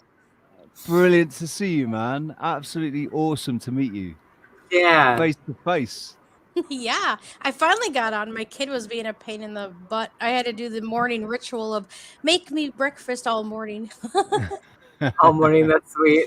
So did you finally gave him a break? Yeah. It's how many do you have? How many kids? How many children do you have? Oh, I just have I have one. You can kind of see her in the background there with her TV. Oh yeah. Cool, man. I used to eat my parents out of house at home when I was young. Yeah, Oh, she's only sorry. 10 and she eats more than everybody here. Bernie, dude. Low Ryan. Yeah. All fine. This is the most people we've had on our Like, stream. This is the most people we've ever had on our stream, man. It's almost a full Brady Bunch, right? This is kind of very You off a exciting. Brady Bunch. So, Yeah. since Angel Wing, since it is your first time on, not to put you on the It's a spotlight or full anything. I know you were from Wisconsin, but I know you told me obviously you're very into the healing and holistic because you've obviously contributed a lot in the chat with some great ideas and commentary. So, can you give us a little bit of backstory on how you kind of came into that, or is there a story, or just maybe just tell us about some of the stuff you messed around. Well, it's pretty. It's fascinating, actually. Well, my whole life since I was a kid, I knew I was something special, and I always knew. I saw through everything. I saw through all the BS. I saw through so many things. It gets frustrating because I was 8 and I told my mom money's not real. It has no value. I knew things that people, just kids don't know. And other, we're always taught to be something the total opposite of what we really are. Yeah. Yeah, definitely. And I get that. I actually had my own demonic encounter with someone being possessed, and I actually told him off. It was weird. It was a odd experience because I wasn't fully awake to what I was until recently, like a couple of years ago. Yeah. And then it's like it connects all the dots and puts everything in line, and then you're like, wow, that's why that happened. Yep, exactly.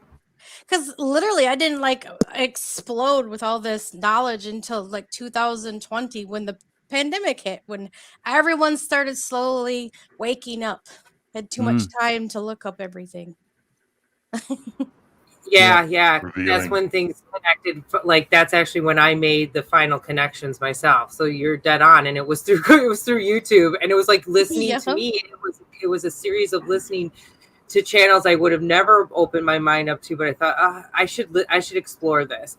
and then correlating it with like either stuff I'd already listened to or like again like alternative, and that's where I always talk about the circle thing. You know, it all comes back around. I love it. That's and that's where like that like me, I sort of did that back in 2013, and I was really frustrated. In fact, it was before then, in 2009, when I first started sharing stuff about chemtrails and just like filming them and the observations that I was making, just saying, look, these are not natural, these are not real. And it was all on Facebook. And the frustration because of the responses that I would get on Facebook, just telling me I was a nut job conspiracy theorist. And then they started downranking all of my stuff. And so like what you're talking about, frustration, it's been really frustrating. So it's been really nice when the pandemic hit. Me and Roxanne already had the show running for about a year when the pandemic hit, and we said to each other, this is awesome because this is giving people the time to look into stuff, you know, and it's given them the interest as well. There's suddenly that, because I think these downloads, it's not just people there's not just truthers that are searching and asking for information that are getting the downloads. I think everybody gets the download. It's just those of us that are aware of it, you know, or those of us that just brush Everyone it gets off the and choice, put it that way. yeah. And with what MythoClass wrote, it sort of explains this all and why we've been seen as weird or like, you know, why, you know, we do have friends. We did have groups of friends, but maybe we were the oddball one out. Like, oh, that crazy Sarah. I'm always like crazy Aunt Sarah. Yep. Fuck yeah. Yep, that's me. Crazy Jamie. That's great. Crazy Callum. What's your KK. Jamie? Rhymes. Yeah, I was named after the Bionic Woman. Well, okay, that's how. That just like, ooh, I got tingles. That's just like that's a warrior tribute right there, right? That's We're all weird. warriors. The Bionic Woman. The Bionic Woman was my wet nurse. See, my family called me Bionic Man when I came out of hospital because I had titanium in my legs and stuff. So they called me Bionic Man. I am pretty strong in a lot of areas. You want to know? You know what I just not just physically. I say not just physically. Yeah, You're not just yeah. physically strong. You're emotionally strong, spiritually strong. Yeah. Emotionally intelligent, spiritually intelligent. Like you're balanced. You're, and that's where we're all trying to get, isn't it? That's seeing outside of their paradigms. It's hard finding work. balance. Yeah. Yeah, it's hard work. Holy crap, it's hard work. And the problem is if you're not awake, it's even harder. When you get awake, you're like, then you just get like, you get annoyed at getting annoyed, and you're supposed to be nice to yourself. Be nice to yourself. Don't get frustrated like with my poor dog, you know, like I've talked about this, like it's so, I have to not lose patience every second of the day and try to not be rushed. It is actually a great, when it comes down to it, I feel good. I feel a lot better because I'm forced to have to become more patient and deal with it in a calmer way, you know. Yeah, and I have all sorts of crystals. That's a big bit of quartz.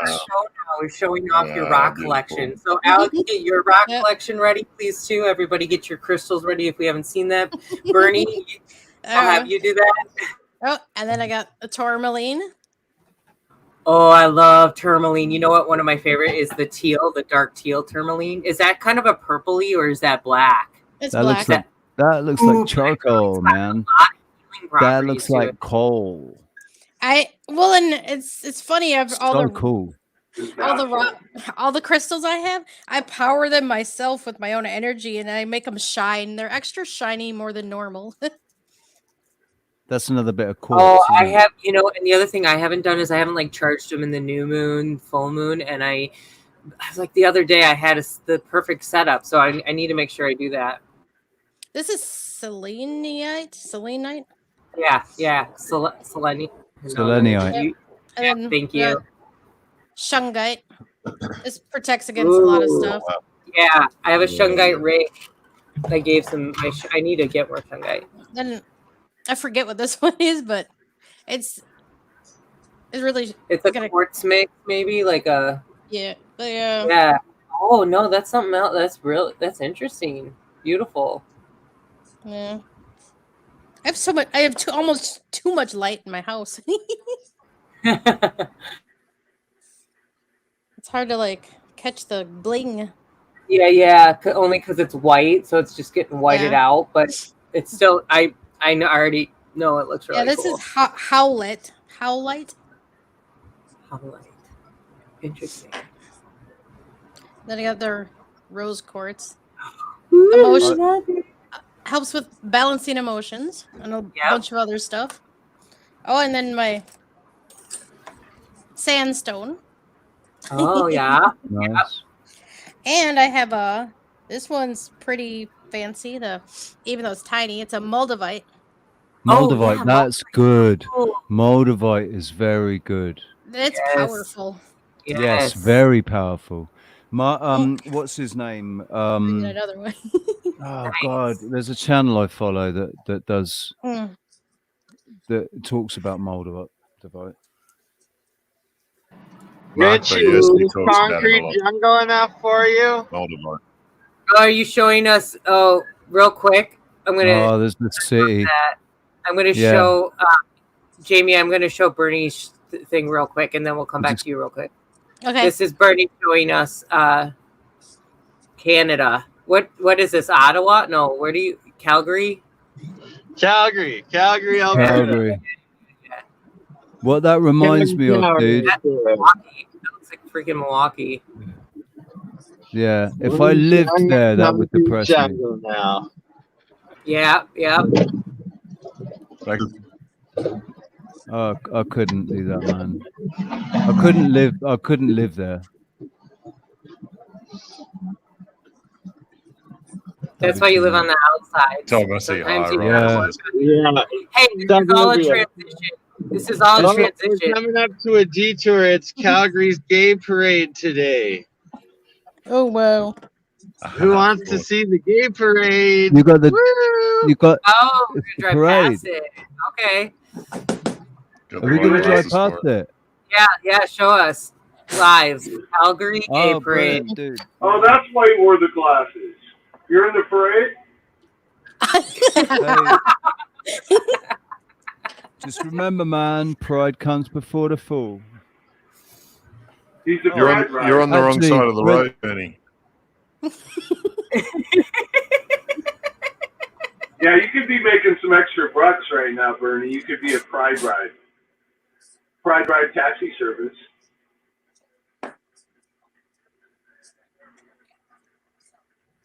And I've got good friends that are gay. I'm not. I've got my stones out. I'm acid on bike. I keep them. I keep mine down nearby too, and I want to look more into my nanumite. I can never fucking say it. I know some the crystals are so hard to say what they are. They're crazy. It's like who named them? And I already have a hard time. I'm like, what's the? I think Helms. Did I just see police? Did I just see the popo? Oh yeah, there's the those the police and the Don't police. get pulled over. Don't get pulled over. I'm holding it. Amber's got it. Amber's got it. We're good. He's fine, man. That's why he wore the glasses. Hey, Amber, Cool. how you doing? They're just going to smile at us. They're just going to be like, go ahead, ma'am. Yeah. Right here. Yeah. We're gonna try to get nice and close for everyone to see. Is the train closed? Yeah. Oh, well, I'm trying. So Stephen Avenue, we should be able to. Yeah. We can get close anyway. You might have to drop me off and go park somewhere that big. Yeah.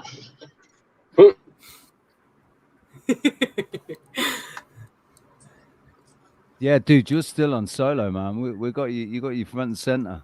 Yeah. Oh, here we go. Here we go. Is there protesting going on? No. Did they surround the Parliament building? Oh, The it looks like trouble it's is- just crazy. It looks like it's really popular. The thing is, like, being gay, it's not about being gay anymore, is it? And it's all been confused by You know, Yeah. well, what is gay now? Because you've got people that think that they're dogs and cats.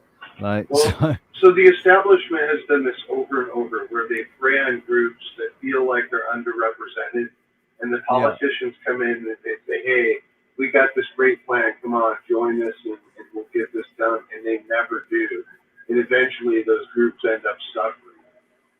I mean, that, in history, that's historically what's happened.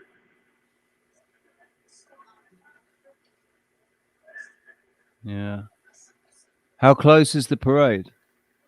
Is it the other side there? Is that it over there?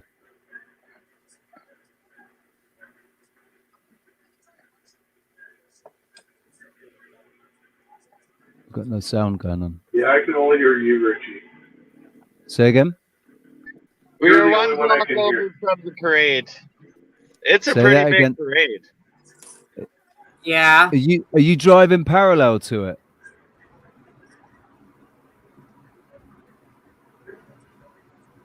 Can't hear you, bro. He's muted. I think you got muted again.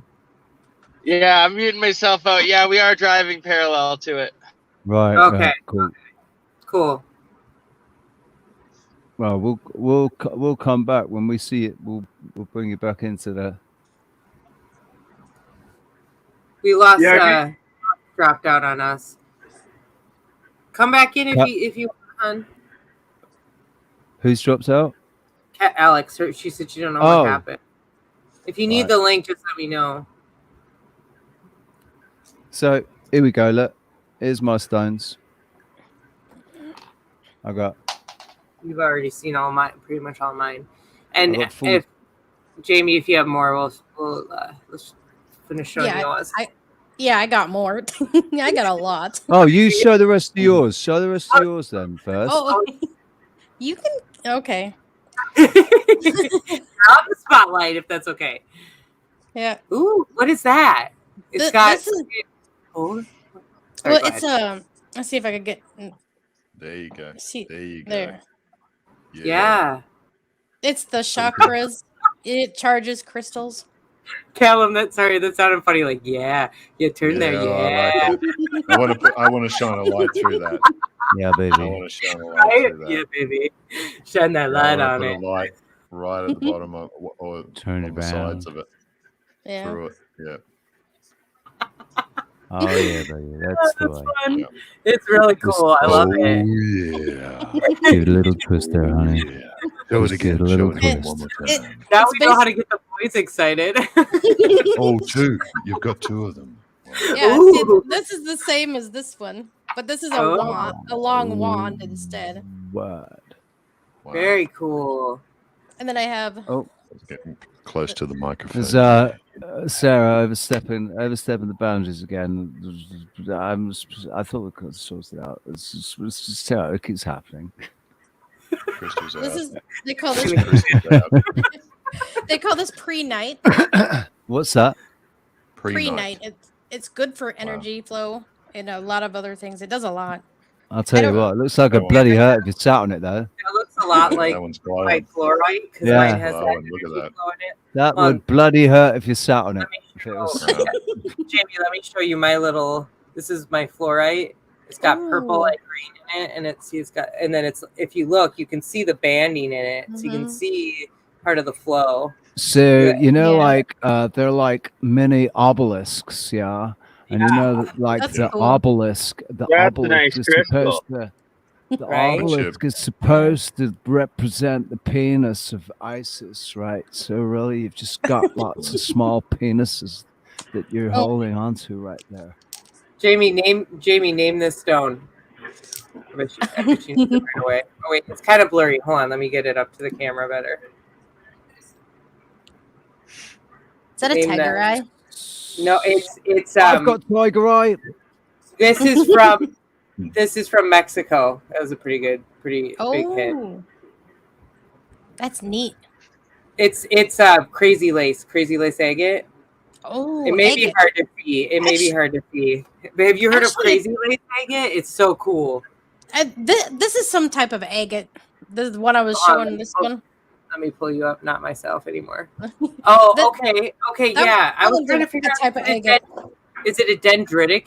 Do you know if there's like some dendrite in that?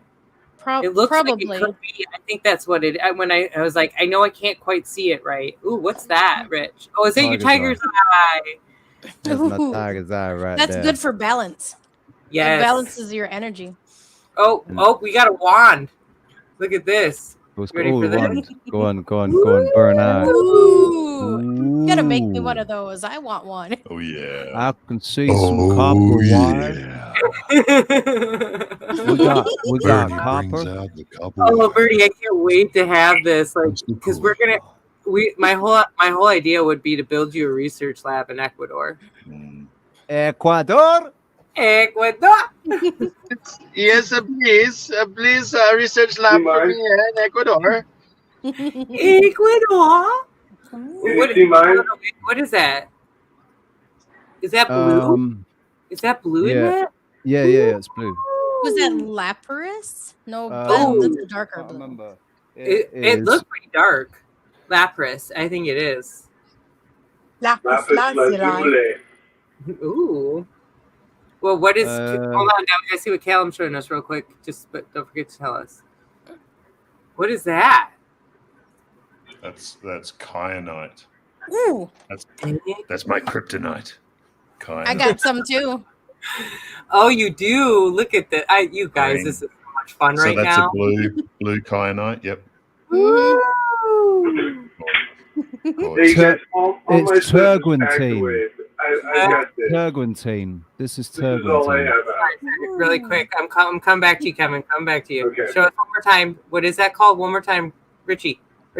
Oh no, it's not turgentine actually. No, I'm wrong. This is What is it? turgentine. This one's turgentine. Okay, yeah, like turquoise. What's the other one though that you were showing? What is that?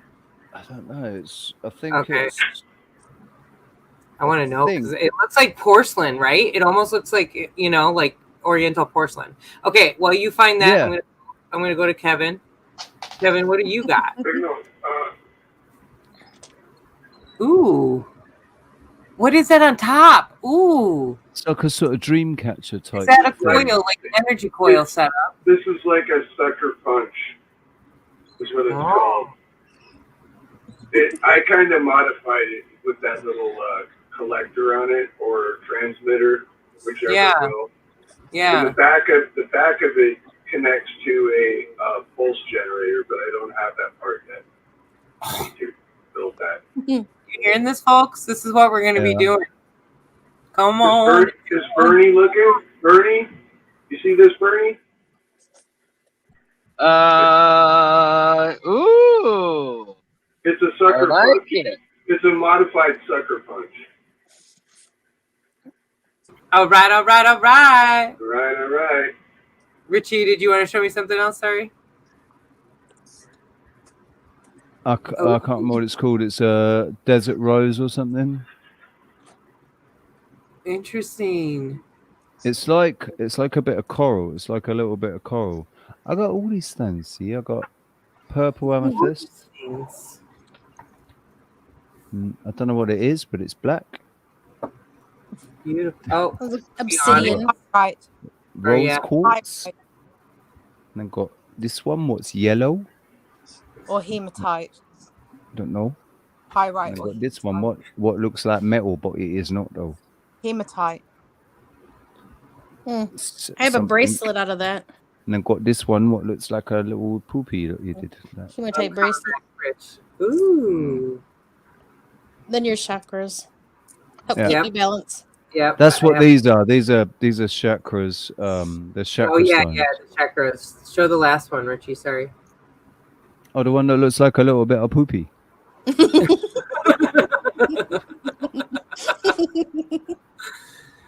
Okay, I'm going back to Jamie. Do you have more you want to show us?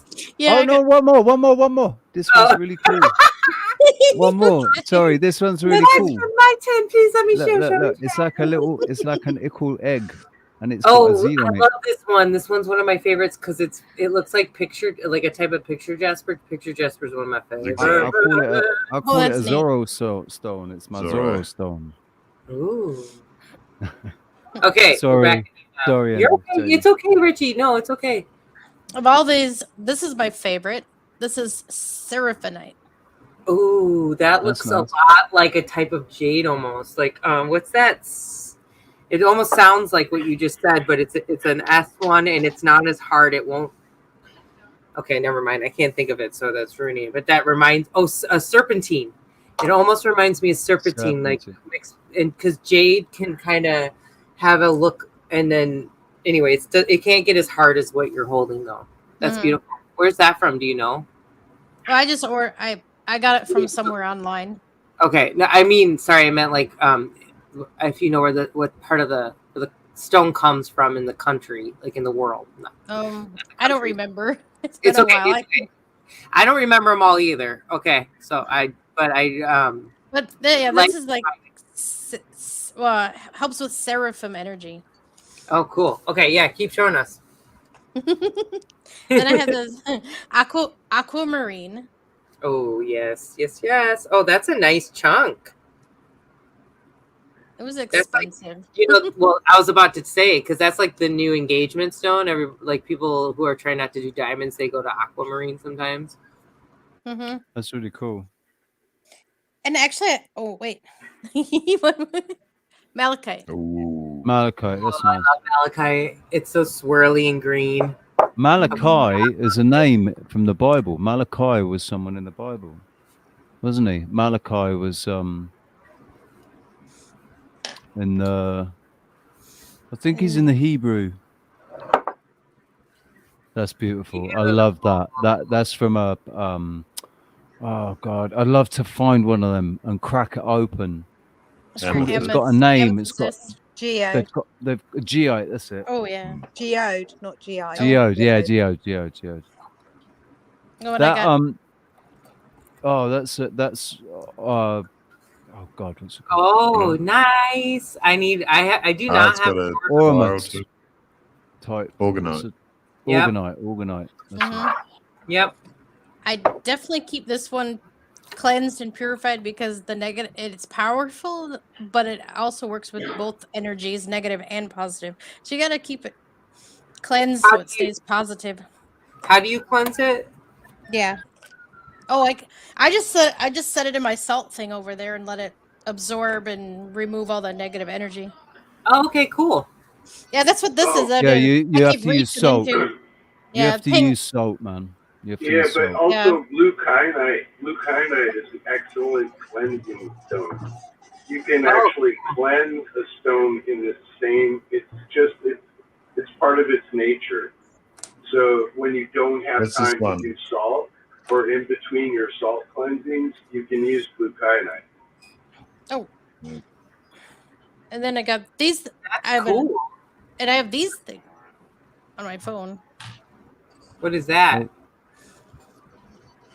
It's almost like an organite type structure to. Yeah, it's like a sticker. It goes on the back of your phone. Oh, cool. Ooh. Stuff we can easily make. Beautiful. Yeah. I love those. Well, we can use the 3D printer to design the molds. Wow. I really like those. Those are beautiful. They look like, they were made to mimic real stones. This Zorro stone is actually a Shiva lingam. It's a lingam stone.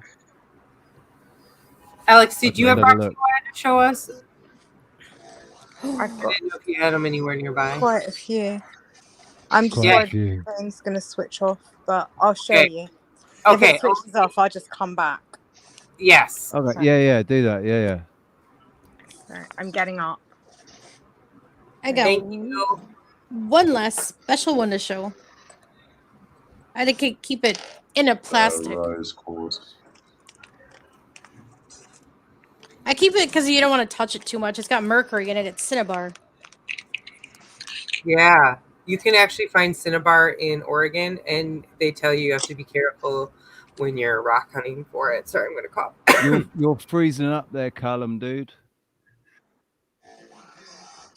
Oh, what's that? That looks like a type of jasper. Do you know what that looks like to me? That looks like something that, what's his name, Mud Fossil University would go nuts over. Like a piece of heart that's been like because it looks Mhm. like blood, doesn't it? That looks flesh. It looks fleshy. Yeah, this is my piece of cinnabar. Cinnabar is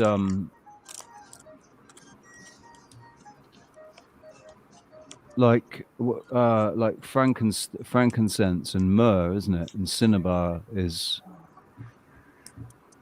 what's that you got there? Is it calcite? These are the ones because I'm at my mother's house, so these are just the ones I've brought with me. These are from just milky quartz. My entire hill is made out of this where I live, so I just bring the ones that I use. I like that milky quartz. That's what. Okay, so that is like, if you think about it too, that's what jasper and agates are. Like agates are colorized quartz crystals, and jasper is colorized like milky quartz in a way, if that makes sense. And it's mixed in obviously with like natural substances to give it that color. But like in Oregon, one of the coolest agates is moss. It's called moss agate because there's literally moss. Moss agate is so cool. Oh, it's my favorite. I have a necklace I wear all the time. And in complete contrast, show us those skyscrapers again, dude. I'll just show us those skyscrapers again. Yeah. Skyscrapers. Woo! We're in the concrete jungle. Hold on a second. Oop. Downtown Calgary. Sorry. Can you see the top of that big mirror building? I want to see the top of that big mirror building, man. I'd love to base jump off that. Wow. Base jump off that big mirror. Biggest, tallest building right there. You talk about Black Mirror. Wow. And they've got an obelisk type feel to them, don't they? For sure. They're definitely, I think what it is just men that have got it's men with penis envy that design these great big buildings. Probably. Is, one giant phallic structure. John, man. And now we're off to the gay parade. Woo! You're gonna take us in? Are you gonna ask questions even? Yeah, I'm walking right up for everybody to see. Thank you, Bernie. I've always wanted to go to a gay parade. You're more than welcome, right? Who doesn't want to go to the gay parade? It's gonna be a fun time. I mean, yeah, I think back in the 80s they were, or certainly in the 90s, they weren't quite as flamboyant as they are today. Right? Today it's just pure fire. As flamboyant as you can get. Yeah. Good music, though. Copyright. They have the best. Honest to God, gay club's best music ever. Yeah, it's true. It's true. Absolutely true, man. Not my son. Because they're not afraid to dance, man. Gay men are not afraid to dance, whereas a lot of other men are afraid to, aren't they? Because they're like, just hold my pint, man. I'm just gonna. Seems like a requirement nowadays. Yeah, man. Dude, dude, you've got to be able to twerk. If you can't twerk, then you're no one. Yep. Twerk, and what's that other one? The sort of shimmy shake thing. Where you going like that? I know there's the Bernie dance. You should play a video of the famous Bernie dance. The Bernie dance. If you got that, It's not me. It's the Bernie dance. It's like I don't know. You're like seizuring while standing or something. I don't know what that is. I don't know what it is, but I'll do it. The penis envy is definitely real, though. You are absolutely 100 on that. Hey. We are one block away from the gay parade, my friends. One block. Come on. We're just one block away. Any final parting words at 44455? away. Just one. Wow, 444. Look I'm at that. gonna shake that booty. Woo! Woo! Turn it up, man. Here we go, putting you on the Oh, spot. we're getting closer. We're getting closer. Sons of YMCA. Sons of the Escapade. Do. Oh, they're parading. They're parading. Dude, I've just got to say, you are a genius. You're just a genius. Those glasses. Did you know that the gay parade was on today? And that's why you wore the glasses? Or are you just a natural chameleon? Oh, the cheering's getting loud now. Yeah, he can't hear us anymore.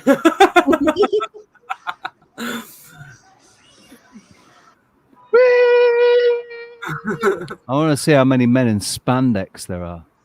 Oh, we're getting right up personal and close.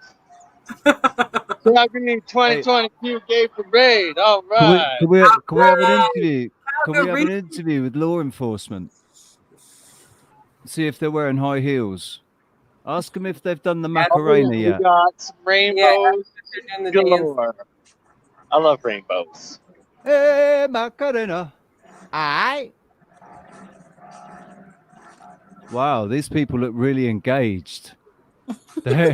Wow. Wow. Hang on a second. Are we at the gay parade or are we at the Land of the Walking Dead?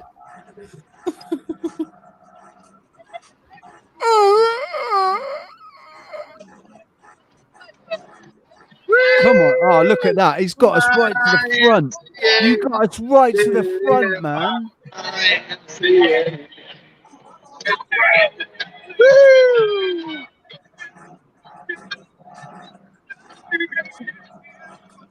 Do you know what we need to do? We all need to mute up and Hey, we got Justin's liberals.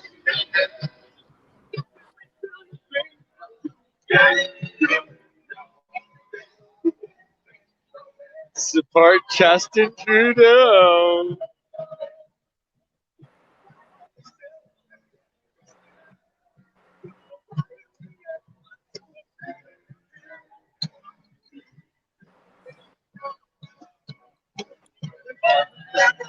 Calgary, we can't hear you.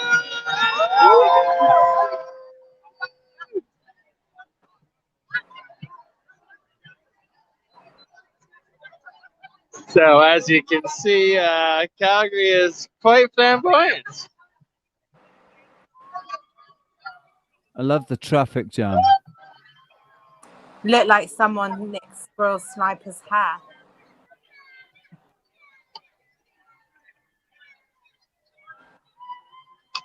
Oh, now we have the new Democrat Party.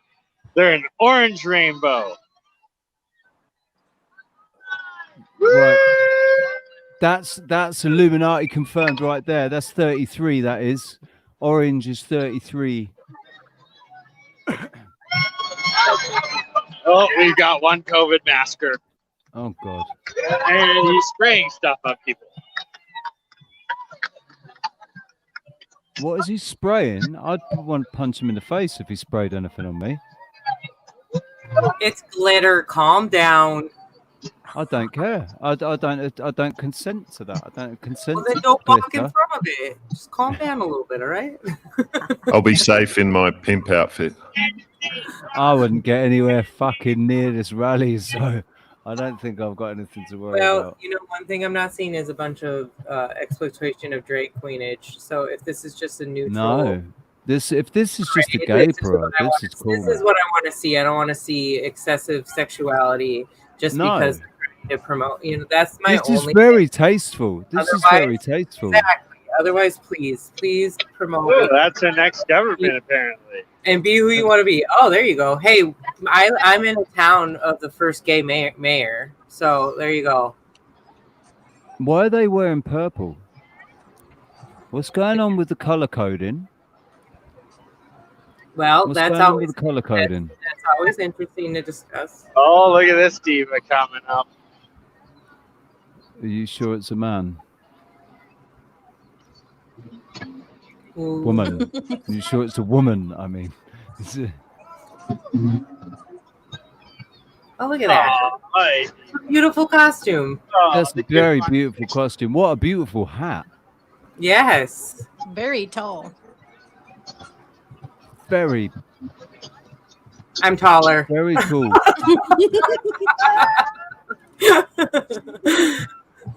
She actually reminds me of my auntie.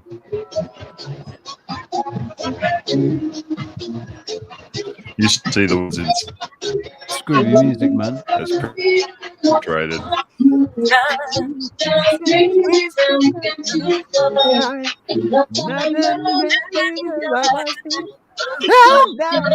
No. I'm a rocket man. Good song. Good song. Good tune. Poor people in front of Bernie right now, like, why do we have to listen to this garbled YouTube people trying to sing against us?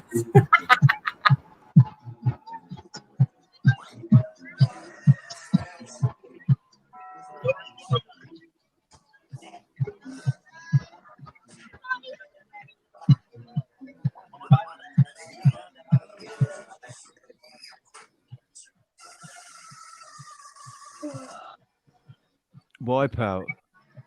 I just heard Wipeout start to play then.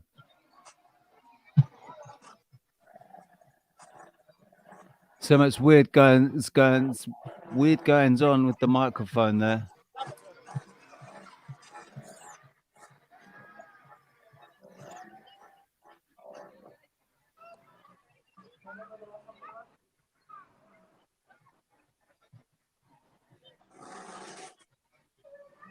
Can't really hear anything. A lot of children for a gay parade, but hey, who am I to judge? YMCA. Everyone going. YMCA. Okay. What's that about? That's old school. That's a move, man. I've never seen those moves. That guy's got some. The great. Hang on. Is this a gay parade or is this a? Is this a presidential party? Oh, we got a parade? gay quacker. We got a gay doc. That's a gay doc? Poodle. Poodle for sure. Oh. Come on now. Poodle. Okay.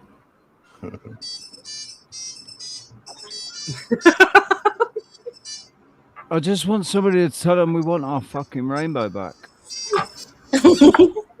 I was getting there, Dad. We are the Rainbow Warriors. Oh.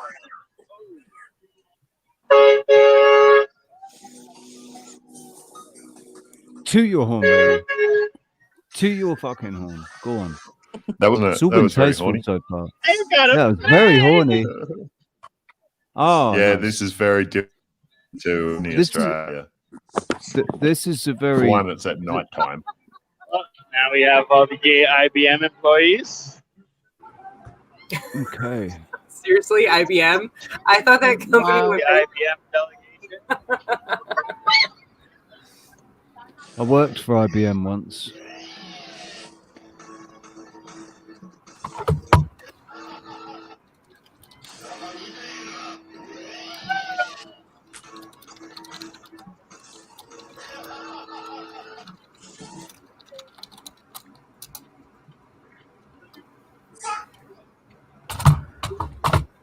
What's that say? Weatherford.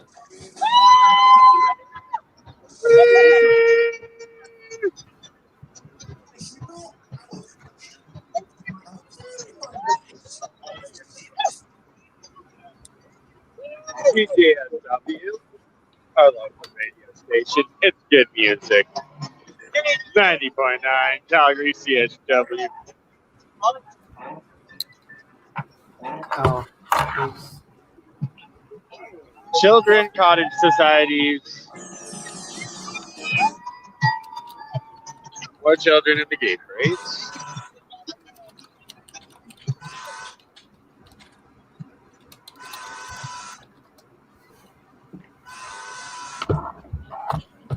How long have they been getting children involved with Pride?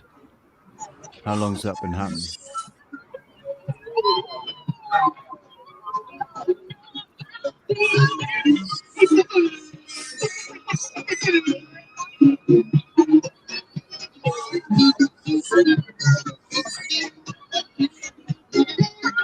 There we go. You got your bubbles.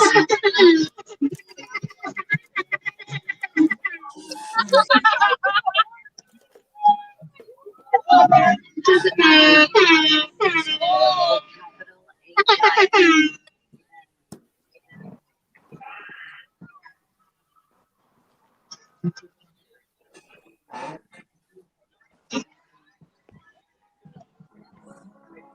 like the rainbow.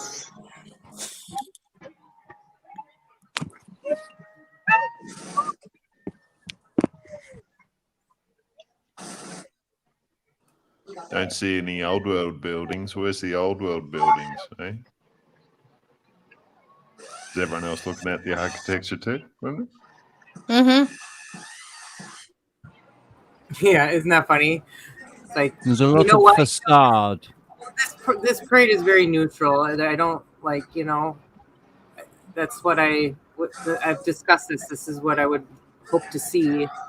I don't want to see excessive sexuality, and that's where I think things are getting weird with that. And we've talked about this in the media, how that's happening. And I've what's not been even offended once. I've not been offended once. This is absolutely like, there's nothing wrong with this. This is brilliant. Yeah. A lot of flags. Yeah, this is very different to Sydney, Australia. Very different to New York. Tell us what this would look like from Sydney, Australia perspective. It's very different to New York as well. Yeah, well, the ones I've witnessed have there's been X-rated acts. Yeah. Yeah, this one's surprisingly really mellow. It's pretty decent. This is fun. We Yeah, can do it's this. pretty much like it's basically. Mm.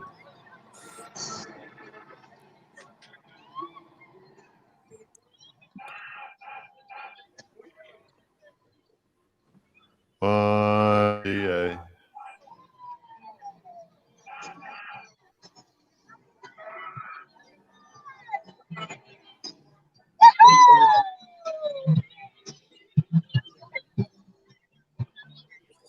Oh, Bubbles! Call me like everybody does.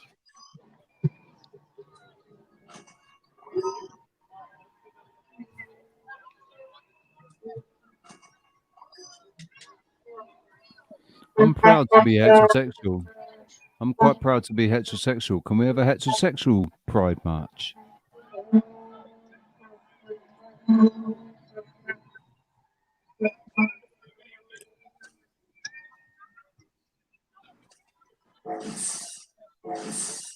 We need a spiritual pride Canada parade. section now.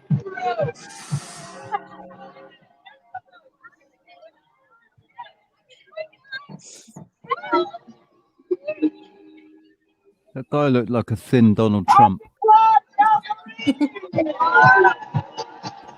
That's a really weird vision. Cool.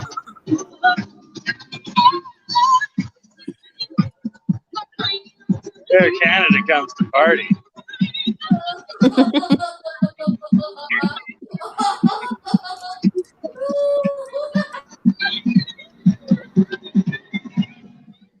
I do kind of want that umbrella though.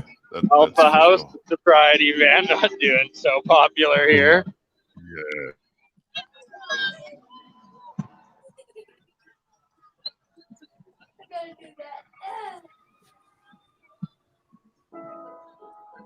Ooh, what's one of those? They're giving not away hot. colored things. I got my rainbow. Like, just so long as they weren't giving away like puberty blockers or something, and that's cool. Ooh, we got SATE, Southern Alberta Institute for Technology, proud. Is that a sword you've got there? Yeah. That's really cool, man. I freaking love swords. What is that I made out of? freaking love swords. What's that metal? It's rainbow. It's it's titanium. Yeah, It's yeah, very yeah. cool, man. You just caught my eye with that. I love swords. I love watching Look them at those being made. balloons. That's the only rainbow I do. That's what I like about oh, what's it called? Steel. That's steel. Yeah, it's flashy. Damascus steel has got you can have like a rainbow finish to Damascus steel. It's a multi-dimensional metal. Oh, German. I didn't realize it was off camera. Okay. So we've been going for 5 hours. Yeah, and I was about to say we actually kind of just set our tentative meeting Just gonna for a pop. couple of hours. So we're gonna try to make sure we get that in tonight. And by the way, Kevin, you suggested this, and I know Richie, you'll be down. Especially if we end up having this meeting, we might have an impromptu live tomorrow because it's actually the Labor Day here in the United States, and I will have the day off. Labor Day special. Oh, you gotta check out the dog one. The dog one.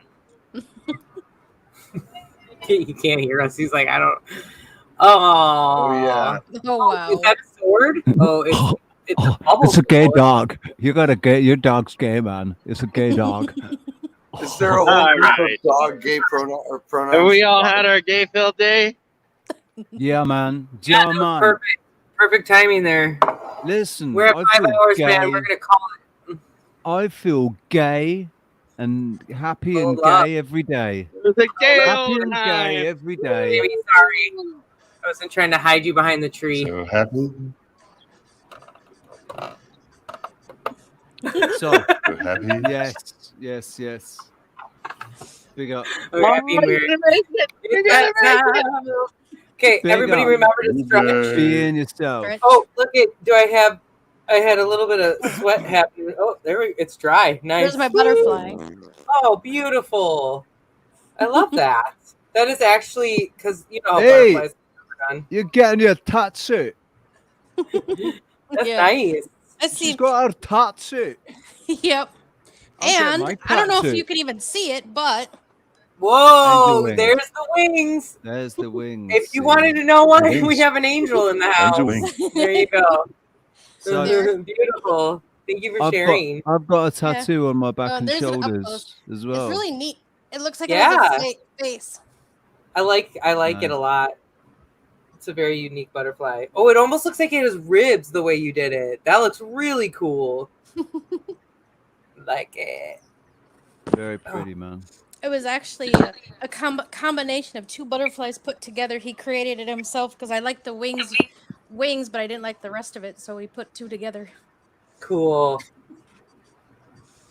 That's what I've had done with my arms. I had one design that was blended into what was at the top of my arms. So it's the same design at the bottom on both arms, but at the top it's different because of what was at the top. But I've still got the symmetry, like it's still exactly the same at the bottom. But I've got like a sort of tribal type cross on my back that is like it's got the wings kind of thing going across my shoulder. It's not wings, it's the pattern. But I love wings across shoulders and stuff, you know. Right, I ladies love and the gentlemen. joke about wings. Say So that again. Well, I've Look got a at good this joke about concrete wings. jungle, Richie. Yeah, man. Poor Alex. Please, one more time. Is it my turn? I said I've got a very good joke that my dad used to tell me about wings. Please. St. Paul is at the gates of heaven. Or is it St. Peter? I don't know. But one of them is at the gates of heaven and he's giving out wings. And a little white baby dies. And he says, "Hello, little white baby. Come into heaven and you can have wings and be an angel." And 3 little white babies passed by and they're all given wings. and they're all told they can be angels. And then a little black baby comes by, and St. Peter or St. Paul, whichever one it was, says, "Come in, little black baby. I'm going to give you a pair of wings and you can be a bat." Now, that's quite a racist joke, but it's a Jewish joke. And, you know, you can't take the Jewish comedian out of the man. But when my son was told that joke, he was like, "No, I want the black wings as well." And he's a white boy, but he wanted the black wings because he wants to be Batman. You're muted. I can't tell You're if muted, anybody Richie. like that or not. Richie, can't hear you. Can't hear you. No. What I was trying to say then, Alex, was, yeah, that's exactly what I would have said. Give me the bat wings, man. I'll be Batman. Exactly. Oh, and my son was Batman. We used to go to Comic-Con, and one time we went, he had a Batman outfit, and it was a homemade Batman outfit. See, So I I've was got always pictures I can send you, and then if you wanted to, you could show them to people, but it's up to you. right. I was always pissed off when I was a youngster, and I wanted the Batman outfit, or something like that. The only outfits you could get were the equivalent of Batman, 1960s cartoon kapow Batman, not the Dark Knight. But now you can buy costumes like a Dark Knight costume that's got the muscle, it's got the muscle pad in there and everything. So you actually look a little bit more like the character than when in the 80s. In the 1980s, man, costumes were shit. Yeah, You right there? For Halloween, I wanted to buy those wings that move. Put them on my back and have wings that just. The ones that you can get that go out, like. Yeah. Yeah, you pull a little lever and they extend out. Yeah, I wanted to get that for Halloween. I was gonna be Yeah. my angel for Halloween and be all blue. That's it. It's like Constantine, man. It'd be like Constantine. That's good music. It's just like an accentuating point of everything you're saying. What's Concrete jungle. Batman suits at every turn. Yeah. Will they ever learn? One thing I wanted to say, sorry, before I had to get up, is that Alex, we also talked about seeing your rock collection. Do you want to end the show with that, if you can? And I know we can't see you right now. I don't know if something just happened to your camera, but if for some reason we can't, I was thinking we can make sure we get you. I think that should be like a regular thing, like come show your rock collection.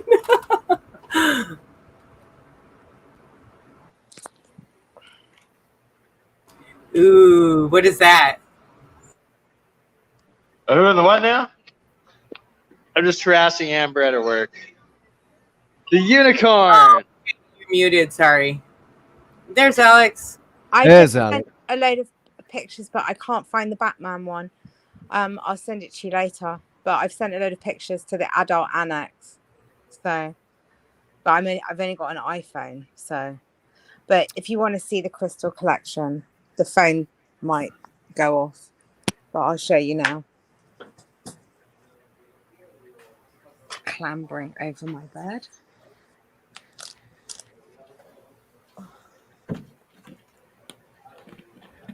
Okay, so there's that one. Can you see it? I just tilt the camera, I think, down a little bit. Is that huge one in the corner? Yeah, that's wrong. Is that the putting you full screen here. There we go. Yeah, There we that's go. one of those rock salt. It's a rock salt lamp.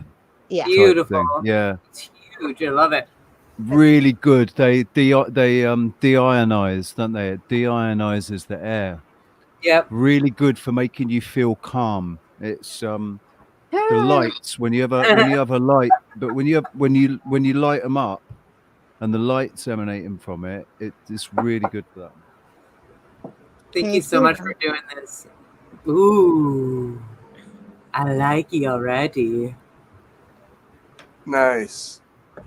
Yeah, that's cool. That's a brick. of rose quartz that I got when I went to Kagyu Sami Ring, which is a Tibetan monk center in Scotland. Is that an owl?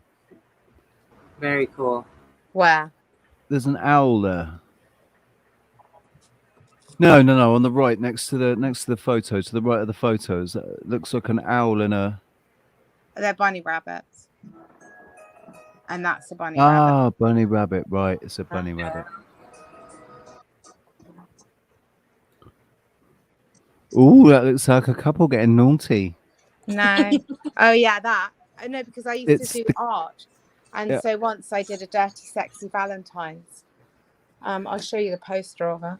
Okay, here we have a load of amber. No, not amber, amethyst. That was my mum. She had crystals in her shop. You can see, I don't know if you can see it very well, picture of her. Right. And that was her shop layout. Take you into the hallway. The camera didn't flip, Alex, just so you Yeah, know. the- So you just keep it vertical if you want. Okay. So that's Yeah. the answer bunnies up there, which I just have to show you because otherwise they'll sulk.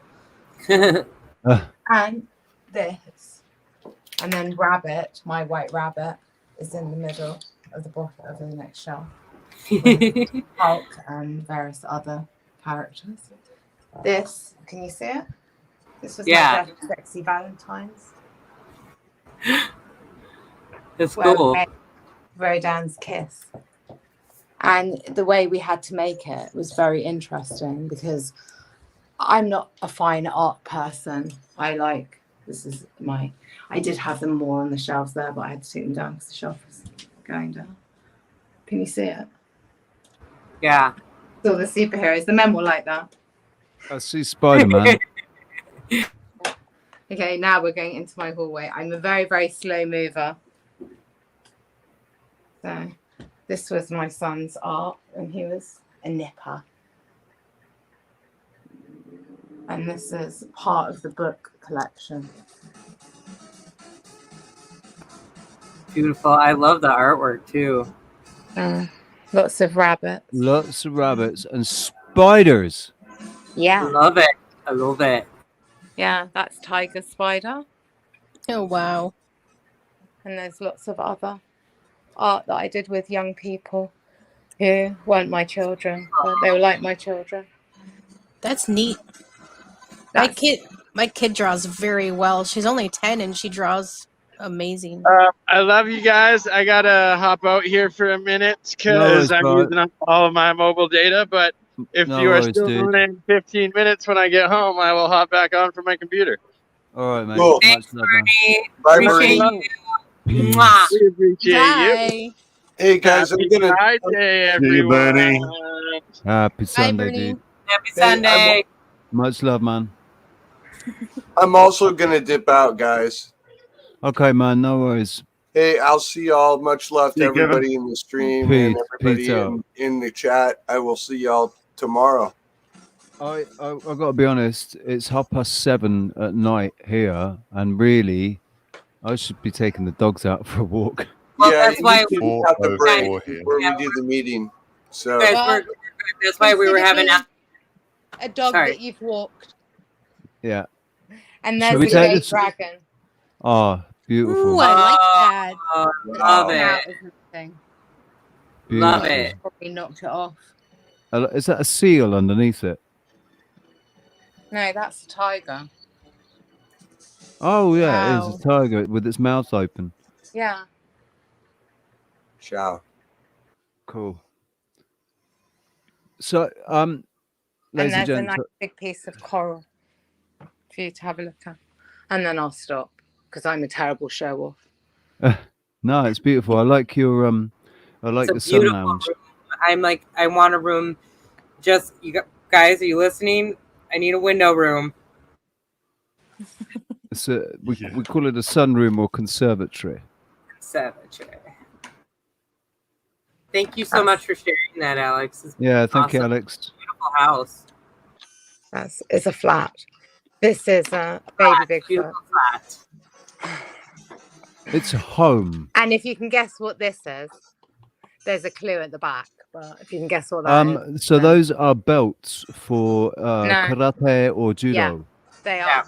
But can you guess what this is? Can you guess what this is? Put the camera down a little more. I can't Put the camera down. That's an urn. No, it's not. It's a kettle. It's a No. kettle. No, What it's is not. it? The clue's behind. Can you see? Kinda. I can't told tell. people in this magic tree house and in other groups. Maybe an that I orgone did. accumulator. It's a Vamana. Oh, it's a Oh, Vamana. Vamana. It was an art Ah. project for my son's art class, and he did a Vamanika Shastra as well. Vamanika Cool. Shastra. I don't know what's on it. That's awesome. Spider. Oh well. So, yeah, we made a Baghdad battery, and the teacher asked after that, please don't do another woo-woo one from a World War II. I said, oh God, I'm so sorry. We did Foo Fighters as a diorama. She went very, very pale, but that's not my problem. And then also have some water with a nice big quartz crystal and an iron fish. Cool. I like experimenting as well. Ooh, I have magnetic sand that I charge my water bottles with. Charge my water. Magnetic sand. That's really cool. So if ever you're in London and you come to my house, it'll be me Casa because you'll already know what everything is. Thank you. Thank you very much, Alex. Right. You need to know where the bathroom is. It's there. Ladies and gentlemen, please don't forget to give us a little thumbs up. If you're in the chat at the moment, don't forget to give us a thumbs up when you come out of the chat, because you can't do a thumbs up when you're in the chat.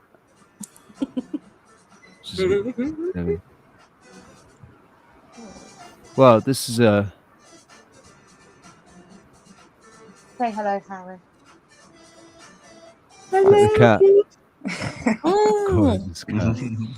You know we love our animals. Yeah. Now I gotta get my cat. Yeah, you do. You know, if you draw a shape, like a love heart shape, on the floor with chalk, your cat will go and sit in it. Shut up. I'm gonna do it. I've got pictures. I'm gonna do it. For everything I say, I've got the receipts. I You know I believe I've you, got receipts Alex. for everything. I believe you. I believe you. Do you think it would work? I was like, shut the front door. And that kind of like, are you serious? That kind of, because there's amazing things I learn every day. Oh, Kizzy. Oh, I'm obsessed. gorgeous. There's Adam. Gorgeous. The little socks. Black and white with white socks. That's gorgeous. I can tell that's a big sweetheart. Oh, it's very big. Yeah. Yeah. Yeah. He's like, yeah, I didn't ask for this right now. Thanks. But he's lovely because he doesn't fight it too much. He's just like, oh, There. I couldn't hear you. Sorry. No, it's all right. It's nice. He doesn't, he doesn't want to be there. He does. He's like, oh God, but he doesn't fight. It's like Ruby. Ruby just goes kind of limp when I pick him up. And the first chance he sees an opportunity to push away and get away, he might do that. But otherwise, he just goes, oh God, all right then, all right, just put me down. Like, don't, doesn't bother fighting too much. It's nice. Yeah, he hollered at me though. He meowed loud. He's like, no. Listen, He's heavy. He's like 14 pounds. But he bites me. I go, nah, I gotcha. And he just goes, poof, dead dog. Yeah. That's so cute. I love it. Thank you guys. I love that little personal touch that we get to have with this. Being able to talk to each other, share it. Yeah, and it's been nice to meet you, Jamie. Thank you for coming on. Mm-hmm. You've been around for a little while, so it's been really nice to actually meet you and see your crystals and stuff. And it's Your really crystal cool. collection. Really cool. Yeah. That is a big crystal collection, man. I'm a little bit jealous. Mine are tiny in comparison. I have crystal envy. I accumulate as I go. When I can afford it, I'll run to the crystal shop when I have time and just get one or two here and there. Just I'm gonna accumulate. try and I wanna actually go and try and find some real ones in the wild, one that in calls for Ecuador, you. kind of thing. You know, I want to find some real quartz and some real amethyst in the mountain in Ecuador. Ecuador. Sorry, I've got to do that every time we say Ecuador now. Ecuador. Sorry. I listened to the music that Angel Wings recommended, and I have to say it really helps. So I just want to say thank you. Oh, you're welcome. That's awesome. Go ahead and if you have a quick link, feel free to drop that, Jamie. And I subscribe to them. Drop it in the private chat. I'm gonna share. I'm gonna go back with Richie because I've followed some of it and shared it. So we're gonna we'll make a relaxing version of our break time video based on that. So thank you. Oh, no problem. I know that's usually what I do. First thing in the morning is I do like 3 hours of that in between listening to videos and when I'm on other videos. I just listen to it throughout the day and it works. I mean, you don't even necessarily have to meditate. It still works. I've actually written some meditation tracks that I released them on my other channel.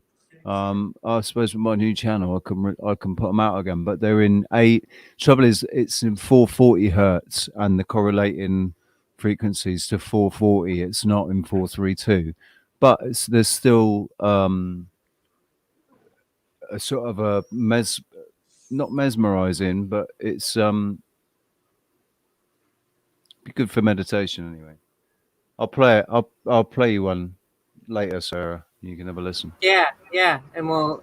So we I apologize because I did want to do some more Q&A with Callum. So we might even end up doing that more in the beginning now then, so that we make sure we set that because I said towards the end, but we never seem to define when we're going to end these things. I said no 6 hours and we're going 5.5 hours. So regardless, we'll get a little more structure to Sunday, and then we'll end it with the panel is probably what we'll do every time. So thank you guys, big time, appreciate it. And if you want to come on next Sunday, that door is going to start opening. So send us an email. Email us. There's email in the description. Yeah. And email us, and then we can email you back with a link. Yeah. That would be a little bit better, and all that information will be in the description of each video. And at the end of this, we will probably play the video that shows that as well. Okay. Awesome. At the end of this, say that again. At the end of this, what? I'll just write it. I'll just put it in the damn chat. No, you said what video are we going to play at the end? Oh, I love the one with the quote. It's just it's good every time. The Joe Strummer quote. And the video that's our ending. That's our ending. I started playing it earlier, and then I remembered. No, this is for the ending, and I changed it. Yeah. Like, Exactly. Yeah, that's the one with the fractals. Yeah. So on that note, ladies and gentlemen, thank you very much. Shout out to the chat room. Apologize for not engaging enough with the chat room, but we love you, and that it's not out of spite or anything. We're just so engaged in what we're talking about. But we will see you again next week in the next few days. We will either myself and Sarah, or myself, Sarah, and Roxanne, or just me. One of us will be. One or all of us will be streaming live again in the next couple of days. So probably tomorrow because it's Labor Day, so we're gonna do a Labor Day special. Keep your eyes to the ground and your ears peeled.